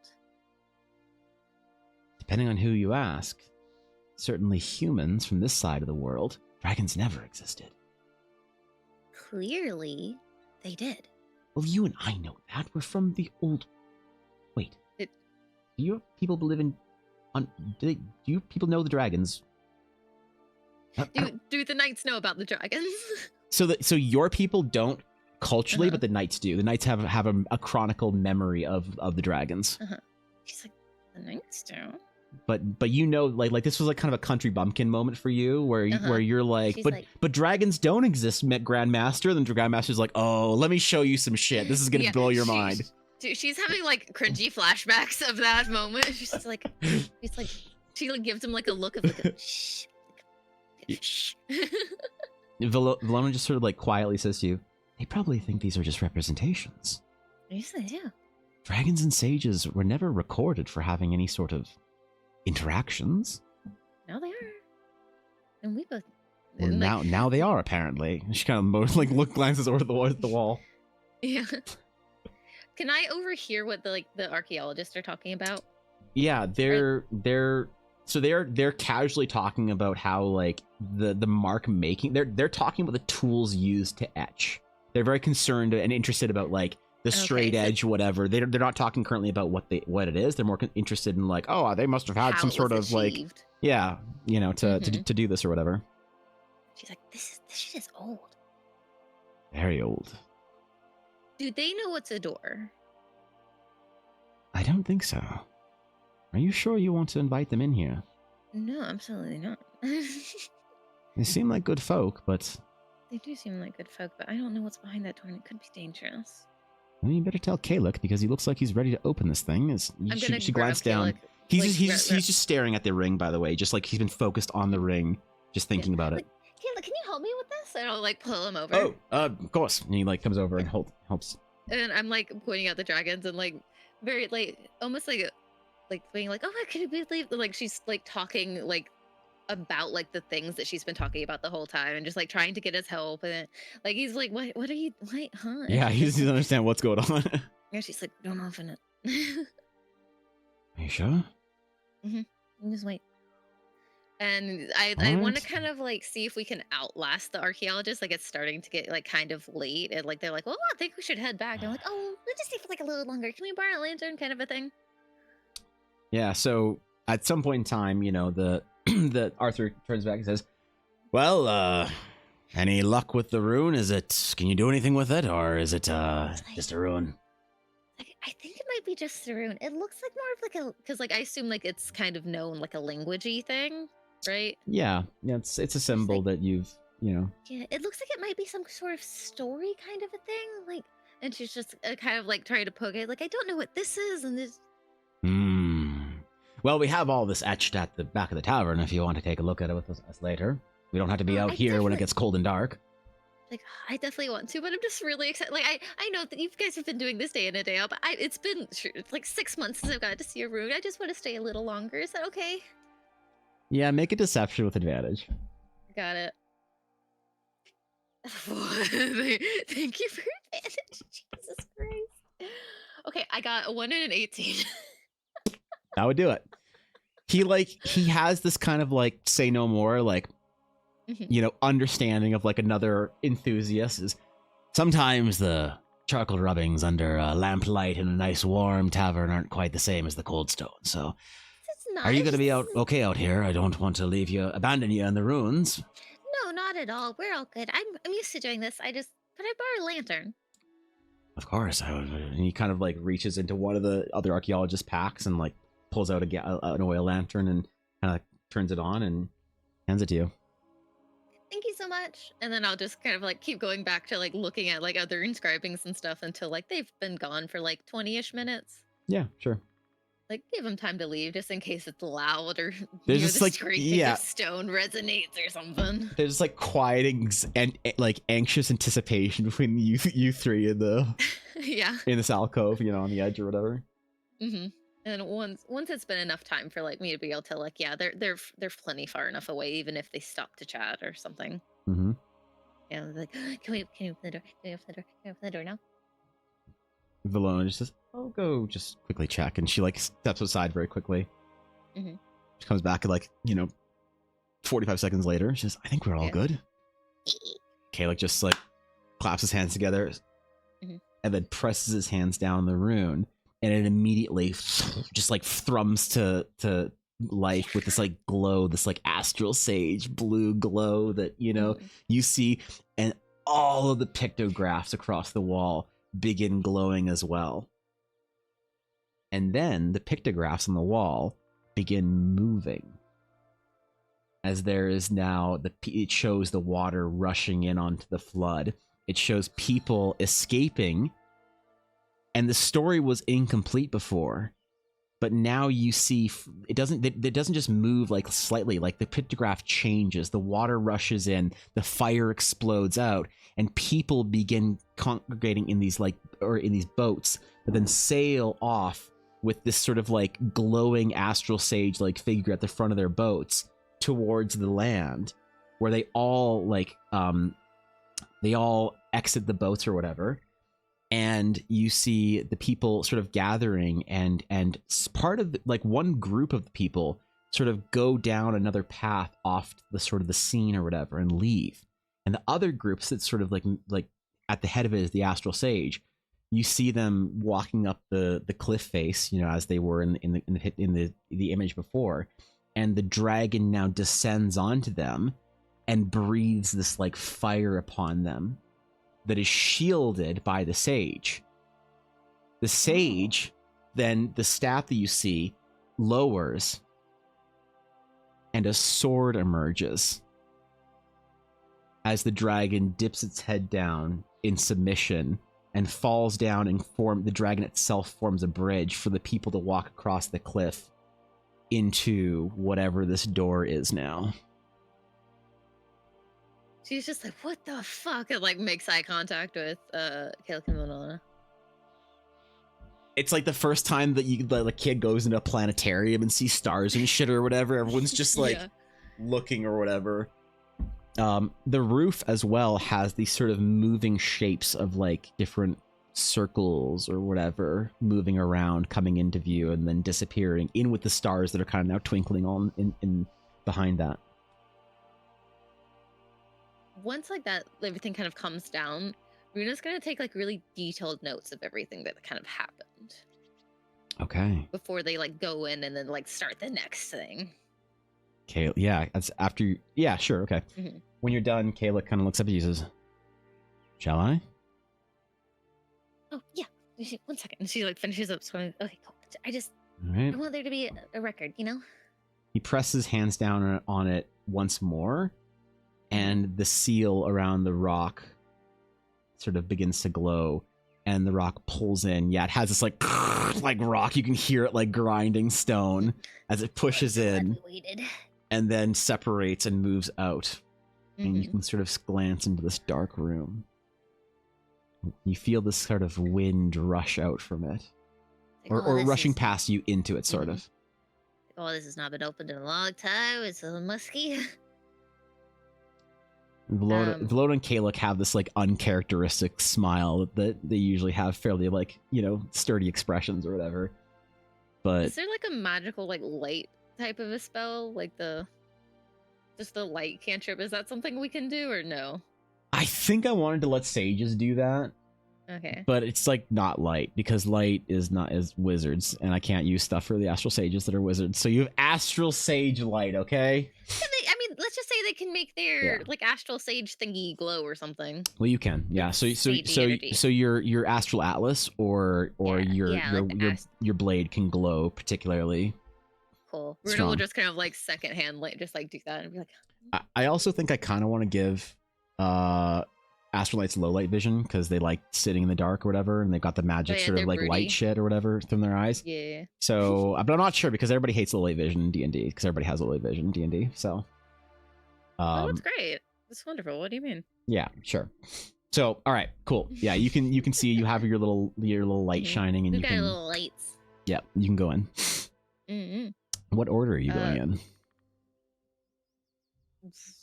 Runa will give them like a pleading look, like a please, can I please go first, pretty please? She's like, I'm They the just- sturdiest. What if there's a crowd? They just motion towards you as Valona also just sort of like pulls her cloak back and like kind of cracks her knuckles and kind of like pulls out her weapons basically.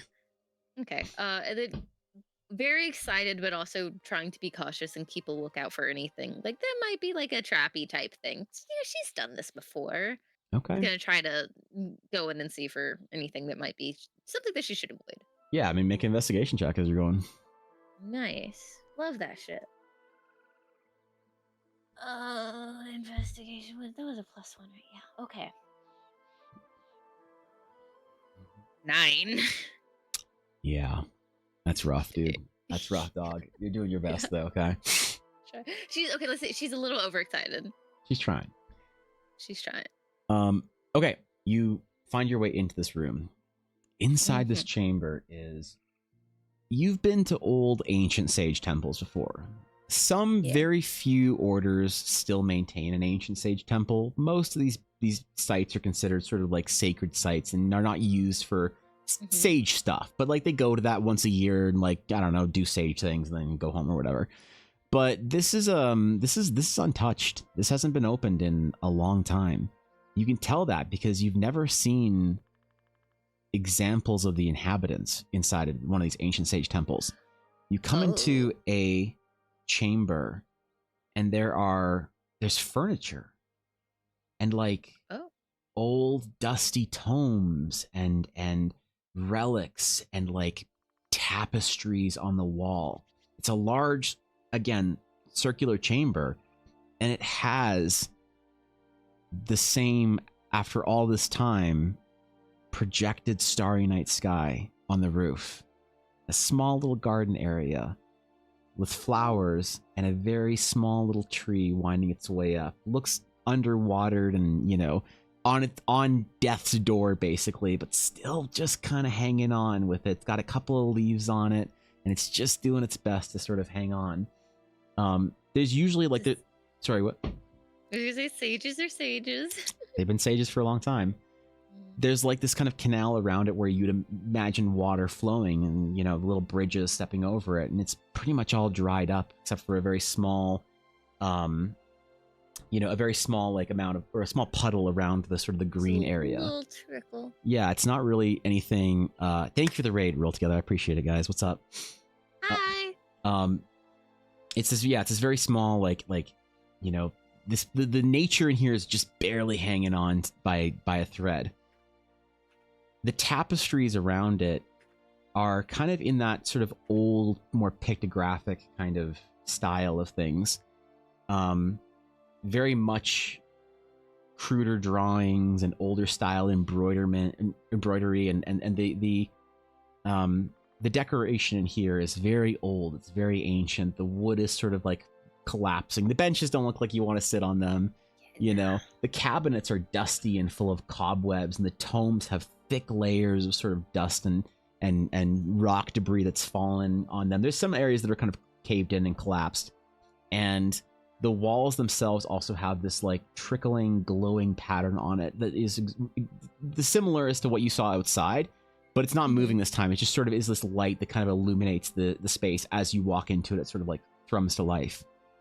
Very cool. And it's not huge in here, but you've never seen or even heard of a temple like this that still has a preservation of the original ancient proto-sages. This was from a time from one of a kind thing. Then. Yeah, this would be like finding like a pharaoh's tomb still intact with all of its treasures. Runa immediately is just starting to like, you know, sketch out the tapestry of what they have hanging up and see like anything that's like different from like current sage stuff. She's doing like, since like cameras aren't a thing. Yeah, there's a lot in here, honestly. She's noting down as much as she can, and she's just like, we have to tell the Sage Temple about this. We have to tell them that there's one here. Lona's walking around. She sort of has the lantern and is kind of looking around. She says, do we? Yes. I mean, this completely changes the timeline, right? It does. Why wouldn't we? She kind of thinks for a second and says, my concern is what happens if we tell them? And then a bunch of sages arrive from Grandcrest. Hmm? What does the Consortium do? Technically, the Consortium owns this island. I mean, why wouldn't they just before they all show up and they know what's here, they try to outbuy the island from under the consortium? An interesting proposition. I don't think the Sage Orders have the kind of wealth that would be... Have you seen how sparkly the Grand Temple is? Like, that's a lot of money, right? She kind of nods, is true, but... Kalik just sort of says, what if we liberate the relics? Take them to the temple. And how do you suppose we do that? There's a lot here. He like looks out the door and says, the sky is right there. If we found a ship or something, we could probably, with Sabine's help, take the entirety of this chamber out in less than an hour. Valona also says, well, it would be a little unfortunate to disrupt such an old site, right? So untouched, that is. That's kind of what I'm thinking. But also, I am worried about the consortium forcing their way in here. She kind of I like mean, nods. Sage runes are sage runes, but stone is still stone. There's this sort of like uncomfortable pause between the three of you. Yeah. Where like neither are really works, you know, you kind of understand. I mean, Kalik says, I mean, if the consortium make it too difficult for us to find our way back here, if their influence grows and they take over the rune site as well outside of Mosgrad, then what are we to do? There are some areas, Runa, you must understand, you haven't been to some places that have been under consortium control for years. 4 or 5 years in, the consortium doesn't allow outsiders in. Those islands are Really? off limits, of course. The inhabitants are, there's rumors, they're converted to ghostly thralls, and the entirety of them are bled dry until they are nothing more than servants for the church. Why wasn't the Sage Temple concerned then? Well, rune sites appear all the time. When any of the elders were speaking of Marsgrad specifically, it was unfortunate, but it was always close to home. Any sage temples or sites that have been recently discovered are under the protection of the Senate and the Council. But any previously owned islands are difficult. So the Senate wouldn't help us with this. The Sage Order would have no jurisdiction to come in and demand the rights to the runes, unless, of course, a group of 25 Astral Knights were to come kill every single thing that moves here, that stands in their way, but even then, that's a little bit much to ask. You guys need knights here, just saying. I don't disagree. He's like looking around, kind of. There's definitely concern on him and Vallona's faces as they're looking around at like, shit, what do we do? What would the proper protocol be for something like this? So if you were to discover a place like this, generally the knights have an idea that if there is some great threat to the temple, like it's going to fall off like an island into the abyss, they will say they want to take the relics or whatever it is, take the temple and preserve it inside their main, your main order hall, basically, in your reliquary, which you have some crazy shit that even you haven't seen, like gates that you haven't even been allowed to in. Yeah. They have some like fucking Vatican archives, like, shit in there.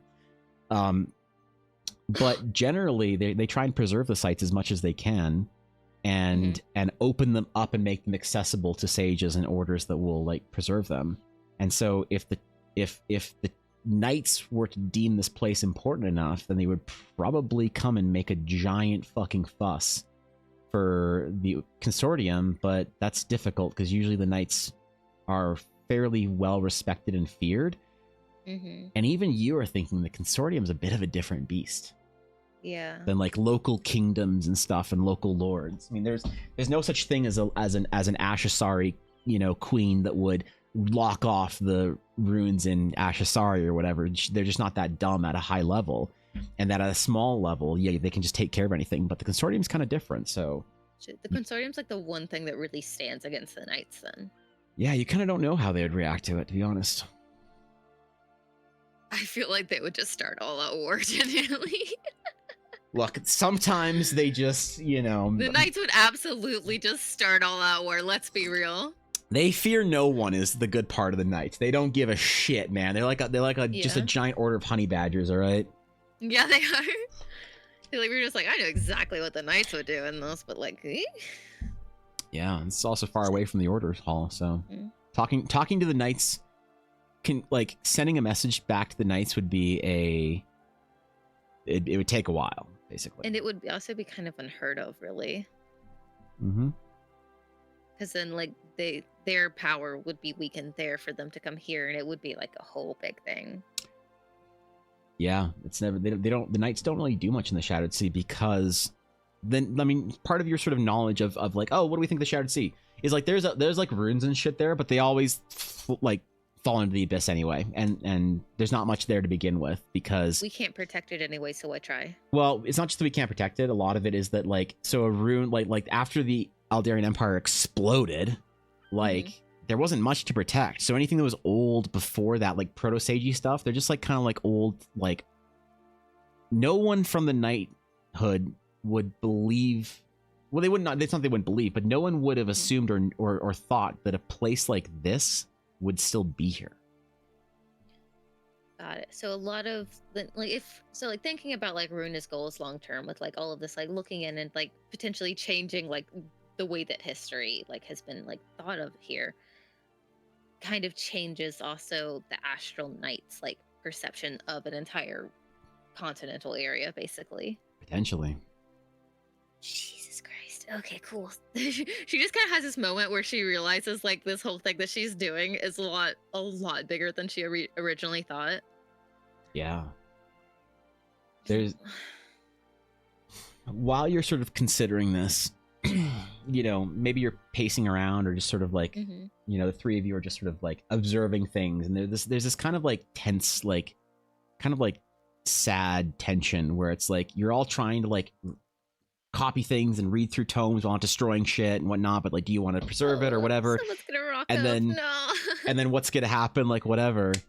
And you wander over to the far side of the temple, Mhm. and where the sort of the door frame on the other side, kind of the pictograph bled into it. On the other side of the temple and the chamber now, you see the picture continuing here, and it shows the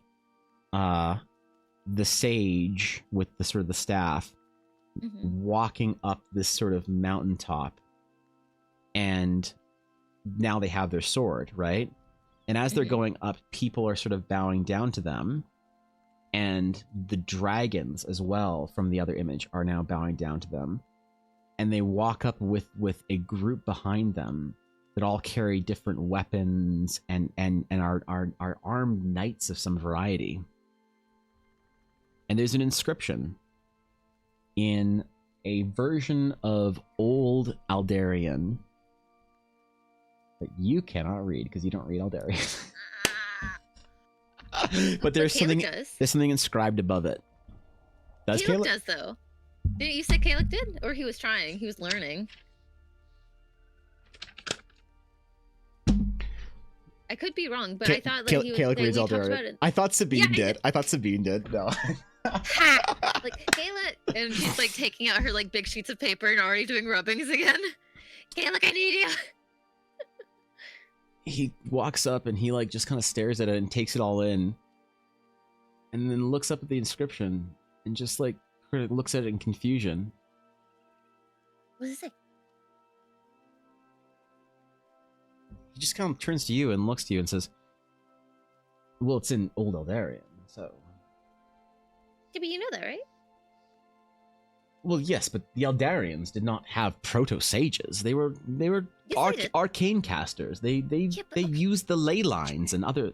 And she's literally gonna the shush thing, Yeah. putting a finger on someone's mouth. She's gonna say, "Oh, I understand. That is what we believe so far." just entertain it for a minute. What's it say? Entertain the possibility for me, please. Well, it says to walk amongst the stars. Follow the path of the Luma'ri. All right. And you remember the reference in that journal you have to the organization of astral sages that picked up arms for the first time, that eventually became the Knights. They referred to themselves as the Luma'ri. She's like, what the fuck? Like, okay. While she's like rubbing, she's like, help me with this and I'll explain. Okay. He starts scratching it on the wall. It's like, so before the Knights were the Knights, there were a group of sages that decided that they needed to pick up arms to protect things. Of course. Those are the Luma'ri. Wait, are you sure? Yes. Oh, Positive. Why am I asking you to clarify? Of course you know, you're a knight. Don't, this isn't something that I learned from the Knights. So the runes that I grew up in, I didn't know this at the time, but there's a Knight rune there. And at the Knight rune, I decided to open it after I left the Knights because they're a suffocating, horrible organization to be a part of when all you want to do is run around and go dig in rune sites all day. Were you allowed to? Huh? Why was I allowed to do what? Open the rune if it's a knight rune. I know what I'm doing. It's fine. Oh, all right, fine, whatever. And in there, it was somebody's office. And that's where I found my spear. And they tried to take that, but it's not their steal, so they can't have it. And then it was a journal about the Luma'ri. And she just kind of like goes into like the breakdown of like how like it led her to here and how it indicated that there was sages here. So he isn't even like scratching or like making rubbing anymore with the charcoal. He's just staring at you. Oh, sorry. Keep going. Sorry. And all of this just corroborates everything. So that means that there was some presence of proto-knights in this shattered sea? And sages. That would mean that the sages had far more advanced knowledge of magic than... Enough to make dragons bow down, yeah. This could change things. Not sure how. Some people might be upset. Some people are going to be a lot of upset, which is why I haven't said anything yet, because I'm trying to gather as much evidence as I possibly can, which is why we came here. All right, well. What do we do now, then? We take as much evidence as we possibly can, and as much as I just want to preserve this as it absolutely is, we should probably try to take out as much as we can and take it... I want to say take it back to the Dragon's Keep, but I'm sure the sages would be very upset with me if I did that. Well, to be fair, this is not really a sage temple. It's not really a Knight temple either. It's kind of both. It's not really either, is what I'm saying. Fair. Yeah. God, I wish we had some long-distance communication. God damn it. Sages couldn't tell you that you have to... I mean, I'm just saying that if you want to... they would want that. Well... And they would be making enemies of them to not. Sure, but if we find anything about your Luma'ri here in this temple, we could give them the other books and... True.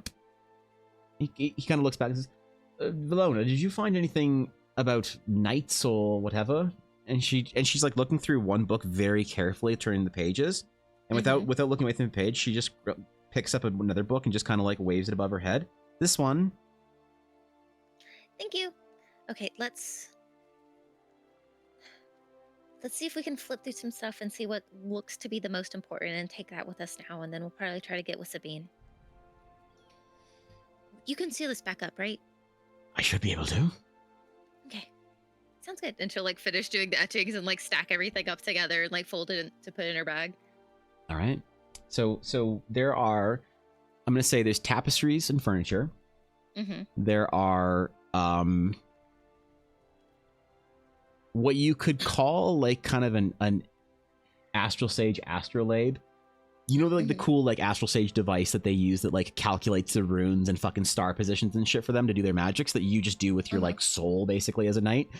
Yeah. They before they had those like that do them automatically. They're kind of like machine, like magic machines. They had like actual mechanical little astrolabe things that you know, it's a very rare trinket, but it's ultimately not like useful or important.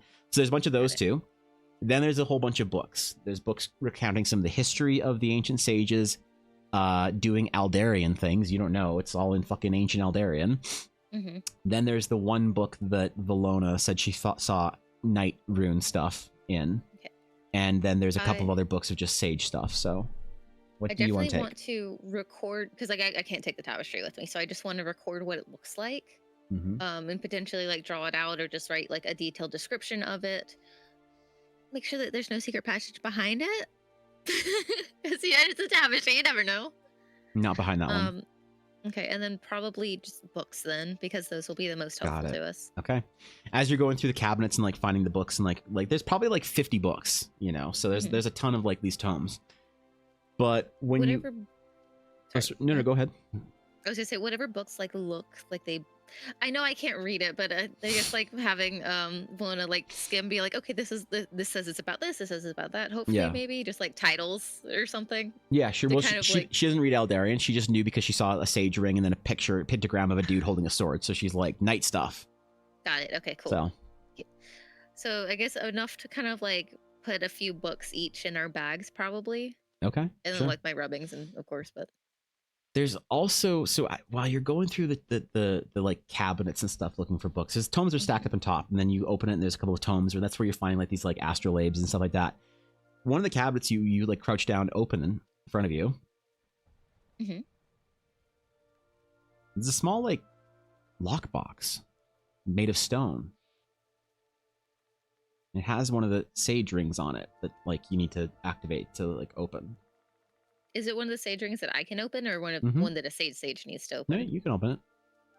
Okay, let's peek it open real quick. All right. You place your hand on it, and it glows, and then the stone separates and slides to the side. And inside is a glittering trove of ancient Aldarian gold pieces. I immediately slide that shut and just go, and I put it in my bag. Now, you know these are not just gold pieces. Uh-huh. These are ancient gold pieces. Uh-huh. They're like historically significant. Uh-huh. So they're probably worth more than a gold per piece. Uh-huh. Hey, he's got this little treasure chest of them. Yeah, we're just like, shinies. Oh, this could make a flip. And she just puts it in the bag and just like, okay, poker face. It's real heavy though. She's like, it's like a 40-pound stone box of metal. Big. Okay, no, but like it's not huge, but it's a stone box full of gold. So she puts it. She's like, I really need that floating book back. Okay. Yeah. All right. She's officially encumbered. Got it. Cool. Yep. Once we leave here, my entire thing is going to be playing it off like I am not encumbered. Though if you but if you want to, by the way, you can go into your inventory and if you right click on it, then you can hit send to, and then the party list comes down and you can send it to Sabine, or you can hit send to camp. But you don't really trust camp. We just take every book that we like, pick every book, send it to Sabine, send it to Sabine. Yeah, okay. All right. It's just a teleportation. Go on. Ah, shit, man. God damn it. They play Baldur's Gate once. They think they can send to camp. Yep. A lot of players actually asked me if they can do that. I was like, fuck off. But no, of course you can't. They're like, is this a D&D rule I didn't know about, Evan? Did you never tell us we can send things to camp? I was like, stop. I can't tell if you're serious. I'm fucking crying for just the sending spell. That's all I want in my whole life right now. It's level 2's a rough level, bro. One day. Yeah, I mean, there are relics and stuff that allow for communication, but they usually cost a little bit, you know? Don't worry about it. Yeah, okay, got it. Yeah, so what do you do with this? You put it in your bag and you're just trying to pretend that you're not, like, lugging a giant 40-pound, like, stone box? Pretending like I am not encumbered as soon as we get in front of anybody ever. That is my entire goal. We're playing it off like we have not gotten in here. Okay, cool. I mean, you guys have like bags and shit, so. Yep. Okay. All right. So I don't want to like load up our bag to the point where like it's pretty obvious we found some shit. Like I Sure. still want it to look like, especially like if you have like bad charisma or whatever, it doesn't look like it. Like you don't have to be like, oh yeah, my bag's empty. Right. Like I don't want it to pop up as a question. All right. Okay. Like Yeah. just taking what we perceive as like the most important and the bag of gold. And the box of gold. Yes, of course. And okay. the box of gold. Yeah. Yeah, naturally. And the box of gold. Okay. And so, the box of gold. uh, You know how trinket shiny thing loving Runa is? Do you really think she could look at that and just be like, later? Yeah, you know, it's fine. Just a heavy box. It won't go anywhere, right? Just a heavy box, it's fine. Yeah. Yeah, Just it's don't fine. look aside. Okay. So when you guys get out, Kalik will press hands on the rune, and the rocks like come together and like lock shut. Mm-hmm. And it is now after dark. Okay. Well, it's not quite. It's there is still sort of a little bit of, on the side of your island that you're on, the sun is setting on the opposite side, so you see sort of like dark sky in front of you with stars beginning to pop out, and you do see above you though kind of like the orange hues of sunset on the far side of the island. So there's a little bit of light, but it is definitely after dark, twilight kind of era. We should probably hurry. Vilona says, and go where? Back to the inn. In the That's all we city? really... no, the inn in the tavern, the barkeep, the tavern thingy. Darling, that wasn't an inn, that was a tavern. Tavern inn thing, whatever. It's fine. It's They didn't have rooms. Yeah? Where are we going to stay tonight? We can camp. Okay. All right.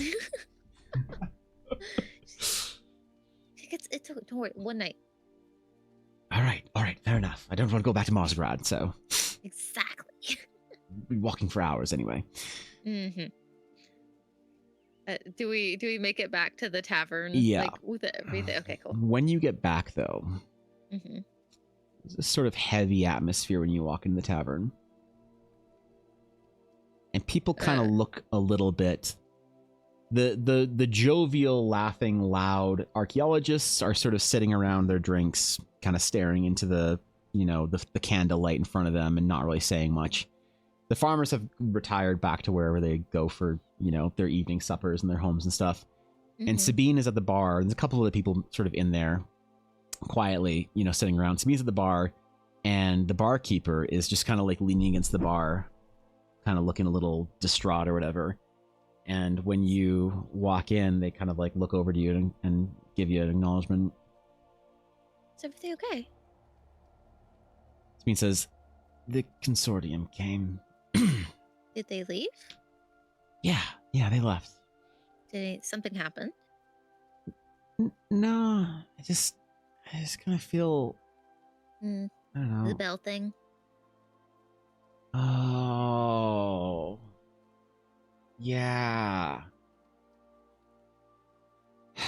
She kind of sighs, and Kalik just like kind of leans into you and says, should I help everyone, or would that just alarm them? Or I think it would just alarm them. The barkeep, you said earlier that it kind of, you don't feel so bad the next morning, right? I feel all right. It's fine. You sleep it off. A day or two passes. So So it's fair to assume then that the color thing fades, right? it's the magic on it, yeah. Yeah. The spell. Mm-hmm. Maybe you get used that to has it. to be kept up. Oh, not necessarily something that has to be kept up.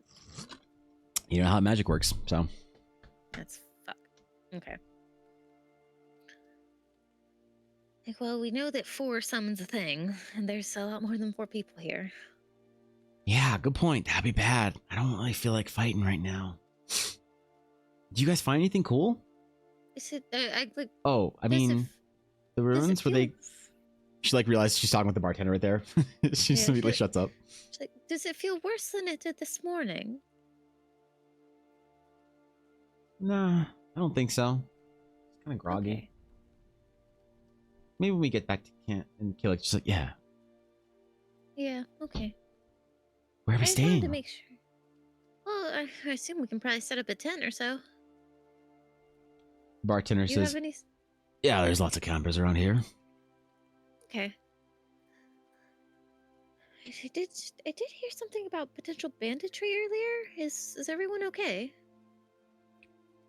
I haven't seen anyone around here, so yet should be The fine. farmers did some pitchfork stuff. Like I said, keeping the rural folk under managed to convince them not to do anything with the consortium. So, That's fair. but Thank you. bandits can't really help them. Yeah, that's fair. Well, I hope everything works out okay. It should. Appreciate you. I'm glad everyone was okay. Well, And your warning helped me wrangle people a little bit, so you might have saved some lives. That's the goal. And I'll go over to the archaeologist table and thank them again for sharing and taking us down. You're kind of like, yeah, of course. There's, they're all sort of happy for you that you got to see that, but they're all like very tired and kind of like drained or whatever. Yeah, it's like, rest up, okay? No, give them a little tap on the table. Well, where do you guys want to set up camp? Sabine says, should we set up close and like near people or stuff, or should we set up far away where they can't hear us plotting? We're gonna plot, right? No, let's not. I don't think we have anything to plot about. Oh, Let's probably okay. set up close, just in case there are bandits around. We won't have to worry as much. Okay. Mm-hmm. All right, you guys get your little. She's Sabine's talking about plotting in the middle of the fight.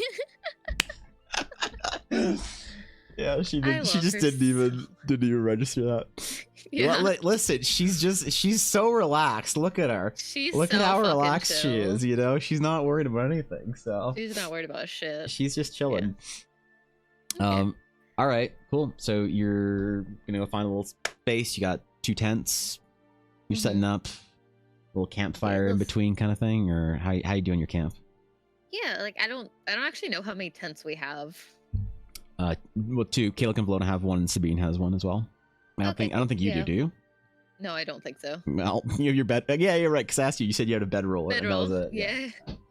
Fair enough. I assume Sabine offers to share or something.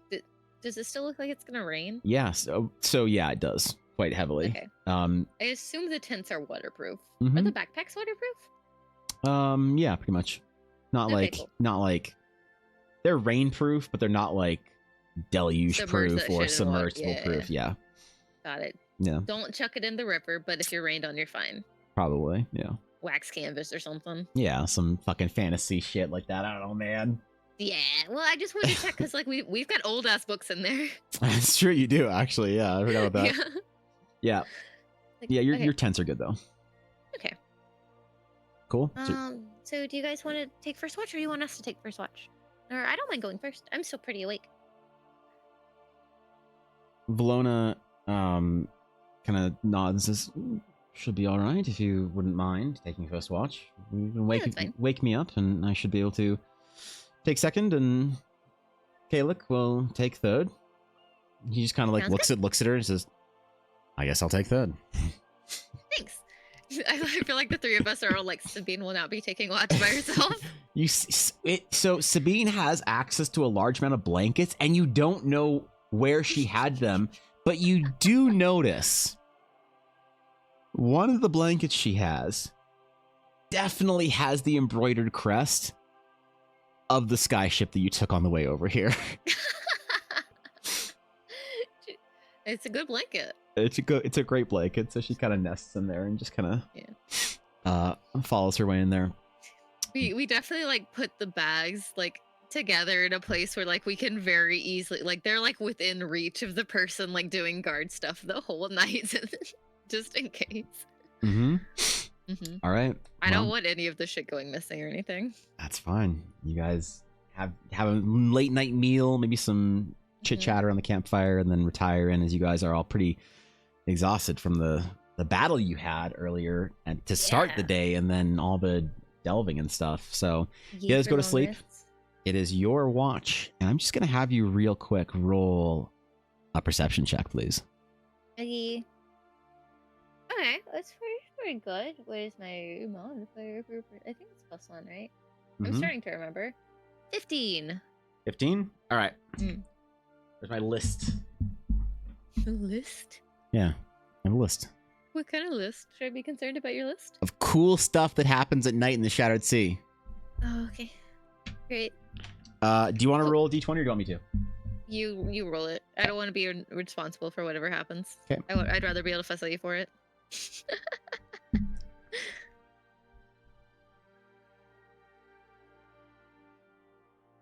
Okay. While you are chilling and taking your watch, there's other people around, you know, because you're in like camps, like people are camped out around. There's some religious pilgrims, and then some the archaeologists have a little tent thingy going on, and then people are just around here. You notice a couple feet away, there is a glint of metal in the sort of the trodden on grass right by your camp. What do you do? I think I'm gonna note it for later because I don't want to like walk away. Like if it's in the grass, I assume it's like somebody dropped something, kind of a thing. Yeah, it's like a couple feet away from you. Yeah, I'll just wait because I don't. It feels like the kind of thing that like it would be set up as a distraction. Okay. So I'll wait until I wake up. What Kalik was taking second one or Valona? Valona. Valona. Until I go to wake up Valona, and then I'll go check it out since then she's awake and two people is safer than one. Sure, yeah. She stirs awake and kind of rouses from the tent and kind of cracks her knuckles and gets cozy by the little dying fire. And Good morning. Really, I saw something over here earlier, and I'll go check out and see. Yeah, so it's just be like a belt that fell off somebody, and you see a little bit of the butt, like you see the end of a dagger, and it's the dagger is in a little sheath and is attached to the belt. And it's a very nice, well-made, fine leather belt. Like this is like pretty new, you know, fancy, this is rich people, like shit. noble shit, you know. What the fuck? And it actually has a little pouch on the other side of it. And Like pick it up and take it back to where Valona is. Yeah, I mean, so the dagger looks very finely well made. Very, very finely, you know, engraved, and it is you just can't have to fucking identify it. It's just a +1 magic item dagger. Holy shit! And then on the other side of in the pouch is okay. It is. I was expecting bad things. I was expecting good things. No, I love giving my players cool shit that they have on their watches. Oh, that's so cool. Because they never trust it. No, but yeah, so in the bag is a healing potion. What the fuck? Yep. This has to be from one of those hoity-toity, like she does like air quotes, archaeologist people, right? Lona just looks at it. It's far too nice to be from one of the regular people here. Right. I'll like take the knife off of it since it's a magic knife, and I'll hand it to Valona in case we have to fight one of those ghosts again. It's not preferred, but at least I'll do something. She like looks at it and says, "All right, well, it's more of a Sabine thing, but I'll happily take it. You have one already." She had something, right? She seemed to. We can always get together in the morning and see. I just don't want anyone to not be able to defend themselves, you know? Fair enough. Mine for now. And she tucks it into her armor. So who should hold on to this? And I like kind of like swish it back and forth. I think you're the likely one to be injured. So you're Sabine. I mean, you say that, but you're the one who got injured earlier. She'll do like a little chuckle to herself. She just like scowls for a moment. I'm usually far more nimble in combat, so I'll give her like a pat on the shoulder. I'm just picking on you. Thank you for taking a watch, and she'll go to bed. All right. And with that, I've been so bad about notes today. Oh my god. Yeah, I haven't taken a shit. I'm gonna need somebody tomorrow morning on stream. I'm gonna write down my notes from this session, so I'm gonna need somebody to help me remember shit. Okay. And I think that as you fade to evening and into night is a perfect place to end the session today. But before we do, As sleep begins to creep its way across your consciousness, you feel some sort of a strange vision of home, of your village.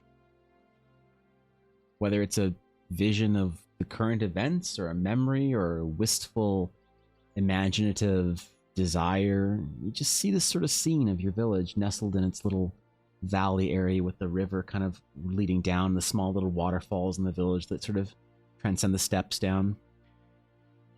You see a image of your...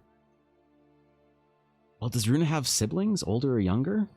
Oh, definitely. Yeah, I'd imagine. Big family, right? Yeah. Yeah, so big family. you see the two youngest siblings, your youngest sister and your youngest brother, and they're running together down these steps trying to leap over, see who can leap the furthest down whatever rocks to kind of outdo each other. And they've got their little sword sticks that they are playing with, and they land on a little crest together and begin clacking them together like, their big sister Runa does or whatever. And, Aww. and they're running, and then you kind of see the vision fade to, your mother in the kitchen baking that super delicious butter loaf that was just your favorite, that you could smell across the entire village. It's just this kind of idyllic scene, it's like perfect home left the way you left it. Your family's happy, and yeah, it's strange, but it's real oddly comforting. So, and that's where we'll leave it for tonight. So, thanks for playing, Fishy. I appreciate it. At all. I didn't say anything concerning. No, you didn't. Not Nope. a single thing. Nope. Why would you be concerned? Because I brought up your family and your home. No reason at all. Yeah, that's Mm-mm. fine. Yep. That's all it is. Hey, thanks for playing today. Thank you for Gabe. I'm so happy. Yeah, you discovered you did a lot of shit. I thought you were gonna spend a lot more time in Marsgrad doing Marsgrad shit. I was worried about Mosgrad shit. I don't know. I don't know I'm what you're not gonna like do, your bro. other group who spends weeks and weeks in towns, I guess. My bad. They are on week 4 of Grand Crest. Wow. Yeah.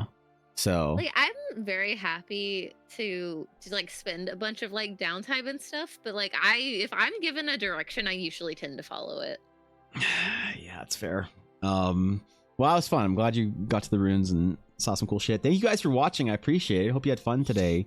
As like kind of maybe the first like game where they're doing game stuff. We're doing game stuff. Combat. We did. You fought a guy. You fought a dude. I fought a also was not guy. expecting you to fight a dude.